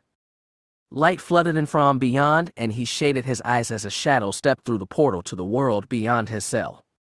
When the door shut once more, He saw a man with gray and red hair and intelligent green eyes. Colonel Kurios, General Aaron Kraken, the head of New Republic intelligence, greeted him with the calm professionalism of a respected colleague. In a very strange way, Kurios supposed, Kraken was. Kurios grinned mirthlessly, hoping for a final blast of intimidation to shock the old bastard. And now does the true interrogation start. Kraken's returning smile was equally without humor. He held the silence longer than Kurios expected and found himself struggling not to quail under the man's gimlet gaze. The general folded his hands behind his back. You can interpret my questions however you like. I don't have many of them, and I don't expect this to take long. Kraken checked his wrist chrono. We don't have very long, after all. Your execution is not likely to be delayed. I've played this game, Kurios retorted. You're about to die. Tell me what you know. Save your life. Do the right thing. I've been on your side of this room, Kraken. He scowled. I have no reason to give you what you want unless you're willing to give me what I want. And what is that? Kraken asked mildly. Kurios sat up, glowering. A warrior's death. If you're going to kill me, at least do it properly. Death by firing squad. The request seemed to amuse the rebel general. He didn't bother to directly address it. The difference is this isn't a game, and I don't want anything of real value from you, Kraken said. He tilted his head slightly to the side, regarding Kurios with a cool consideration. The rebel was an unassuming older man, worn down some by time and work, and thoroughly typical in appearance, one who would blend into almost any crowd with ease. But his eyes had all the keen intelligence and focus of the best ISB analysts. I do have a question. I think every question imaginable has been asked and answered. Not this one, Kraken countered. When you turned on the Grand Moff, on your friend Ardus, do you think you were in your right mind? That brought Kurios' thoughts up short. What kind of a question was that? In my right mind, he echoed, unable to keep the bafflement out of his tone. Kraken merely nodded. We have reason to believe that there was an external influence that may have been influencing events. A presence that inhabited the body of the Inquisitor who was in your company, Brachus, we believe his name was, may have been attempting to foment distrust, anger, and other negative emotions. In his mind's eye, Kurios saw Brachus return to the ship on Yavin 4 without Inquisitor Draeneen. The young man's transformation, his uncertainty turned to confidence, the sense of power that Brachus had carried on the ship. Kurios frowned as the memories flooded back to him, as if revealed when a dark fog was dispelled. You see, Kraken continued coolly, utterly emotionless, but Kurios felt the man's eyes on him, steady and constant. We know your personal history. You and Kaine were friends for decades. You were both early to Comnor, you both transferred to ISB. He introduced you to your wife, I believe, and however little actual time and attention you devoted to Stellaria, or your children, you consistently tried to return the favor, though you never succeeded. When Kaine formed the Pentester alignment, you went with him. When Kaine returned to the Imperial fold at the behest of Grand Admiral Thrawn, you went with him again. Which makes me wonder if your decision to have him killed was really your decision. Kraken leaned in, his voice softening slightly. I'm told by our resident Jedi that the dark side preys on fear and hatred most of all. With an understandable fear of changing circumstances, and a long-term hatred of us, can you say your mind was really your own, Colonel? Of course his mind had been his own. His mind was always his own. He leaned back against his bunk, sneering. Don't insult me. I'm not, Kraken said, and his tone sounded genuine, though of course it would. Kurios always did. I'm reasonably certain that you weren't the only person affected. Counselor Organa Solo has indicated that she may not have been entirely rational when she apprehended you. The look in Organa Solo's eyes when she doffed the Vader-like mask with the insectal goggles had been intense, almost feral, but then, Kurios had always assumed that of the rebel princess. She looked normal to me. The pretense of sympathy faded entirely from Kraken's eyes. I'm not going to tell her you said that. But have it your way. I wanted to clarify the situation before the opportunity to do so was lost entirely. Sometimes it takes the most courage to admit when one has been as used as you have been. The general turned slightly and knocked twice on the door to Karia's cell. The door hissed open. Kraken didn't look back. "Good day, Colonel Karias. Thank you for your time." Once again the light flooded in and shadows swirled. Soft shoes moved almost noiselessly over the metal floors, and when the light faded again, Kraken was gone. Karias tried to put the encounter out of his mind. The days before his execution flowed together, but his nights were plagued by dreams.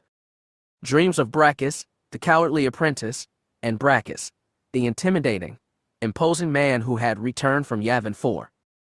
Dreams of Ardus, his friend, his colleague.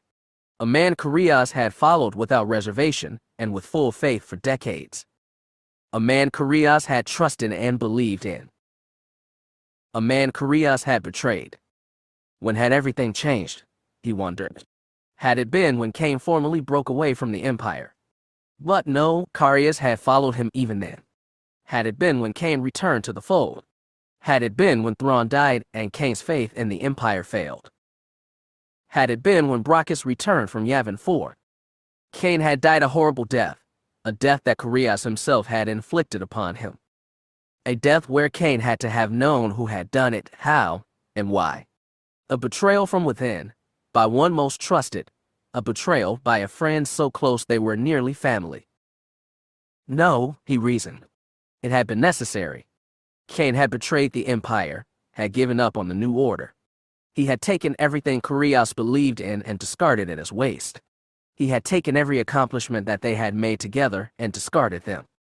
If Kaine had succeeded, all their dreams, their hopes, their accomplishments, they would all have been for nothing. He'd had no choice but to step in. Hadn't he? Hadn't he? The last days before his execution, Karias' resignation turned to wrath. Doubt was poison, anger was certain, was real, was tangible. Anger was something he could use. Anger at the rebels, anger at Brachus, anger at Kaine. They all deserved it. They'd been failures or traitors or both, and Karias' rage was righteous and pure, and burned away. That heart of darkness of doubt gnawed away in his heart, and he cursed Aaron Kraken most of all. And when the rebels finally hauled him out of his cell and marched him to the gallows, he thought of Ardus, of what they'd had, of how they ruined one another, of where it was ending. Again he told himself he couldn't see it playing out any other way. Organa Solo was there, speaking to the small audience. Next to her was the purple-eyed woman, her gaze assessing him unflinchingly as the rebel princess spoke. "We labor in the light, to bring law too long deferred, to shine a beacon of justice hungry for redress. Expect us." How, he wondered, fury and resentment snarling in his heart, did it all come to this? Missing moment 5. Kyp. Kyp's return to the Solo family residence didn't feel like a homecoming, partially because until they had adopted him, he had not known what a home was. But this time the warm sense of safety and contentment that had been typical of being near Han, Leia, and the twins felt would not come, and Kyp felt dull and hollow. Looking down at Coruscant below, lights twinkling across the buildings, vehicles, and low-flying spaceships, he felt the same astonishment at the scale and reality of the world. But it did not come accompanied with the same untempered enthusiasm that he had so often felt in the past. Too much had happened for that. Too many people had died. He had killed too many people. Some people he hated, yes. Mostly people he had never met. People who may have even deserved to die. People who were even legitimate targets of war. But it almost didn't matter.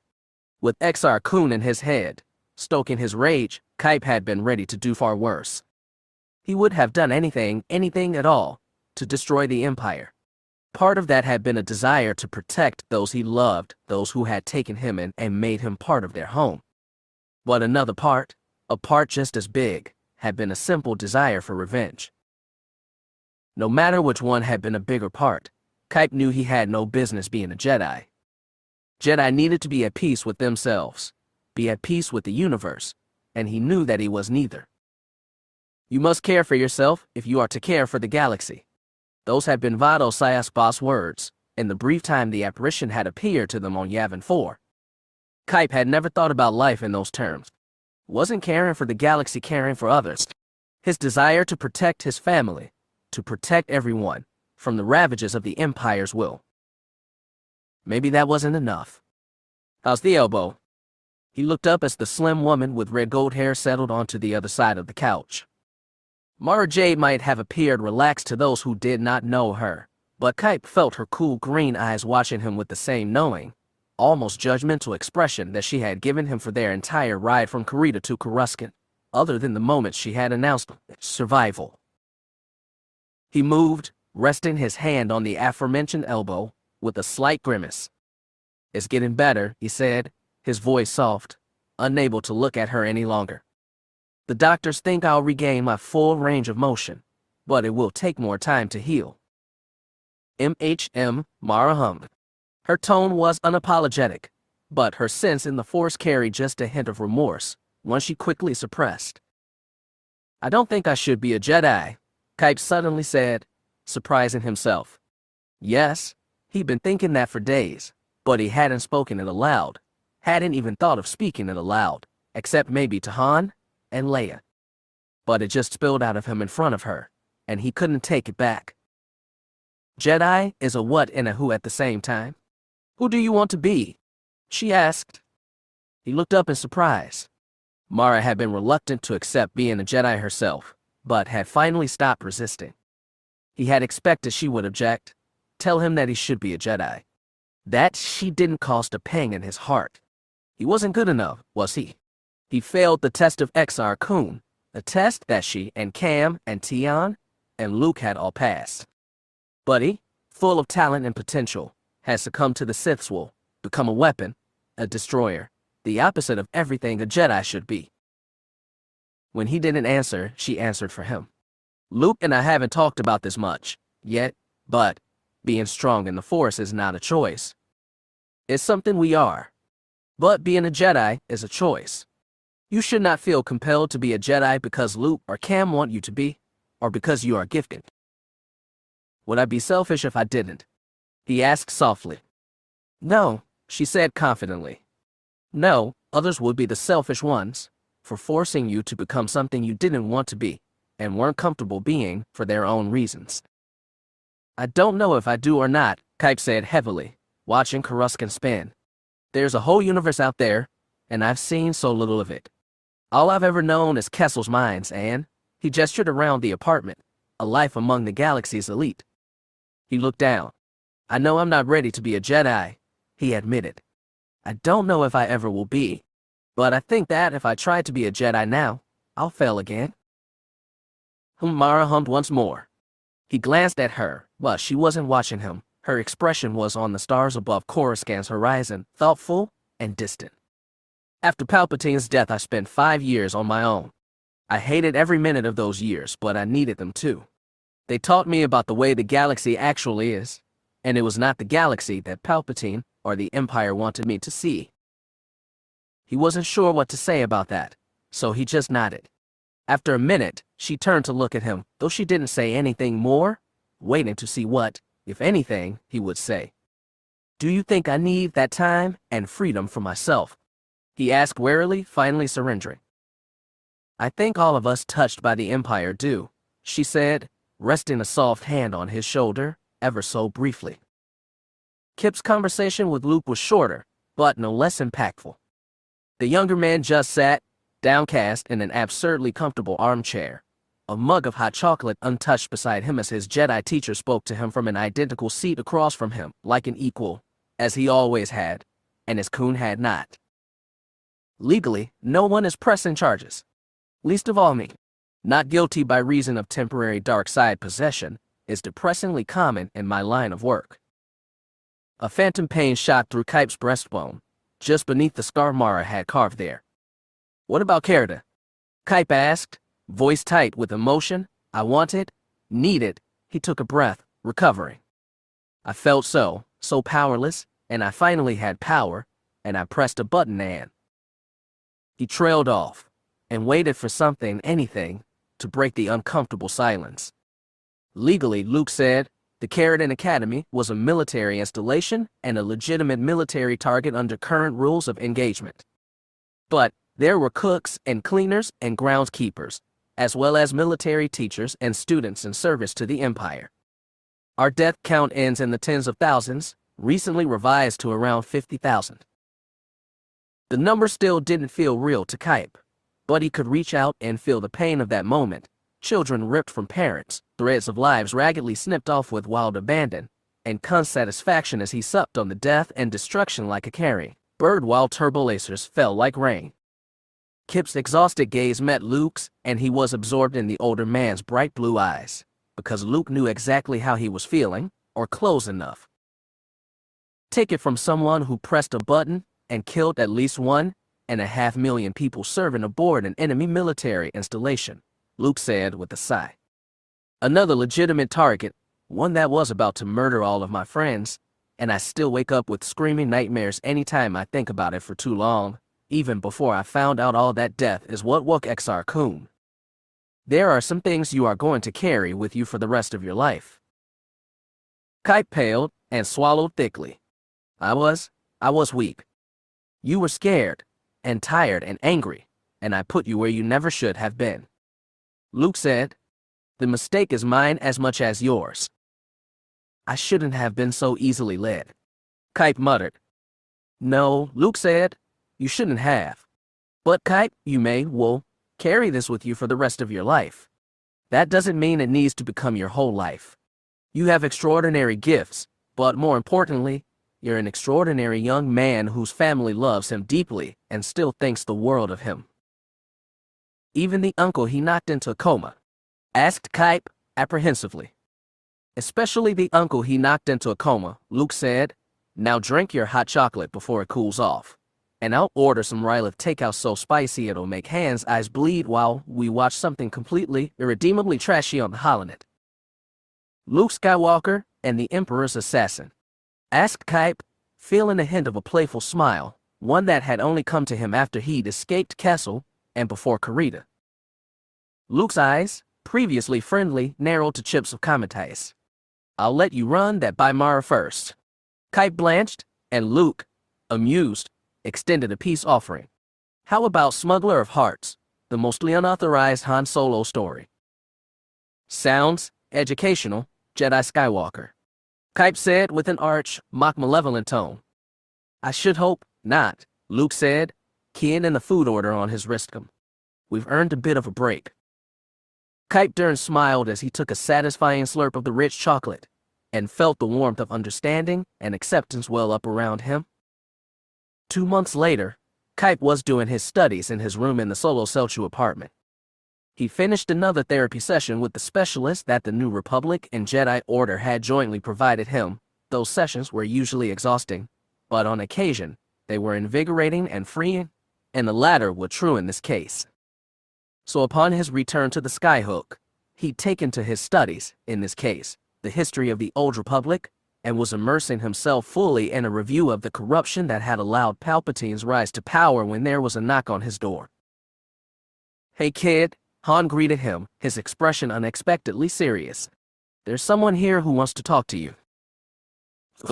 Kyp asked, his heart tightening with anxiety. Talon Caird, Han said as he ushered Kyp out of his bedroom and into the hall. Talon Caird. What does Talon Caird want with me? Nothing bad, Han hastened to explain, seeing Kyp's nervous expression. He has a proposal for you. A good proposal or a bad proposal? A Mara proposal. Kyp winced, his elbow aching in sympathy. Uh-oh. That brought the slightest hint of a grin to Han's face, but the sense of seriousness never left his eyes. She does have that effect on people. Card was sitting on the couch, a glass of water in his hand. He rose when Kyp approached. Ah, Mr. Durron. It's good to see you, well. Thanks, Kyp stammered. You wanted to talk to me? I wanted to speak with you, yes, Caird agreed. He resumed his seat, gesturing at Kyp to do the same. Kyp and Han both sat across from Card. Han's expression remained serious, and Kyp knew his own was still nervous. Don't be afraid, Caird said reassuringly. I'm not here because you're in any trouble. Quite the opposite, in fact. What do you mean?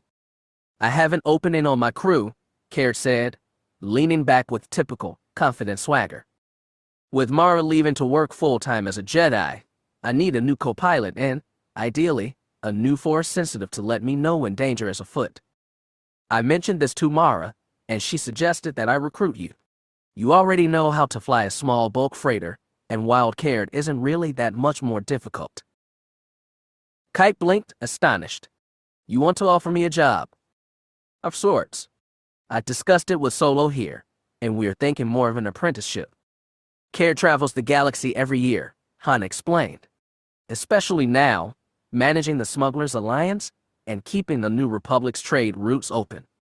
He does diplomacy, anti-piracy, typical shipping, information gathering, all skills that I had to learn as a smuggler, and that would be useful to you as a Jedi someday if you choose to go that route.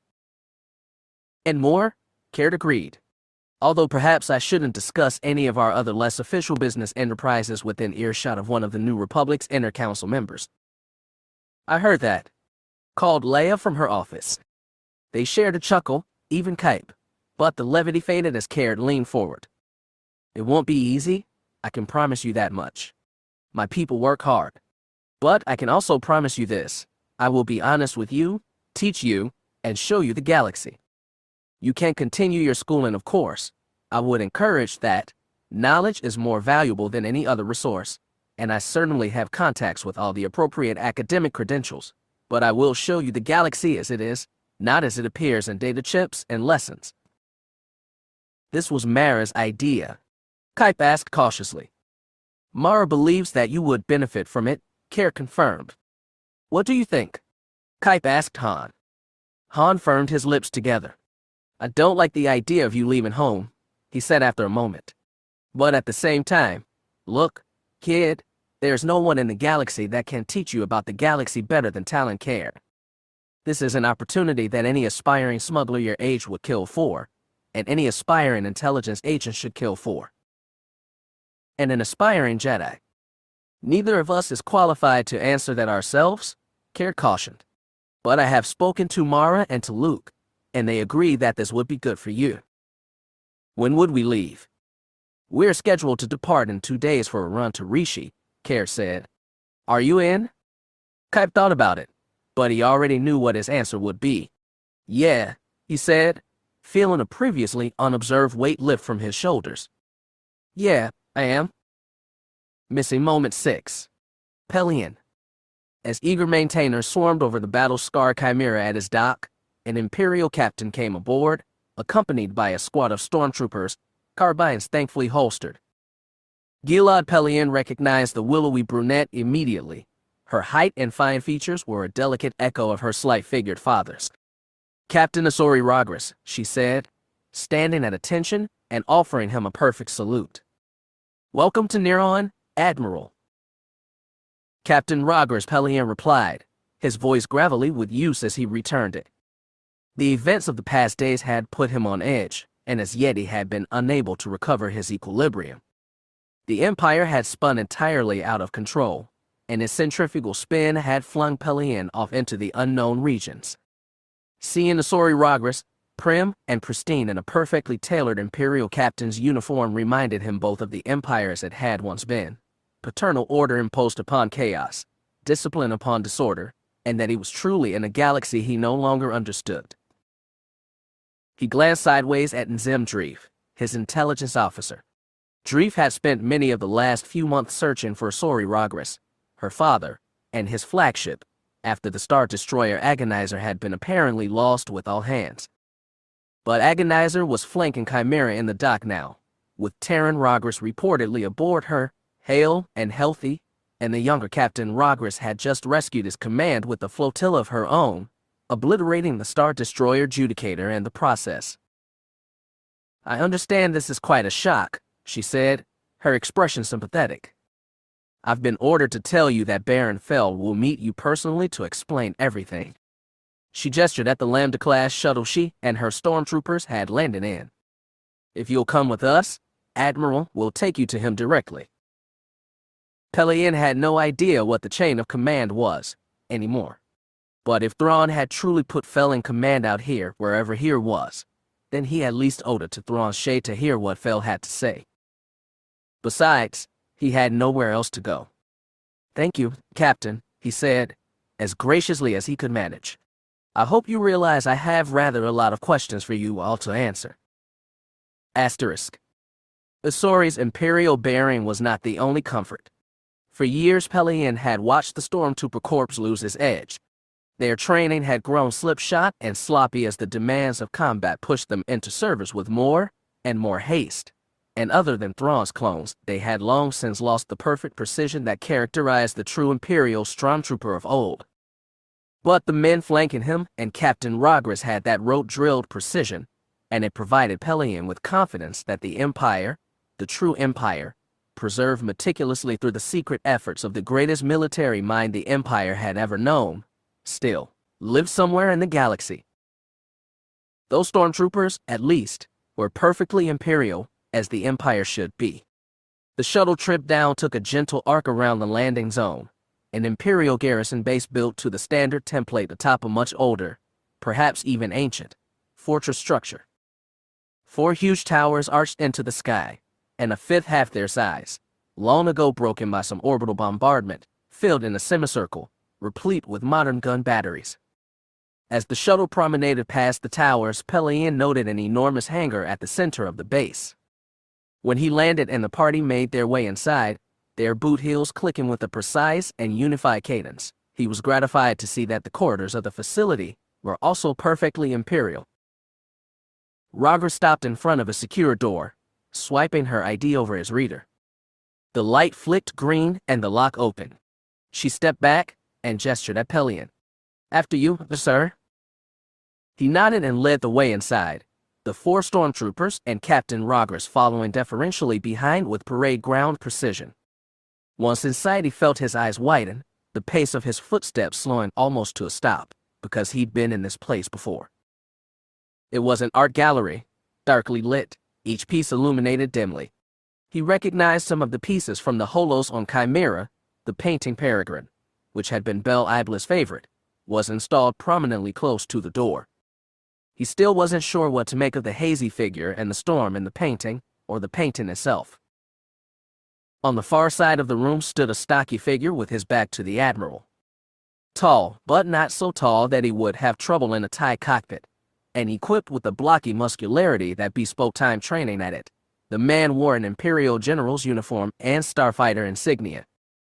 Pelion had never met Baron Soontir Fel, but he had of course heard the name before, and knew the stories.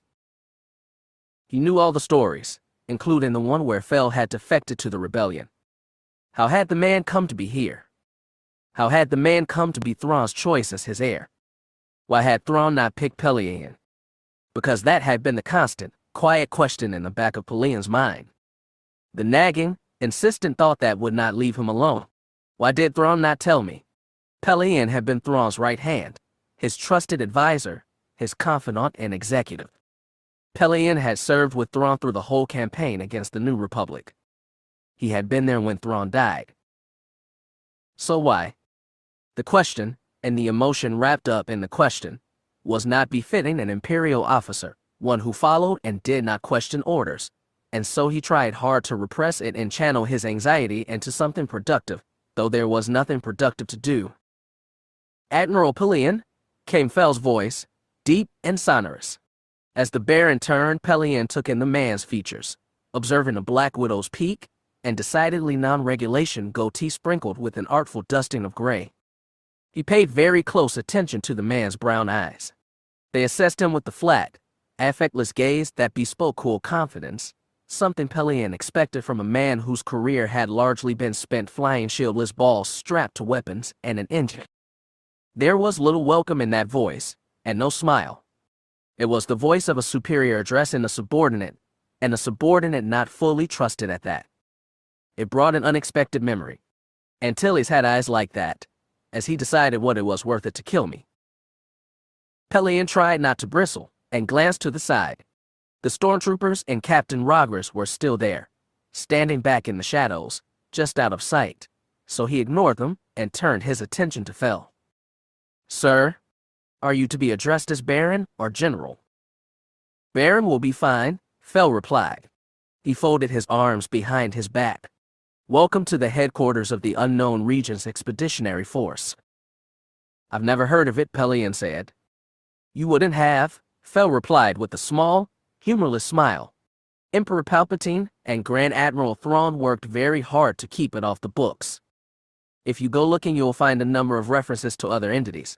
The 7th Shipbuilder Detachment, or the 2nd Outer Rim Reserve Squadron, or most grandiosely the Empire of the Hand. All existed only on paper so that Thrawn could gradually collect ships, men, and materiel in the unknown regions." Pellaeon nodded uncertainly. Judging from the shipyard he had seen, Thrawn had accumulated a great deal of resources. "Why?" he asked, that uncertainty obvious in his voice.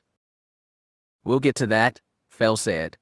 "For now, what you need to know is that we had no intention of becoming involved in the politics of the Empire, but the new orders could disrupt our long-term plans.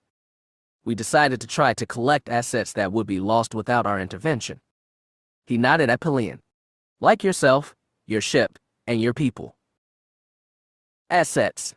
asked Pellaeon in an arch tone. "Is that all we are to you?" Fel's expression grew hard. "The Empire is corrupt and feeble. It is the plaything of the arrogant and the idiotic, ruled by sociopaths and sadists. But for all that, its leadership is irredeemable. A great many of the men and women who serve the Empire's military and political establishment are just that, men and women, seeking to live their lives as best they can. They are trapped by indoctrination and prejudice, and we would just as soon not see them killed for a crime as small as that." That stone expression slackened slightly. "We killed a great many of them when we destroyed his less than Judicator to rescue Chimera, and it will take quite some time to sort through Chimeraskru to separate the people who can be recruited from those who are liabilities." Pellaeon felt his back stiffen, a hint of outrage curdling his gut. "Are you saying you believe my men might be liabilities?" Fel's brown eyes were cold. "Yes, Admiral, I am. And I am saying that you might be a liability." The hint of outrage bloomed and Pellaeon's voice grew hot. "I am a loyal officer." "Yes, Admiral. That is precisely the problem," Fel cut him off. "You are a loyal officer. And if the Imperial Security Bureau had not turned on you, you would still be a loyal officer. Loyal to an empire which has long since lost any claim to your loyalty, if ever it had one." Pellaeon opened his mouth to provide a hot retort, but Fel cut him off once again. "Here, we represent an empire. Not Palpatine's empire, but an empire that Grand Admiral Thrawn provided the foundations for, conceived on his idea of an ideal state." Fel's expression softened, and Pellaeon thought he saw a hint of sympathy. And he, Admiral, wasn't sure if he would want to be a part of it. All of Pellaeon's questions and doubts swirled together in his stomach. "What?" His voice was harsh, and he could hear the hint of despair in it. Fel turned and looked into the shadows. "Troopers, step forward and remove your helmets, please." Confused, Pellaeon turned towards the previously all but forgotten stormtroopers. Asori Ragra stood at the end of the row, resolutely staring at the wall, but all around her the troopers marched forward, into the light from one of the illuminated displays. The first trooper reached up and removed his helmet, revealing an utterly inhuman face. Pellaeon did not recognize his species, but the trooper did not belong to one that bore a close resemblance to humanity. Pellaeon could feel his guts churn with discomfort, taste the reflux of surprise and disgust. The other 3 troopers removed theirs in succession. 1 was human. 2 were not. He felt himself crumple inside as he understood, truly understood, what Fel was trying to say. Because a part of him, a deep-seated part of him, the same part of him that had thought these stormtroopers were perfectly Imperial, now screamed that they were anything but. Thrawn had been right not to trust him, he realized, and that realization was a pointed stab to his very heart. "The question now," came Fel's voice, mercilessly flat, "is whether you've grown enough that you want to join us." Gilad Pellaeon closed his eyes, considered his long career, added it against his shaky convictions, and he made his choice. Missing moment 7. Lando. The Mon Calamari star cruiser Mon Ramonda was a battle-tested behemoth. The very first MiG-80B, Mon Ramonda had been purpose-built for war, unlike her predecessors and contemporaries which had been refitted liners and exploration ships. Her shining hallways were worn smooth by the tread of countless boots in her years of service. Larger by volume than a Star Destroyer, with heavier shields, General Lando Calrissian's new flagship had fought a Super Star Destroyer and survived. Of course, Lando hadn't been in command of her at the time. Han had. He'd written her name across the stars with turbolaser fire and swagger, but now with the Nebulous and Lusankya coming to the fore, Mon Ramonda had been handed to him to take back his gas station. Well, Lando was a good businessman, and the main things good businessmen understood were logistics and opportunity. The ship was prepared for battle. She and her escorts were lingering just outside of Cloud City's sensor radius, out of sight of the Imperial forces. Intelligence gave them an excellent understanding of the Empire's forces on Cloud City, the Sky Fortress, the Garrison, the Carrack-class cruisers, and the single antiquated Victory-class Star Destroyer which had recently been rotated in. Mon Ramonda could handle them alone. Lando didn't need the dozen Marshal-class escort carriers and the fighters they carried. But none of that was the real problem. Sitting at the console in the back of Mon Ramonda's clean, well-lit bridge, surrounded by Mon Calamarian crewers, and the ship's captain were 4 people upon, whose shoulders weighed victory or defeat.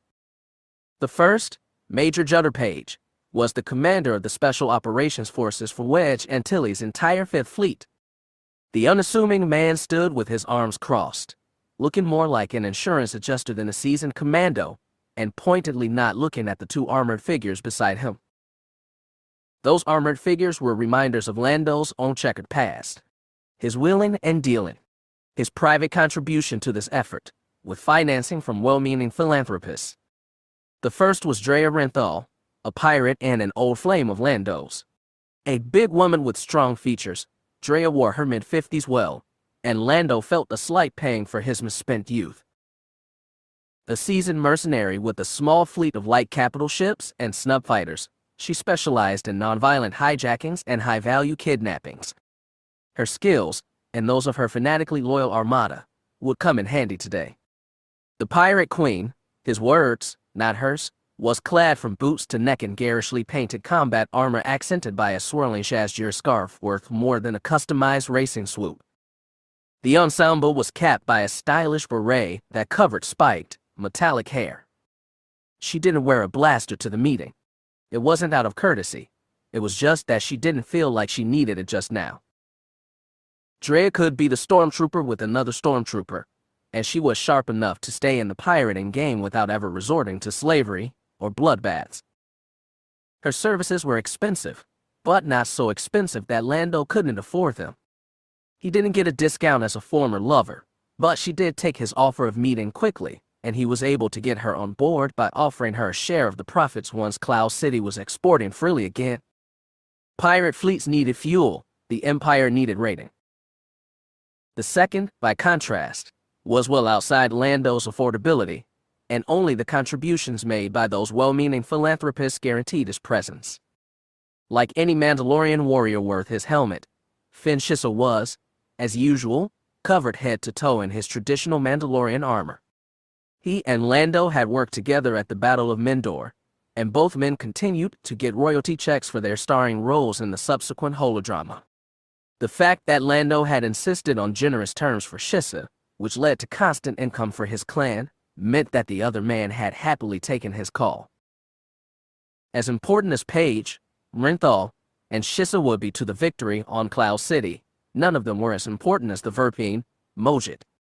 Mojit sat in the middle of the group at a bridge station, a heavy visor set over his insectal face and plugged into a steadily blinking, beeping console. Unlike the rest of Mon Ramonda's bridge, this station seemed jury-rigged and chaotic. Lando knew that was only the case because he did not have a Verpine mind. Mojit was nothing if not thorough, but clearly the Mon Calamari officers and crew were skeptical that these efforts would amount to anything. Joke's on them, though, Lando. Unlike any of them, I've seen Mojit and Lobot work, and I know better. He hoped. Verpine Biocom signals have been established, said Drea, who had seen this trick done before, and inserted herself into the process as Moja's unnecessary aid.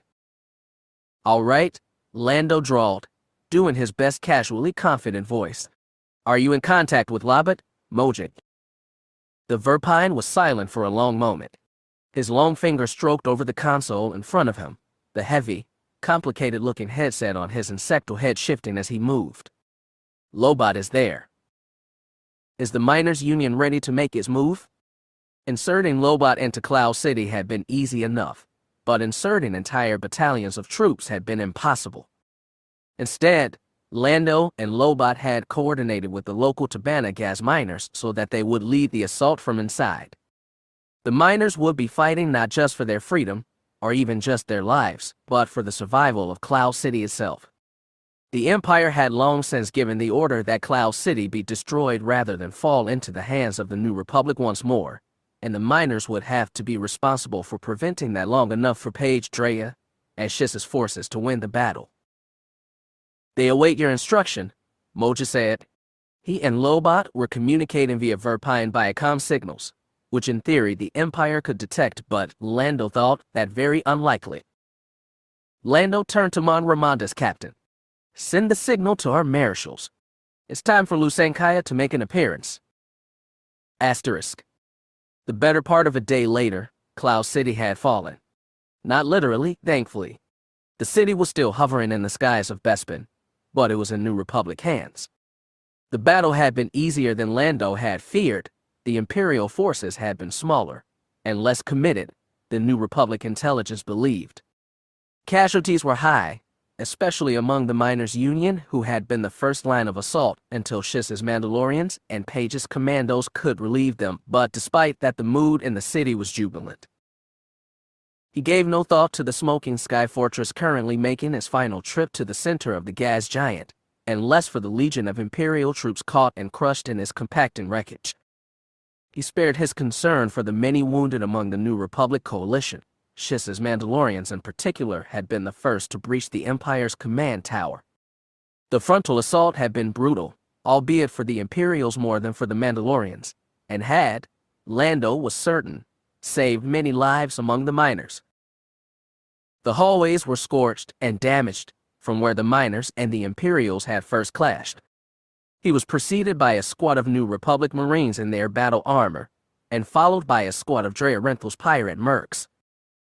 Beaming his most brilliant smile, he walked through the halls of Bespin as if most of a decade had not passed, as if he hadn't sold one of his dearest friends to save thousands of others, and as though he still had a head without any gray hairs. A bold crimson cape edged with ermine fluttered behind him, its golden scrollwork catching the hallway lighting and extending a warm glow. He felt magnificent. More than that, he looked like he felt magnificent. At the end of the hall, the pair of sliding doors slid open.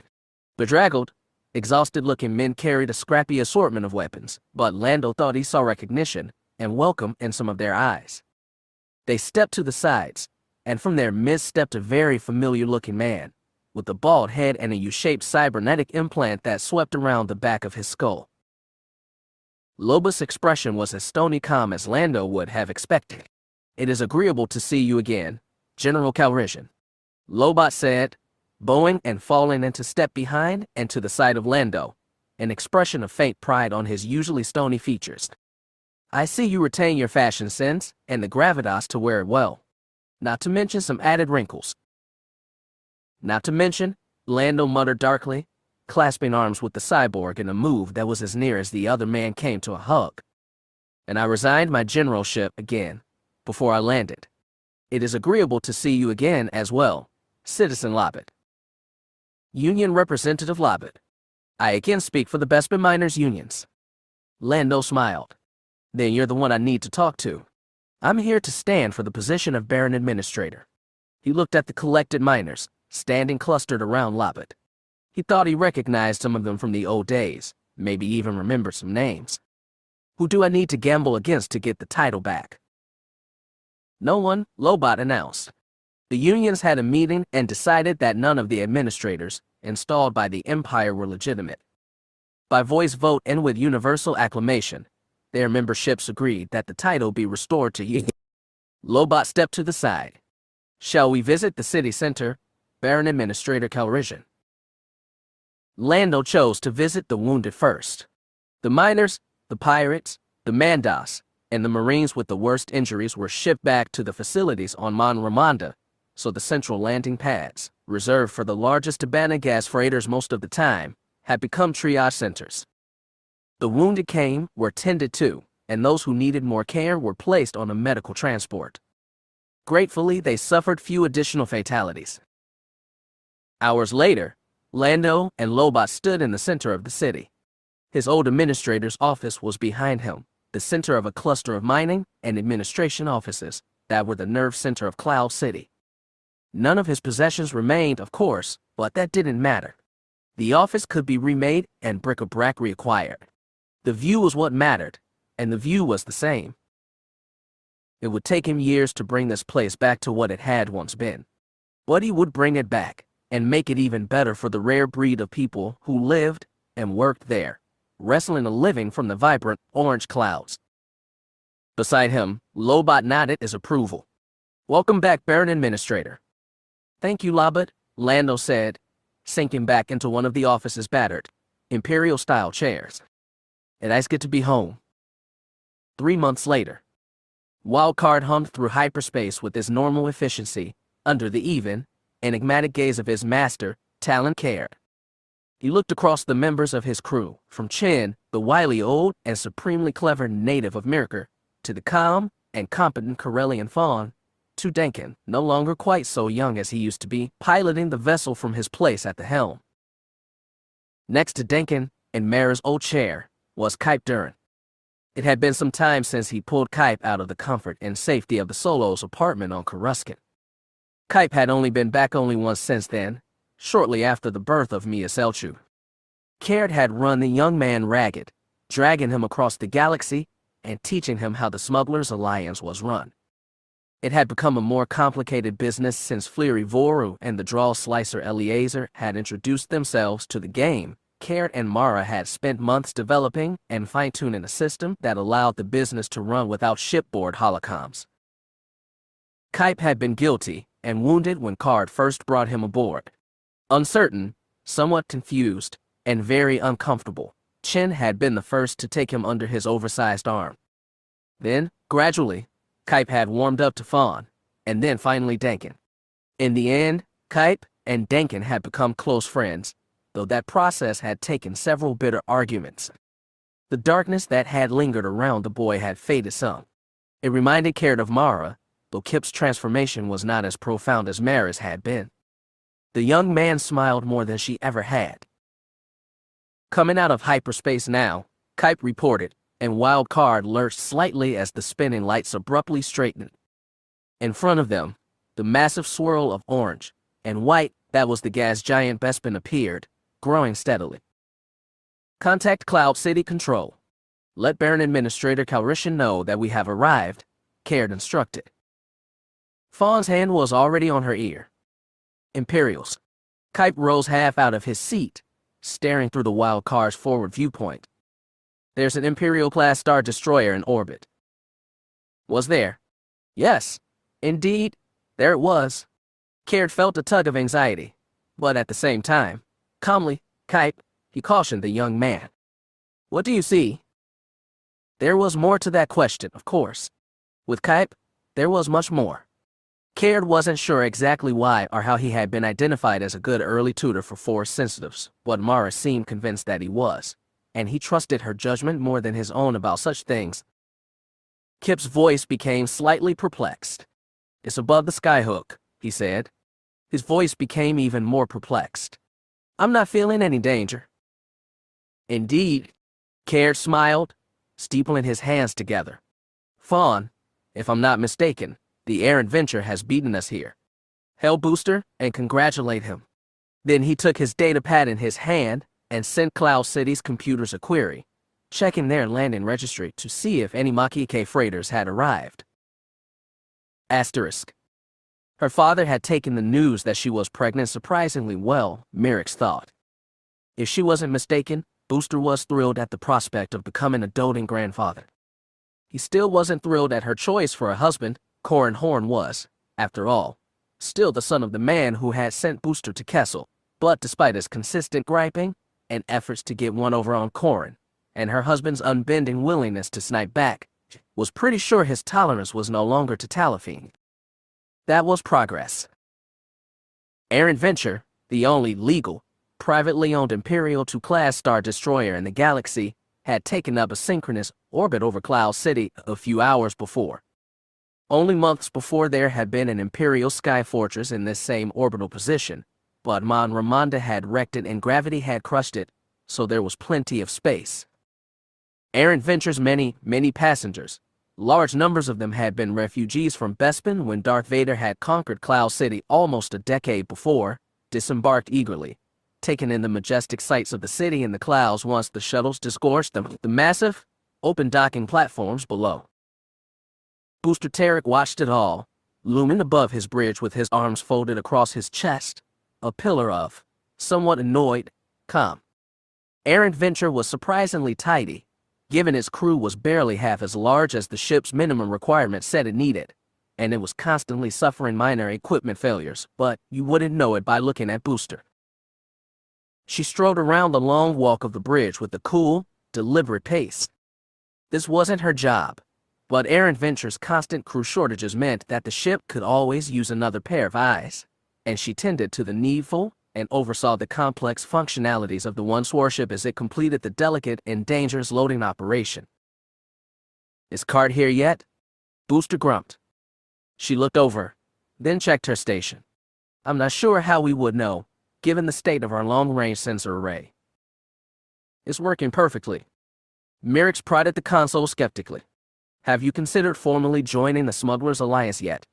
I'm pretty sure that Card would be happy to help you make sure we didn't suffer these kinds of systems failures. You might be willing to join that do-gooder and his do-gooder friends, daughter of mine, but I never said I was." She rolled her eyes. "You already paid him to help you refurbish the guns," she pointed out dryly. "And you're going to pay him to help fix your sensors. You might as well just join up." Communication from CCC, the ship's comm officer called, cutting off her father's indignant reply. "Wildcard has arrived in system and is on approach to Cloud City." "Time to go," Merrick said cheerfully. "Let's find out what Caird has planned." Asterisk. The first thing that Merrick saw when entering the conference room was Mara Jade. The Jedi was wearing her typical ensemble, well-worn combat boots, comfortable, loose-fitting trousers, and a matching shirt half hidden by her deceptively capable jacket. A lightsaber and blaster hung at her belt, and Merrick was quite sure that Mara had at least one other blaster in a sleeve, not to mention a number of vibroblades. For months, Mara and Merrick had been working together, with Mara teaching Merrick everything she needed to know to take over as the liaison between the Smugglers Alliance and the New Republic. Mara's decision to become a Jedi full-time had not surprised Talon Card. Merrick didn't think anything surprised him, and he had immediately proposed her as Mara's replacement. Mara had agreed, and the two of them had been working together ever since. Mara had been standoffish at first, but after Ela Wessery took them both out for drinks on Coruscant, they had progressed from work acquaintances to friends. It helped, too, that Mara had foiled an attempt to kidnap her by 4 strong agents of Leonia Tavira. Corran and the Jedi Knight Cam Salazar, who had once served Tavira, had gone off to hunt her down in response. All of that had been the impetus for Booster's renovation of Aaron Venture's weapons, and Merrick had no doubt that at some point in the near future Leonia Tavira would feel the full weight of his fury. Assuming, of course, that his ship's scanners let him find her in the first place. "Have you heard anything from Corran?" Merrick asked Mara as she approached in a rush. Mara's hand caught Merrick's arm, bracing her as she came close. "No, not yet," Mara said. "But Luke isn't concerned. You can trust Cam, Merrick. He'll make sure Corran is fine." Behind her, the door whispered open and Talon Card, Booster Tarek, and Kyp Durron walked in. Leaving her, Mara approached them. "Talon." "Mara." They clasped hands briefly. Then Mara looked at Kyp. "How are you?" Kyp fidgeted a bit under Mara's gaze. Merrick sympathized. Mara could be intense, I'm good. Mara nodded slowly, as if that meant something much more significant than the spare syllable suggested. Good, she said. She looked back at Card. Is everything prepared? Of course. To Mirax's surprise, Mara turned her attention back to her. Lando called me here on other business, and you were already going to be here on errant venturous or fuel run, so Card decided to come too, she explained. We wanted to have a formal ceremony. Something small, Card added. Ceremony for what? Mirax asked, furrowing her brow. For you formally replacing me as liaison for the Smugglers Alliance after my resignation, Mara said, a touch of fringe mischief underlying her newly laid-on Jedi calm. Oh, Mirax said. Did we really need a ceremony for that? Card chuckled, but it was Booster who grinned. Her father, despite his protestations about not joining any do-gooders earlier, looked quite happy. Of course we did. Oh, you were in on this too. Mirax complained. And I didn't even get a warning. You know how I hate your surprise parties. Ever since the disaster when I was 9. Her father practically glowed. Your mother would be very proud of you, you know. Mirax's mouth snapped shut in surprise, a sudden swell of emotion washing over her. Her father wasn't often sentimental, and he rarely invoked her mother unprovoked. His expression was so pure, so full of pride and love, that she found herself vanishing into his bare, like arms without protest. When she emerged once more, she turned to Card, wiping her eyes. I'm not usually this emotional, you know, she said, realizing how much her words and tone echoed her father's only after they were said. Neither is your father, and only one of you has the excuse of being pregnant, Card pointed out, smiling as Booster glowered down at him. Congratulations, Traitor Tarek. What did you want to see me about? Mara asked Lando, several hours later. The two of them stood in his office. It was furnished elaborately, with imported art and furniture. Beyond the windows, freighters were constantly coming and going. Cloud City's Tabana exports were at an all-time high, feeding the demand of the New Republic's war machine. Most of those freighters belonged to the Smugglers Alliance, too. That had been the price card extracted in exchange for bankrolling Fen Shice's Mandalorians during the reconquest of Bespin. Do I need a reason to invite a lovely lady to spend some time in the luxurious city in the clouds? Lando said with a smile. I can arrange some spa time for you, if you like. We just had a new one open. I was able to convince the owner of the Sanass to relocate, and what they can do with that. Mara arched a single eyebrow, and for a brief moment, transformed her face into ISB Colonel Katrina Lavalle, icily formal with a simmering venom lurking just below the surface. Lando's smile did not vanish, but he did stop talking for a nearly imperceptible moment before he got back on track. For what it's worth, I didn't specify you, just that I thought a Jedi should come out here. He grinned irrepressible. Of course, if I had to choose one. You got one. What do you need? Lando guided her to one of the terminals. I want you to look at something. This is a report of gas prospector efficiency over the last few months. What do you see? Somewhat annoyed, Mara reviewed the file. She traced her finger over it, going line by line, and stopped. 500% above the average. She asked, frowning. What's going on here?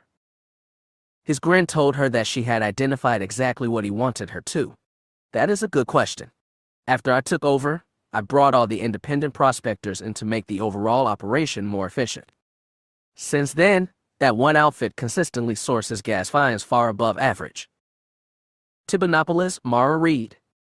It's an abandoned platform not far from here, Lando explained. That's where the operation is located. Maybe that location is a better one. Nothing about it stands out. Maybe the people over there are really good at their job. Person, Lando corrected. One person. Mara blinked. One person is bringing in that much Tabana gas in a month. She looked at the numbers again. That can't possibly be right. But it is right. I've checked, and checked again. Lando's expression grew serious. And that's the reason I wanted to talk to you. You and Luke are actively recruiting Force sensitives now. Yes. She leaned back in her chair and nodded slowly. What's their name? His name, Lando said slowly, is Tree.